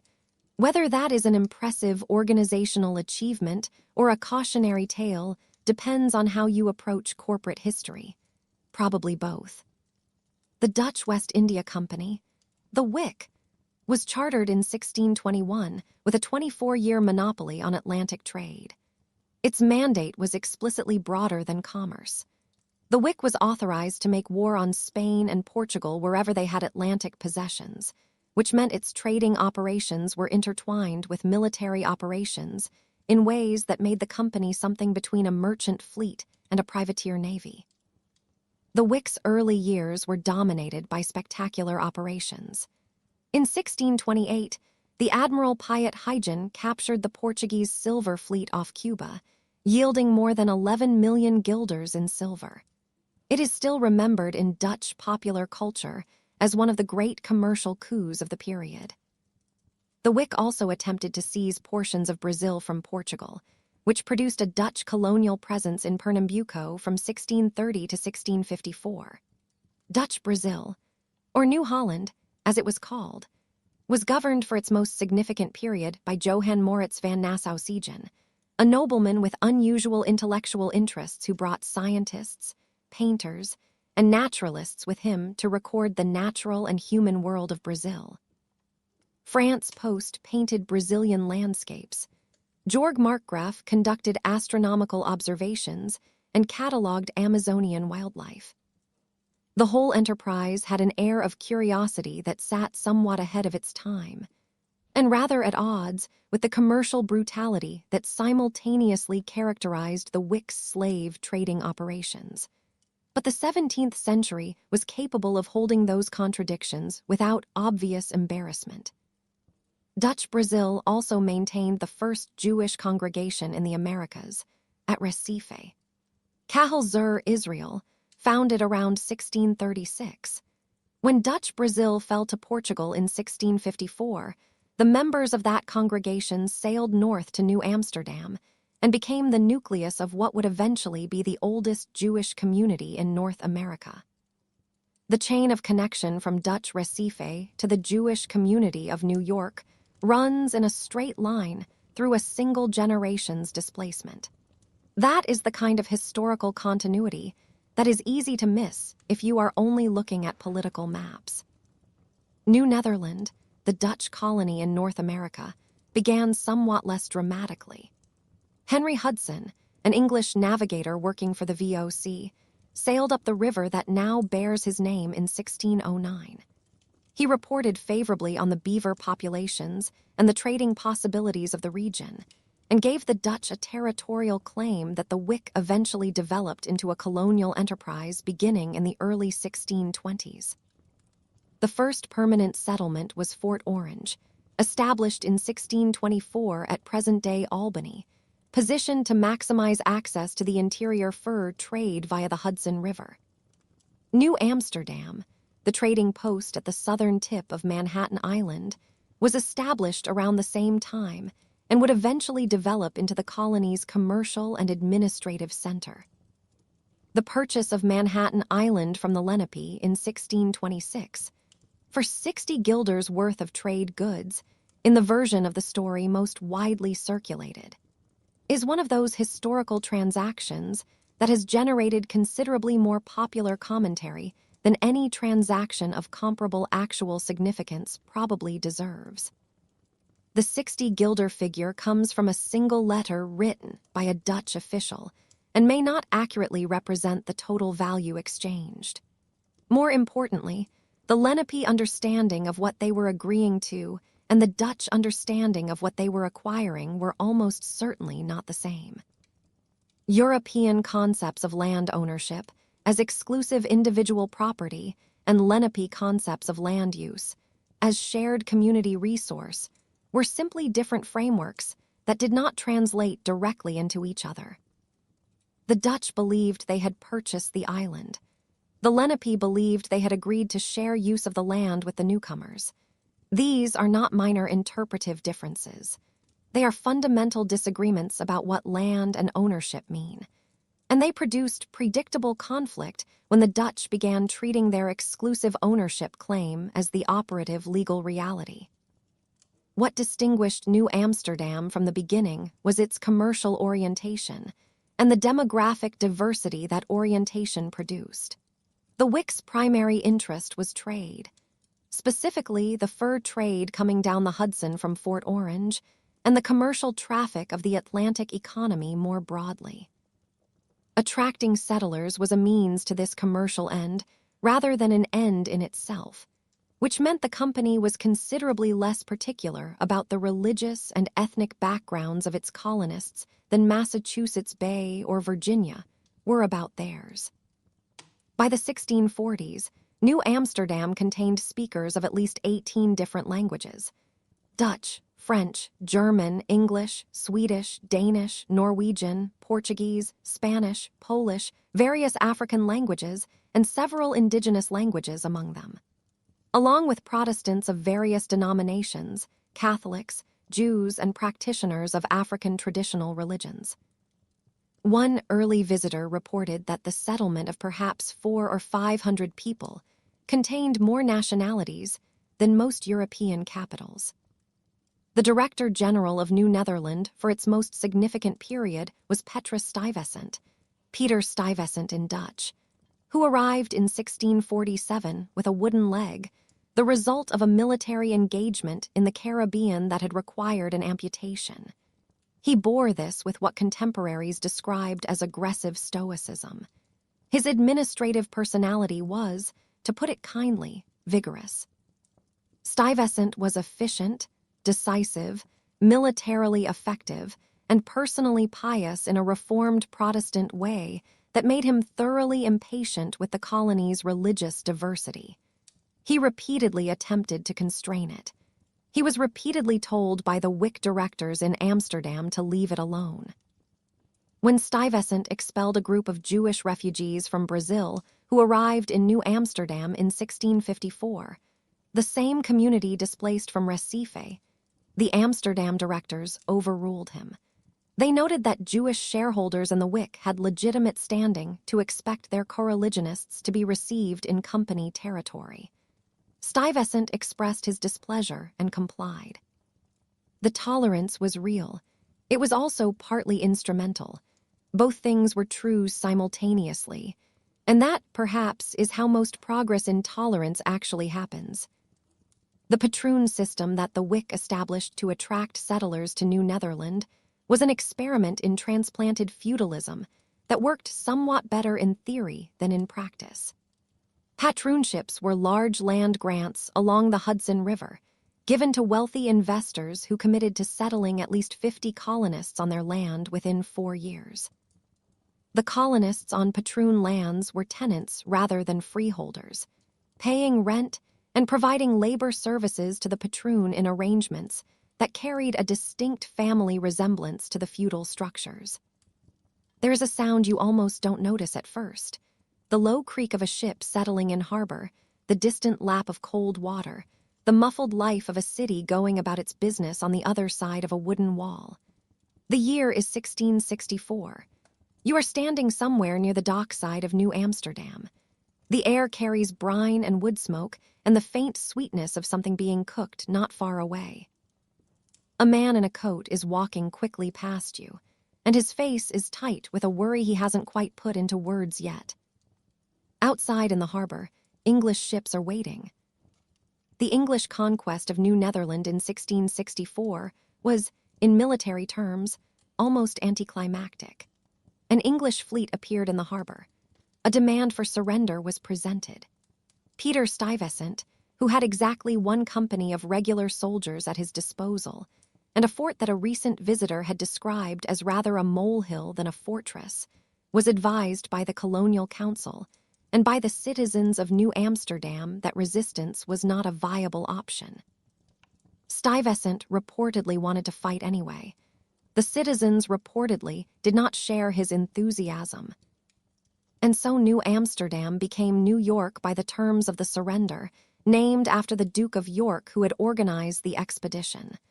The Dutch population became English subjects overnight. Their property rights were guaranteed. Their freedom of worship was formally protected. Many of them stayed. The transition from Dutch to English governance was less disruptive to daily life than one might expect from a military conquest, partly because the Dutch and English colonial elites had significant commercial connections, and partly because the alternative, starting over somewhere else entirely, was genuinely unappealing. New York's character as a commercially oriented, ethnically and religiously diverse city did not disappear with the Dutch administration. It persisted. It deepened. It eventually became so fundamental to the city's identity that it is now simply understood as what New York is, rather than as a historical artifact of the specific years when a Dutch trading company organized settlement there. The Schuyler, Van Rensselaer, Roosevelt, Van Cortlandt, Stuyvesant, and Vanderbilt families, the last of those becoming, through spelling evolution and spectacular 19th century railroad wealth, the Vanderbilts, carried Dutch surnames into American aristocracy while their descendants married into English, Huguenot, and eventually every other available community. The street grid of Lower Manhattan, the names of rivers and neighborhoods, Harlem, the Bronx, Brooklyn, Staten Island, the Catskills, the commercial culture of the city that grew from the Dutch trading post. All of these carry traces of the brief and somewhat disorganized colonial enterprise that preceded everything that came after. There is something worth pausing over in that. The Dutch colonial enterprise produced something culturally significant in North America precisely because it was not trying to produce a culturally significant colony. It was trying to run a profitable trading operation. The tolerance that characterized New Amsterdam was a commercial byproduct rather than an ideological commitment. The West India Company needed settlers of any background and could not afford the luxury of excluding people based on their theology or national origin. The Jews admitted over Stuyvesant's objections were admitted because their coreligionists were shareholders in the company that owned the colony. The 18 languages spoken in the settlement in the 1640s were spoken there because trade attracts people from wherever trade comes from, and the company wanted the trade more than it wanted cultural homogeneity.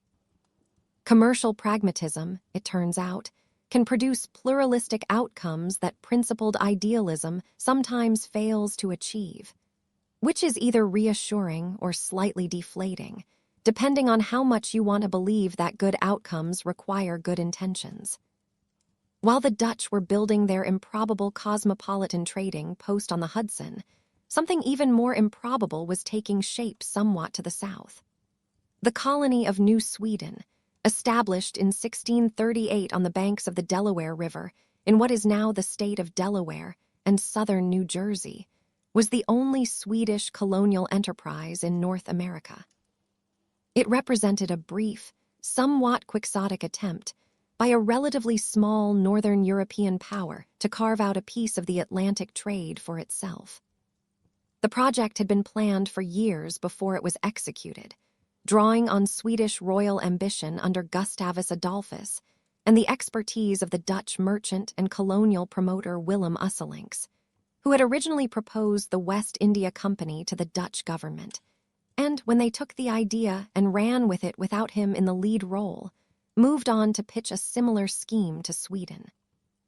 The result, after years of delay and organizational confusion, was an expedition in 1638 that established Fort Christina, named after the Swedish queen who was at that point 11 years old and presumably had mixed feelings about having a Delaware River trading post named in her honor, at the site of present-day Wilmington, Delaware.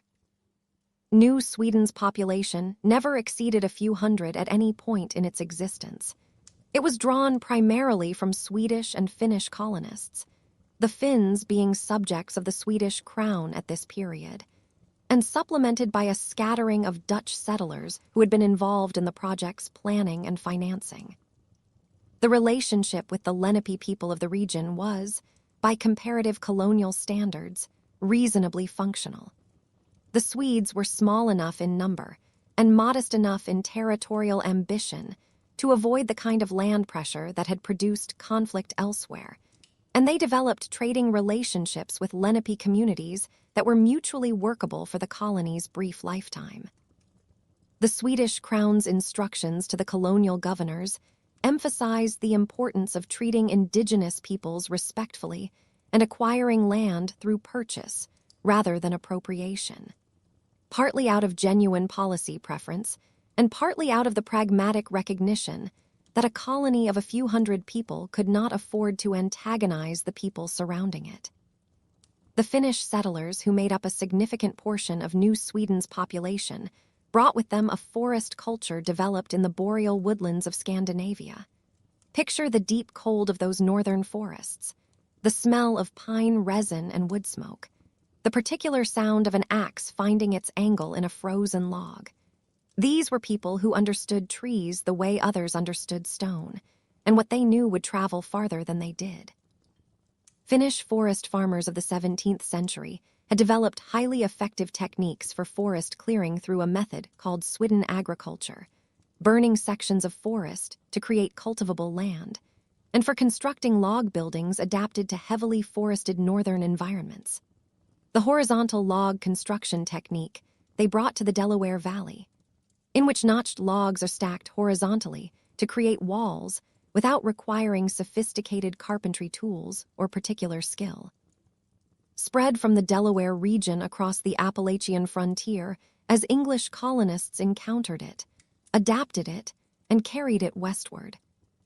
The log cabin, that totemic symbol of American frontier life, the dwelling that features in the origin myths of Abraham Lincoln and innumerable frontier heroes, is not a product of English or Anglo-American building tradition. It was introduced to North America by Finnish and Swedish settlers on the Delaware in the 1640s and 1650s, adopted by German settlers in Pennsylvania, and then diffused across the continent by successive waves of frontier settlement. The next time you encounter an image of a log cabin, you are looking, in a very real architectural sense, at the legacy of 17th century Finnish immigrants who came to America as Swedish colonial subjects and stayed for less than 2 decades. German settlers in Pennsylvania added their own variations.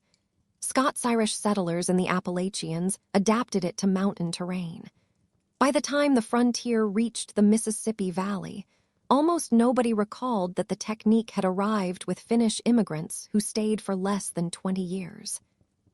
New Sweden ended in 1655 when Peter Stuyvesant, who evidently had energy for military operations when the target was more manageable than an English fleet, sailed south from New Amsterdam with 7 ships and about 300 soldiers and demanded that New Sweden surrender to Dutch authority. The Swedish governor, Johan Rising, had fewer than 100 soldiers and no realistic prospect of resisting. He negotiated terms. The Dutch flag went up over Fort Christina. New Sweden ceased to exist as a political entity. The Swedish and Finnish settlers were allowed to stay on their lands under Dutch authority, and most of them did, becoming Dutch subjects in 1655 and English subjects 9 years later when the English absorbed New Netherland. Their descendants merged over the following generations into the broader colonial population of the Delaware Valley, leaving behind the log cabin tradition and a scattering of Swedish place names. Cape May in New Jersey, for example, named after the Dutch captain Cornelius May who explored the region, remains among the most visible residuals of the enterprise. The Delaware Valley region that had hosted both New Sweden and the southern portion of New Netherland became, after the English takeover, the territory that William Penn received in his royal land grant and developed as Pennsylvania. This means that the multi-ethnic, multi-religious, commercially oriented character that Penn established as Pennsylvania's founding principle was being planted in soil that had already been prepared, culturally and demographically, by decades of Dutch and Swedish settlement that had discouraged religious uniformity and encouraged practical coexistence. Penn arrived in 1682 to find a settler population that already included Dutch, Swedish, Finnish, and English residents, all of whom had been getting along well enough under Dutch and then English authority for a generation. Their practical experience of multi-ethnic colonial life made the ideological commitments of Penn's frame of government somewhat less radical in practice than they might have seemed in theory. Pennsylvania's founding pluralism was not created from nothing. It was Penn's principled vision applied to a demographic situation that had already been shaped by decades of Dutch and Swedish pragmatism. The broader legacy of the Dutch colonial enterprise extends well beyond New York, though New York is its most visible American monument. Dutch commercial innovations, the joint stock company, the public bond market, the central banking concept, became the institutional infrastructure of the global capitalist economy. They traveled to Britain and then to America, where they organized the financial systems that powered the Industrial Revolution and everything that followed. The Dutch concept of freedom of the seas, mare liberum, articulated by the legal scholar Hugo Grotius in 1609, in direct response to Portuguese claims to exclusive control of oceanic trade routes, became one of the foundational principles of international law and remains a cornerstone of maritime law today. The Dutch printing industry, which was the most prolific in Europe during the 17th century, produced and distributed books that were banned everywhere else, serving as the intellectual infrastructure for the Enlightenment by ensuring that ideas generated by thinkers anywhere in Europe could find publishers in Amsterdam and readers across the continent.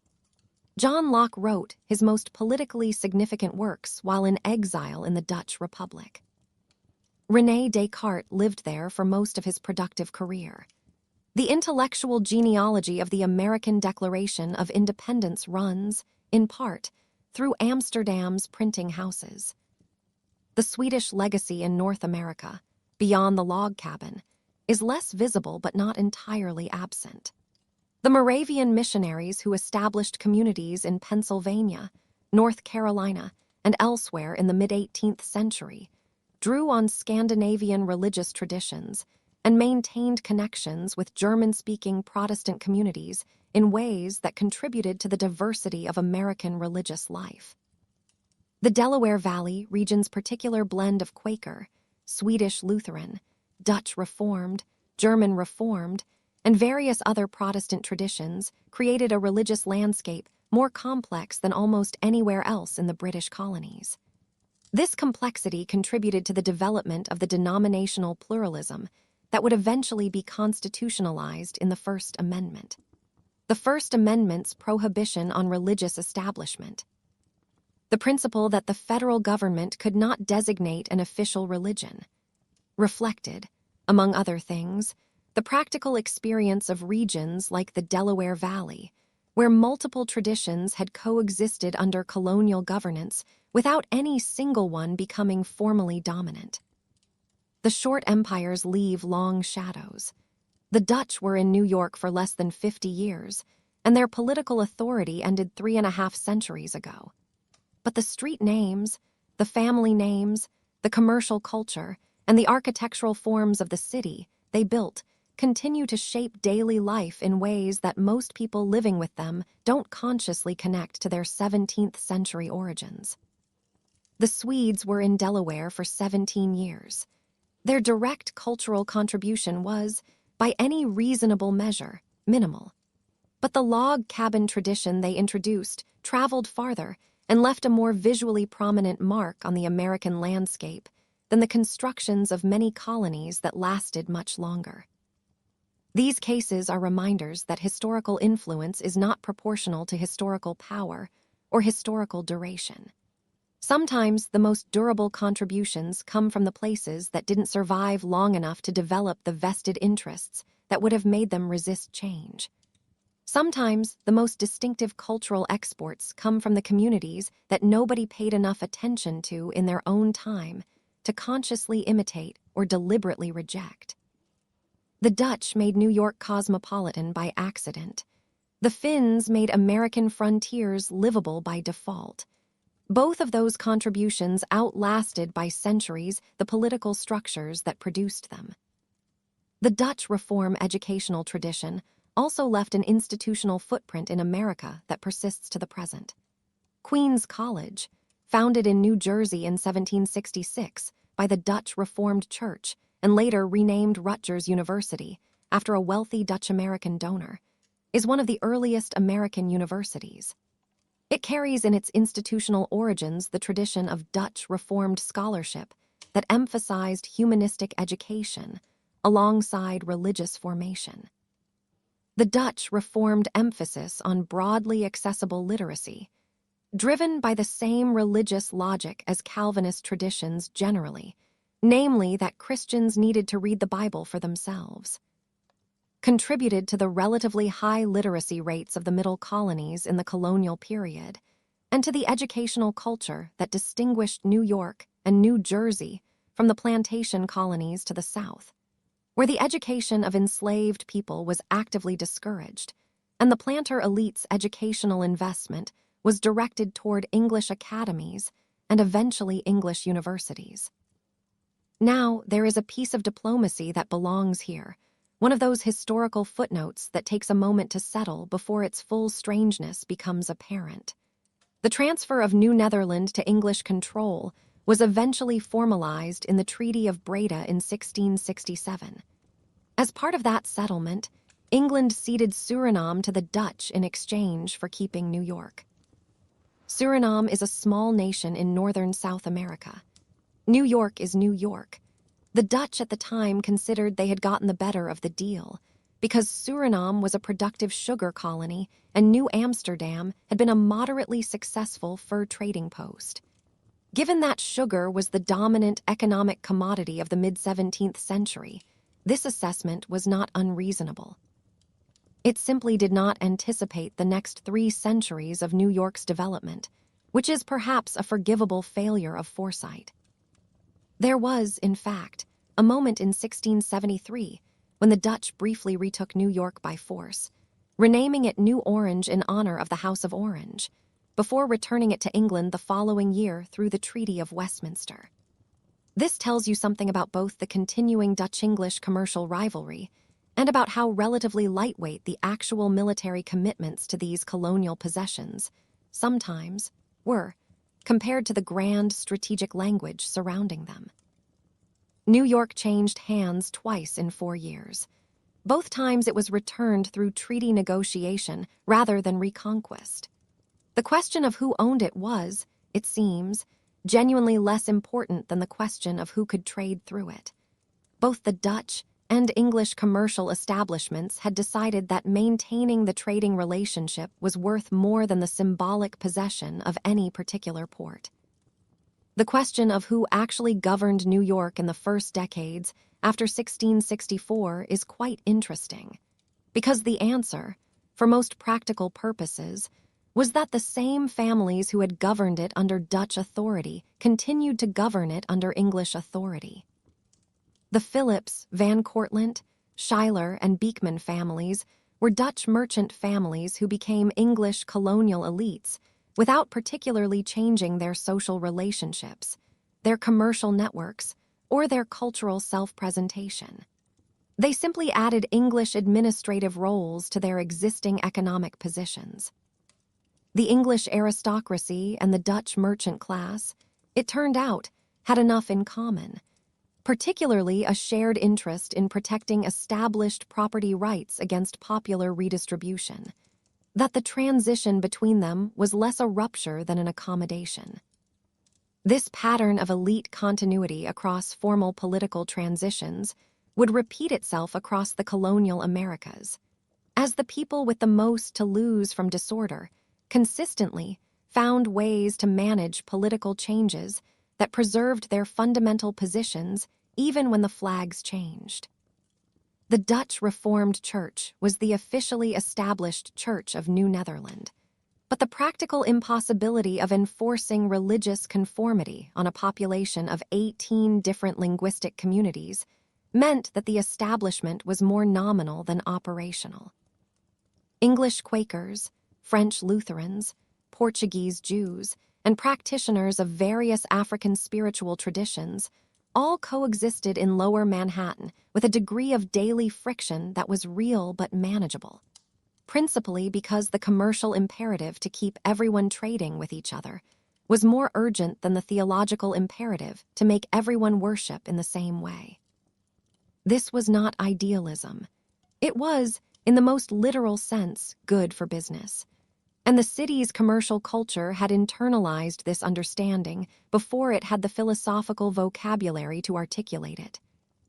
Before moving forward, it is worth returning briefly to a piece of the story told earlier in this series.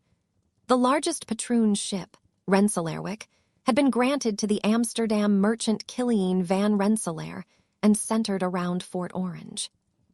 It survived the end of New Netherland itself, continuing under various political arrangements until the anti-rent movement of the 1840s and 1850s finally dissolved the feudal tenure relationships that the 17th century patroon system had created in the Hudson Valley. It took, in other words, 2 centuries to fully untangle the legal consequences of one Dutch merchant's land grant. That says something about how durable institutional arrangements can be, even after the political framework that created them has disappeared entirely.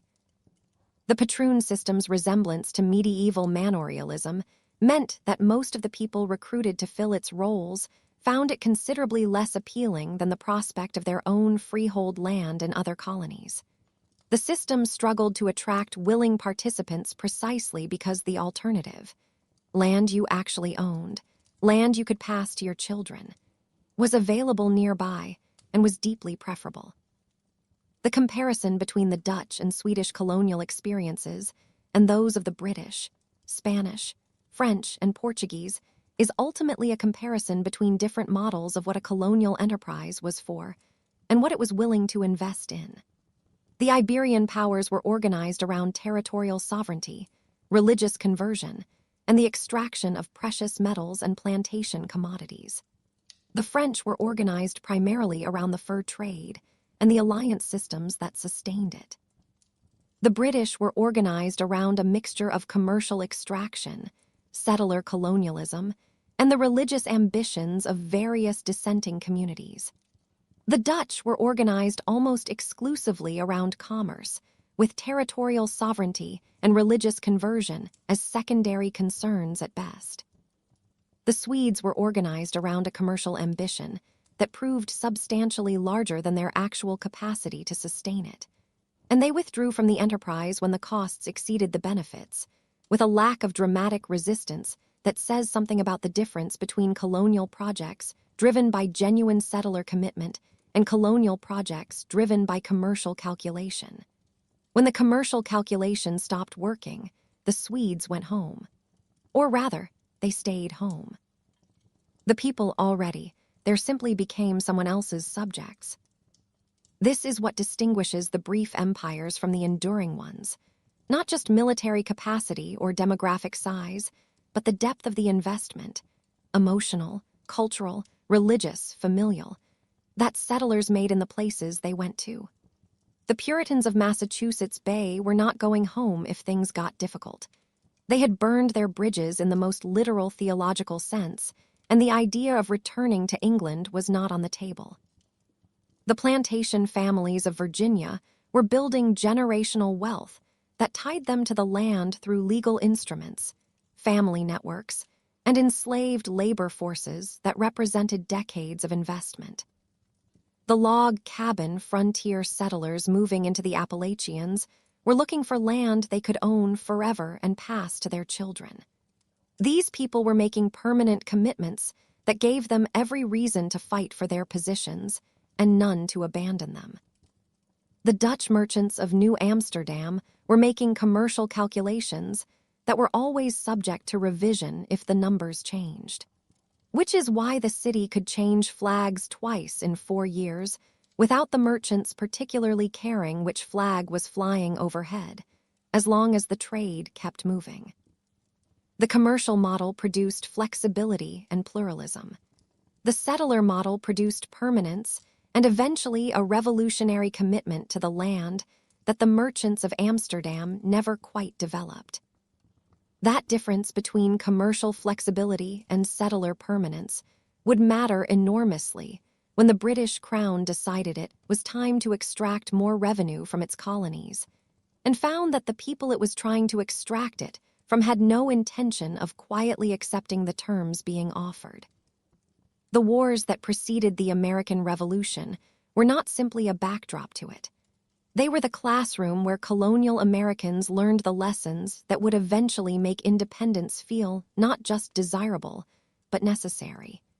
And the curriculum was, from the colonists' perspective, consistently instructive about whose interests actually mattered when the fighting was done.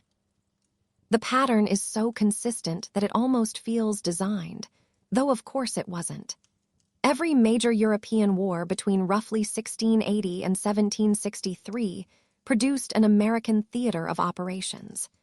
Every American theater of operations required colonial soldiers, colonial logistics, and colonial blood. Every peace settlement was negotiated in Europe by European diplomats representing European interests, and the outcomes were calibrated to the geopolitical priorities of the metropolitan powers, with colonial interests factored in as secondary considerations at best. The colonists did the fighting. The diplomats made the deals. And the deals were not necessarily the deals the colonists would have made if they'd been at the table, which is a pattern of experience that tends, over time, to produce the kind of political consciousness that asks pointed questions about representation. King William's War, the American name for the War of the League of Augsburg, ran from 1689 to 1697 and was the first of these transatlantic conflicts. It established the template. Louis XIV's France had been expanding aggressively in Europe, threatening the balance of power that England and a coalition of Protestant European states were trying to maintain, and the resulting conflict automatically activated the colonial dimension of the Anglo-French rivalry. In North America, the war was fought primarily through a series of raids. French forces and their indigenous allies attacked English frontier settlements in New England and New York. English forces and their indigenous allies attacked French settlements in Acadia and the St. Lawrence Valley. The attacks were brutal, and the casualties were significant, particularly for the frontier communities that had the misfortune of being located in militarily convenient positions. The town of Schenectady, New York, was destroyed in a winter raid in 1690. The town of Salmon Falls, New Hampshire, was attacked the same year. The town of York, Maine was burned in 1692. Think for a moment about what that means, not in the language of military history, but in the language of a particular winter morning. The smell of smoke before you understand what it is. The sound of something that shouldn't be happening. A community that had built itself piece by piece over years, gone before the ground had thawed. The experience of these communities, of being the target of a war whose causes were entirely European and whose peace would be made entirely in Europe, was formative in ways that the political theorists of the colonial period would eventually articulate, but which the people of Schenectady understood viscerally before any theory was available to explain it. The Peace of Ryswick in 1697 returned most territorial arrangements to the status quo ante, meaning that the communities who had bled through 8 years of conflict found themselves at the peace roughly where they had started, without having gained or lost the substantial pieces of territory that might have made the sacrifice feel meaningful. This was not because the diplomats were indifferent to colonial interests. It was because colonial interests were genuinely secondary to the European balance of power calculations that drove the peace settlement. The colonies existed in the diplomatic framework to serve the metropolitan powers, not to pursue independent strategic objectives. The War of the Spanish Succession, from 1701 to 1713, known in American terminology as Queen Anne's War, had more durable territorial consequences in North America and produced what was, from the British colonial perspective, a mixed victory. England, fighting alongside the Dutch and various German states against France and Spain, made significant territorial gains in Europe and consolidated British naval supremacy. The Peace of Utrecht in 1713 also delivered concrete colonial acquisitions. France ceded Acadia, Newfoundland, and the Hudson Bay territories to Britain, while French rights in Newfoundland's fishing grounds were significantly restricted. These were real gains. They shifted the strategic map of North American colonialism in Britain's favor. They did not, however, address the fundamental structure of Anglo-French colonial rivalry in North America, which continued to organize itself around control of the interior fur trade routes and the indigenous alliances that mattered to both sides. The period between Queen Anne's War and the next major conflict, roughly 1713 to the 1740s, was not peaceful in North America, but was at least not officially at war, which allowed British colonial populations to grow, British settlements to expand westward, and the structural tensions between the expanding settler frontier and French claims to the interior to develop toward the point of collision. The growth figures for the British colonial population during this period are quietly striking. In 1700, the total British colonial population of North America was somewhere around 250,000 people. By 1750, it had grown to over 1 million. By 1775, it would reach roughly 2.5 million. This population growth, driven by high birth rates among settler families and continued immigration from Britain, Germany, Scots-Irish communities in Northern Ireland, and other European sources, was creating a demographic pressure on the land that the existing political structures had not been designed to manage. The settler frontier was moving, steadily, and with a momentum that no proclamation from a European capital was likely to slow, toward the territories that France regarded as its own. And so the stage was being set, quietly, the way most things are set before they become history. No diplomatic agreement about spheres of influence could indefinitely contain what was already in motion. The colonists were moving west because there were more of them every generation, and they needed land. They were not particularly interested in the fact that the land they were moving onto had been claimed by France or occupied by indigenous peoples, or both. King George's War, which ran from 1744 to 1748, and was the American theater of the broader War of Austrian Succession, produced one of the more quietly remarkable episodes in colonial military history. New England colonists, organized and financed largely by Massachusetts Governor William Shirley, launched an expedition against the French fortress of Louisbourg on Cape Breton Island.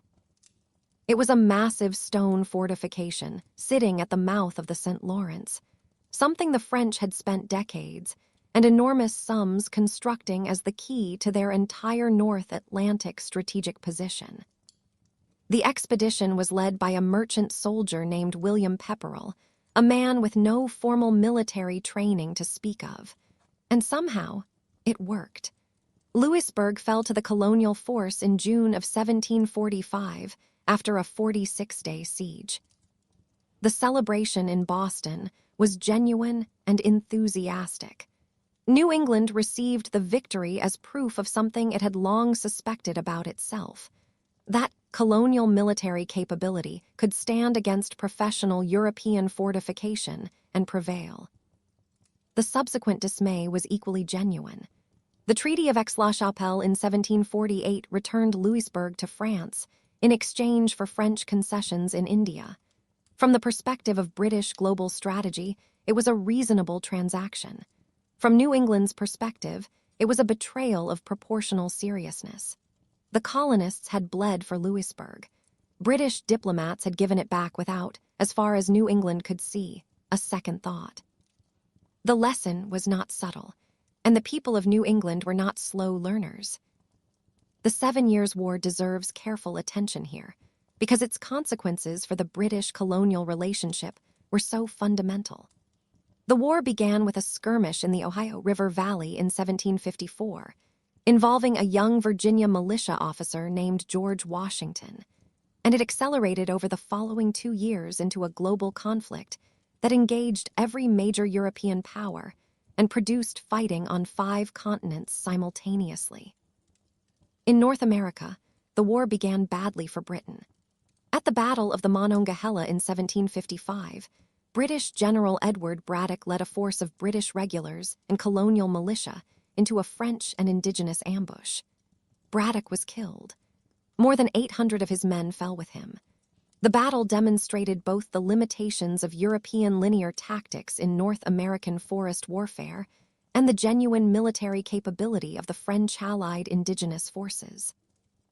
Washington commanded the Virginia militia at Braddock's defeat. He had 2 horses shot out from under him that afternoon, while remaining personally uninjured. He noted afterward that the experience had been educational in ways that formal military training could not provide. Which was, you might observe, a characteristically measured way of describing one of the more chaotic afternoons in North American military history. The war eventually turned in Britain's favor under William Pitt the Elder, appointed Secretary of State in 1757. Pitt reorganized Britain's global war strategy with a clarity and energy that transformed the conflict's trajectory. His key insight was that the primary theater of competition with France was not Europe, where a stalemate could be maintained by subsidizing Prussian armies, but the colonial world, where British naval supremacy could cut off French colonial possessions from their metropolitan supply, while British land forces captured them one by one. Between 1758 and 1760, British forces captured Louisbourg again. Fort Duquesne, renamed Pittsburgh, which was a modest complement to Pitt, Quebec City, and Montreal in rapid succession. Organized French military resistance in North America was effectively finished. The Treaty of Paris in 1763 transferred all of French North America east of the Mississippi to Britain. The colonial experience of the 7 Years' War was complex, and it shaped colonial political consciousness in more than one direction at once. Colonial soldiers who had served alongside British regulars came away with a different, and not always flattering, assessment of their professional counterparts.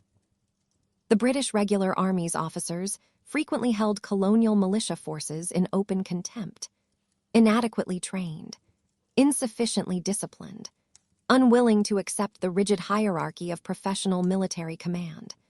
The colonial forces returned the favor by observing that British regular tactics were poorly adapted to North American woodland terrain, and that the British officer class's social pretensions were inversely proportional to their battlefield flexibility. George Washington's repeated frustrations with his inability to obtain a British regular commission, despite his battlefield record, were part of a broader pattern. Colonial military service produced resentment alongside the shared experience of combat. And on the other hand, and this dimension most directly shaped the political crisis that followed, the enormous cost of the 7 Years' War had roughly doubled Britain's national debt. The British government under George Grenville began addressing this in 1763 through a program of colonial taxation that seemed, from London, both obviously necessary and reasonably modest. The argument was straightforward. The war had been fought partly to defend the American colonies. The American colonies were the beneficiaries. It was not unreasonable that the American colonies should contribute to the cost of their own defense. The Revenue Act of 1764, the Sugar Act, reduced the existing duty on foreign molasses while simultaneously providing for much more rigorous enforcement of trade regulations. The Stamp Act of 1765 imposed a direct tax on all printed materials in the colonies. Newspapers, legal documents, pamphlets, playing cards, requiring the purchase of revenue stamps. The Townshend Acts of 1767 imposed new import duties on glass, paper, paint, and tea. All of these measures were, in purely financial terms, not particularly burdensome by the standards of taxation in Britain itself, or in other parts of the British Empire. The colonial response was not primarily about the financial burden, though colonial spokesmen were willing to argue the economics when useful. It was about constitutional principle. The British Parliament, in which no American colony had a representative, was imposing taxes on American colonists without their consent. This violated, in the colonial understanding, the fundamental principle of English constitutional tradition that had been at the center of English constitutional development since Magna Carta, and most recently articulated through the settlements of the Glorious Revolution of 1688. No taxation without representation. The colonists were not claiming to be exempt from taxation.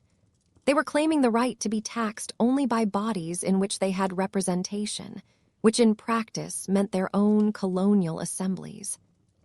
Parliament's response was that colonists were virtually represented by the general body of British subjects, even without direct representatives. Colonial lawyers and politicians found this both constitutionally novel and practically absurd in roughly equal proportion. James Otis, Jr. of Massachusetts, arguing against writs of assistance in 1761, had already articulated the core constitutional objection before the Stamp Act crisis made it a popular cause. John Dickinson's Letters from a Farmer in Pennsylvania, published in 1767 and 1768, systematically laid out the constitutional argument against parliamentary taxation in language accessible enough to reach a broad audience. The Stamp Act Congress of 1765 brought together representatives from 9 colonies for the first time to coordinate a response to British taxation. It established a precedent for intercolonial cooperation that would prove enormously consequential. Boston's Sons of Liberty organized boycotts, street demonstrations, and the kind of organized public pressure that made stamp collectors' lives sufficiently unpleasant that most of them resigned before the act even went into effect. The Stamp Act was repealed in 1766, a significant colonial victory, though Parliament simultaneously passed the Declaratory Act, asserting its right to legislate for the colonies in all cases whatsoever. Parliament's way of insisting it had won the argument while conceding the specific point, an approach to governance that tends to satisfy nobody. The decade between the Stamp Act crisis and the Declaration of Independence was a period of escalating conflict, driven by the collision between two positions, each of which was internally coherent, and neither of which could accommodate the other without abandoning something fundamental. The British position held that parliamentary sovereignty was indivisible. Parliament represented the entire British nation and could legislate for any part of it. Any exception to this principle would unravel the constitutional framework entirely.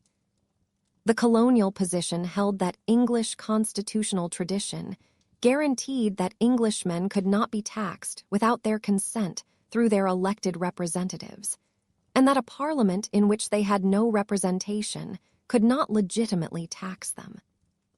Both positions were defensible readings of English constitutional history.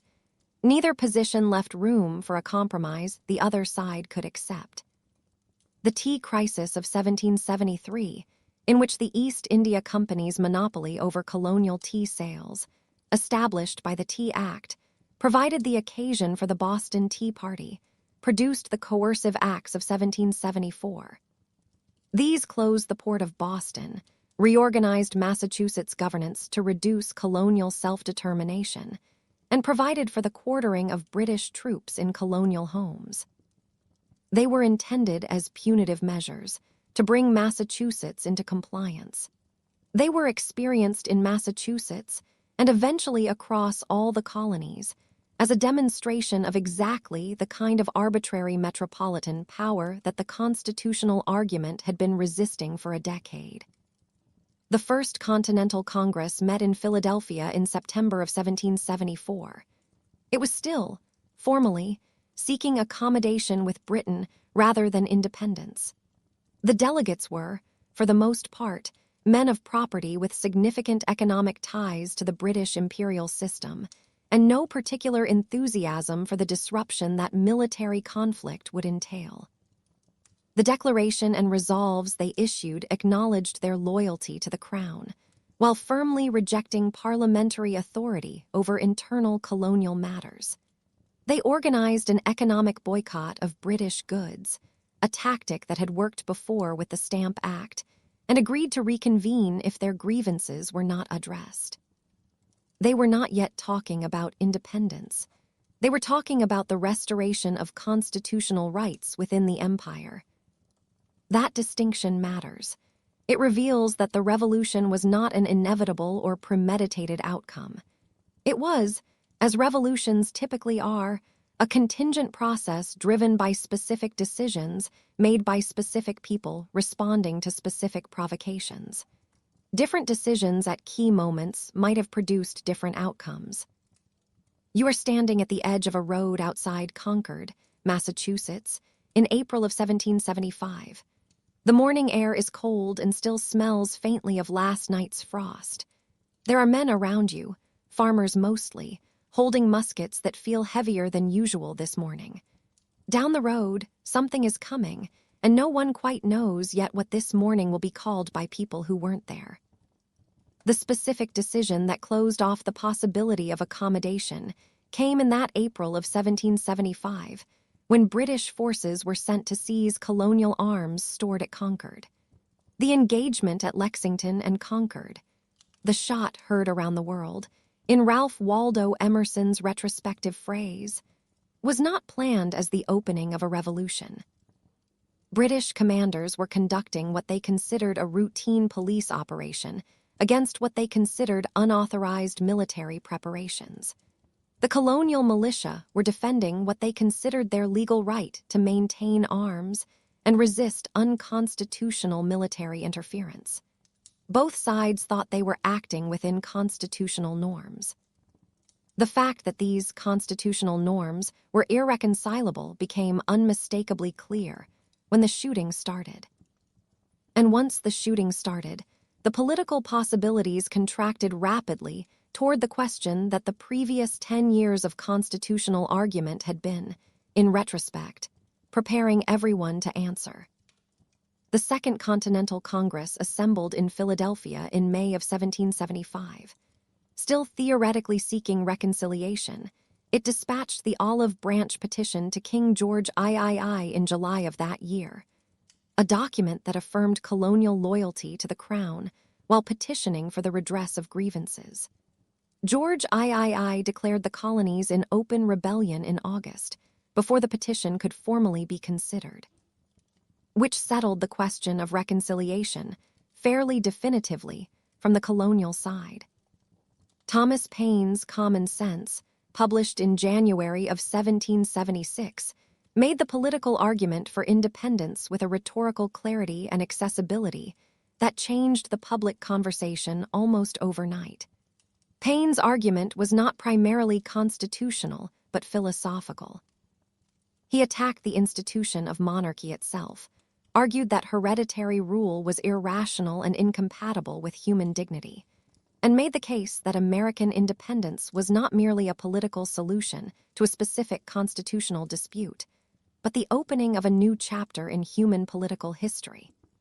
The pamphlet sold an estimated 100,000 copies in its first months of publication, in a colonial population of roughly 2.5 million. Think about that for a moment. 100,000 copies, in a world of handset type and hand-operated presses, circulating through a population that was scattered across an enormous stretch of coastline and backcountry. Whatever Paine had said, a great many people wanted to read it. The Declaration of Independence, adopted on the 4th of July, 1776, was drafted primarily by Thomas Jefferson, with revisions by Benjamin Franklin and John Adams. It accomplished something that is easy to underestimate because its language has become so familiar. It did not simply declare American independence from Britain, though it did that clearly and efficiently. It grounded that declaration in a philosophical framework, asserting universal principles of human equality and natural rights that went far beyond the specific Anglo-American constitutional dispute that had triggered the Revolution. We hold these truths to be self-evident, that all men are created equal, that they are endowed by their Creator with certain unalienable rights, that among these are life, liberty, and the pursuit of happiness. These were not claims about English constitutional tradition.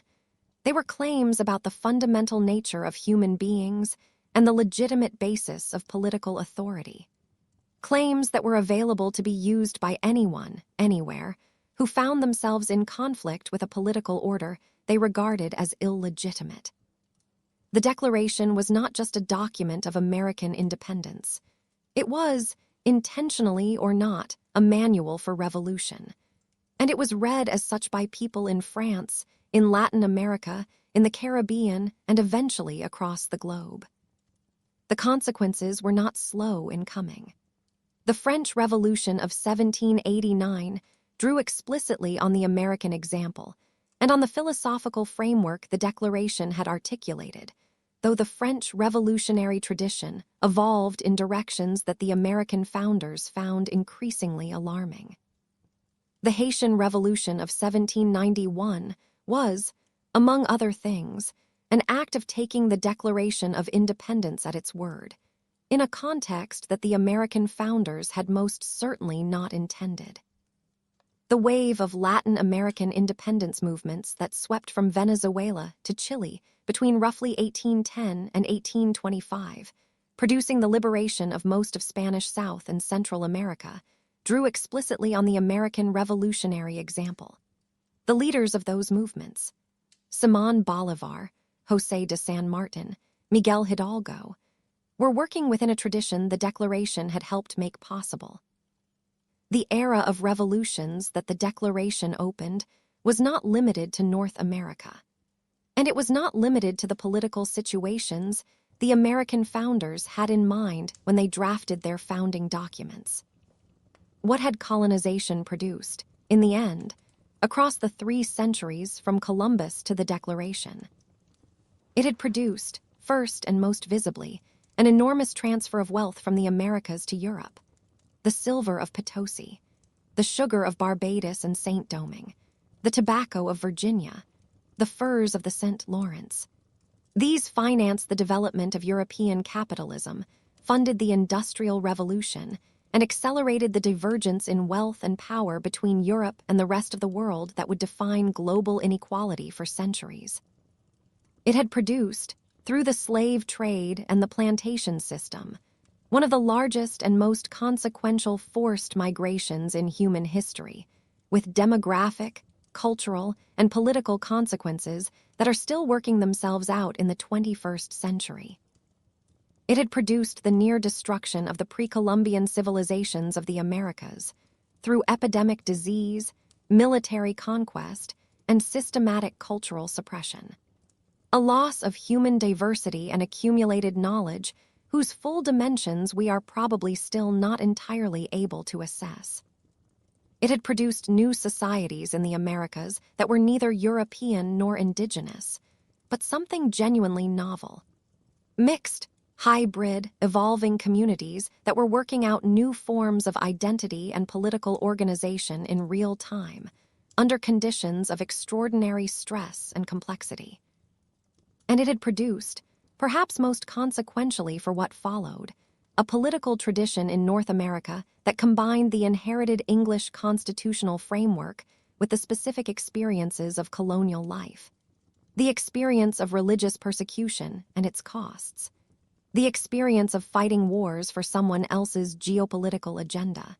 The experience of economic exploitation through mercantilist restriction. The experience of building functioning communities far from metropolitan oversight.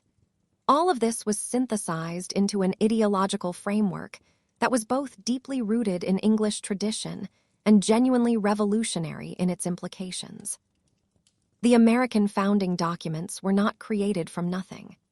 They were synthesized from 3 centuries of colonial experience, filtered through Enlightenment philosophy, forged in the specific conflicts of the 1760s and 1770s, and articulated by a generation of political thinkers who were both the products of the colonial world and its most effective critics.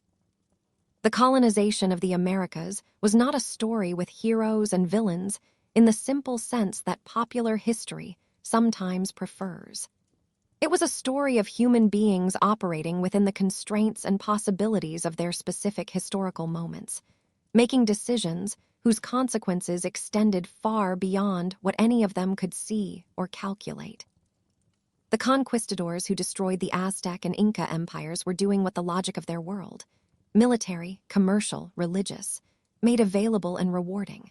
The Puritan settlers who built Massachusetts Bay were doing what the logic of their world, theological, political, communal, made necessary and righteous.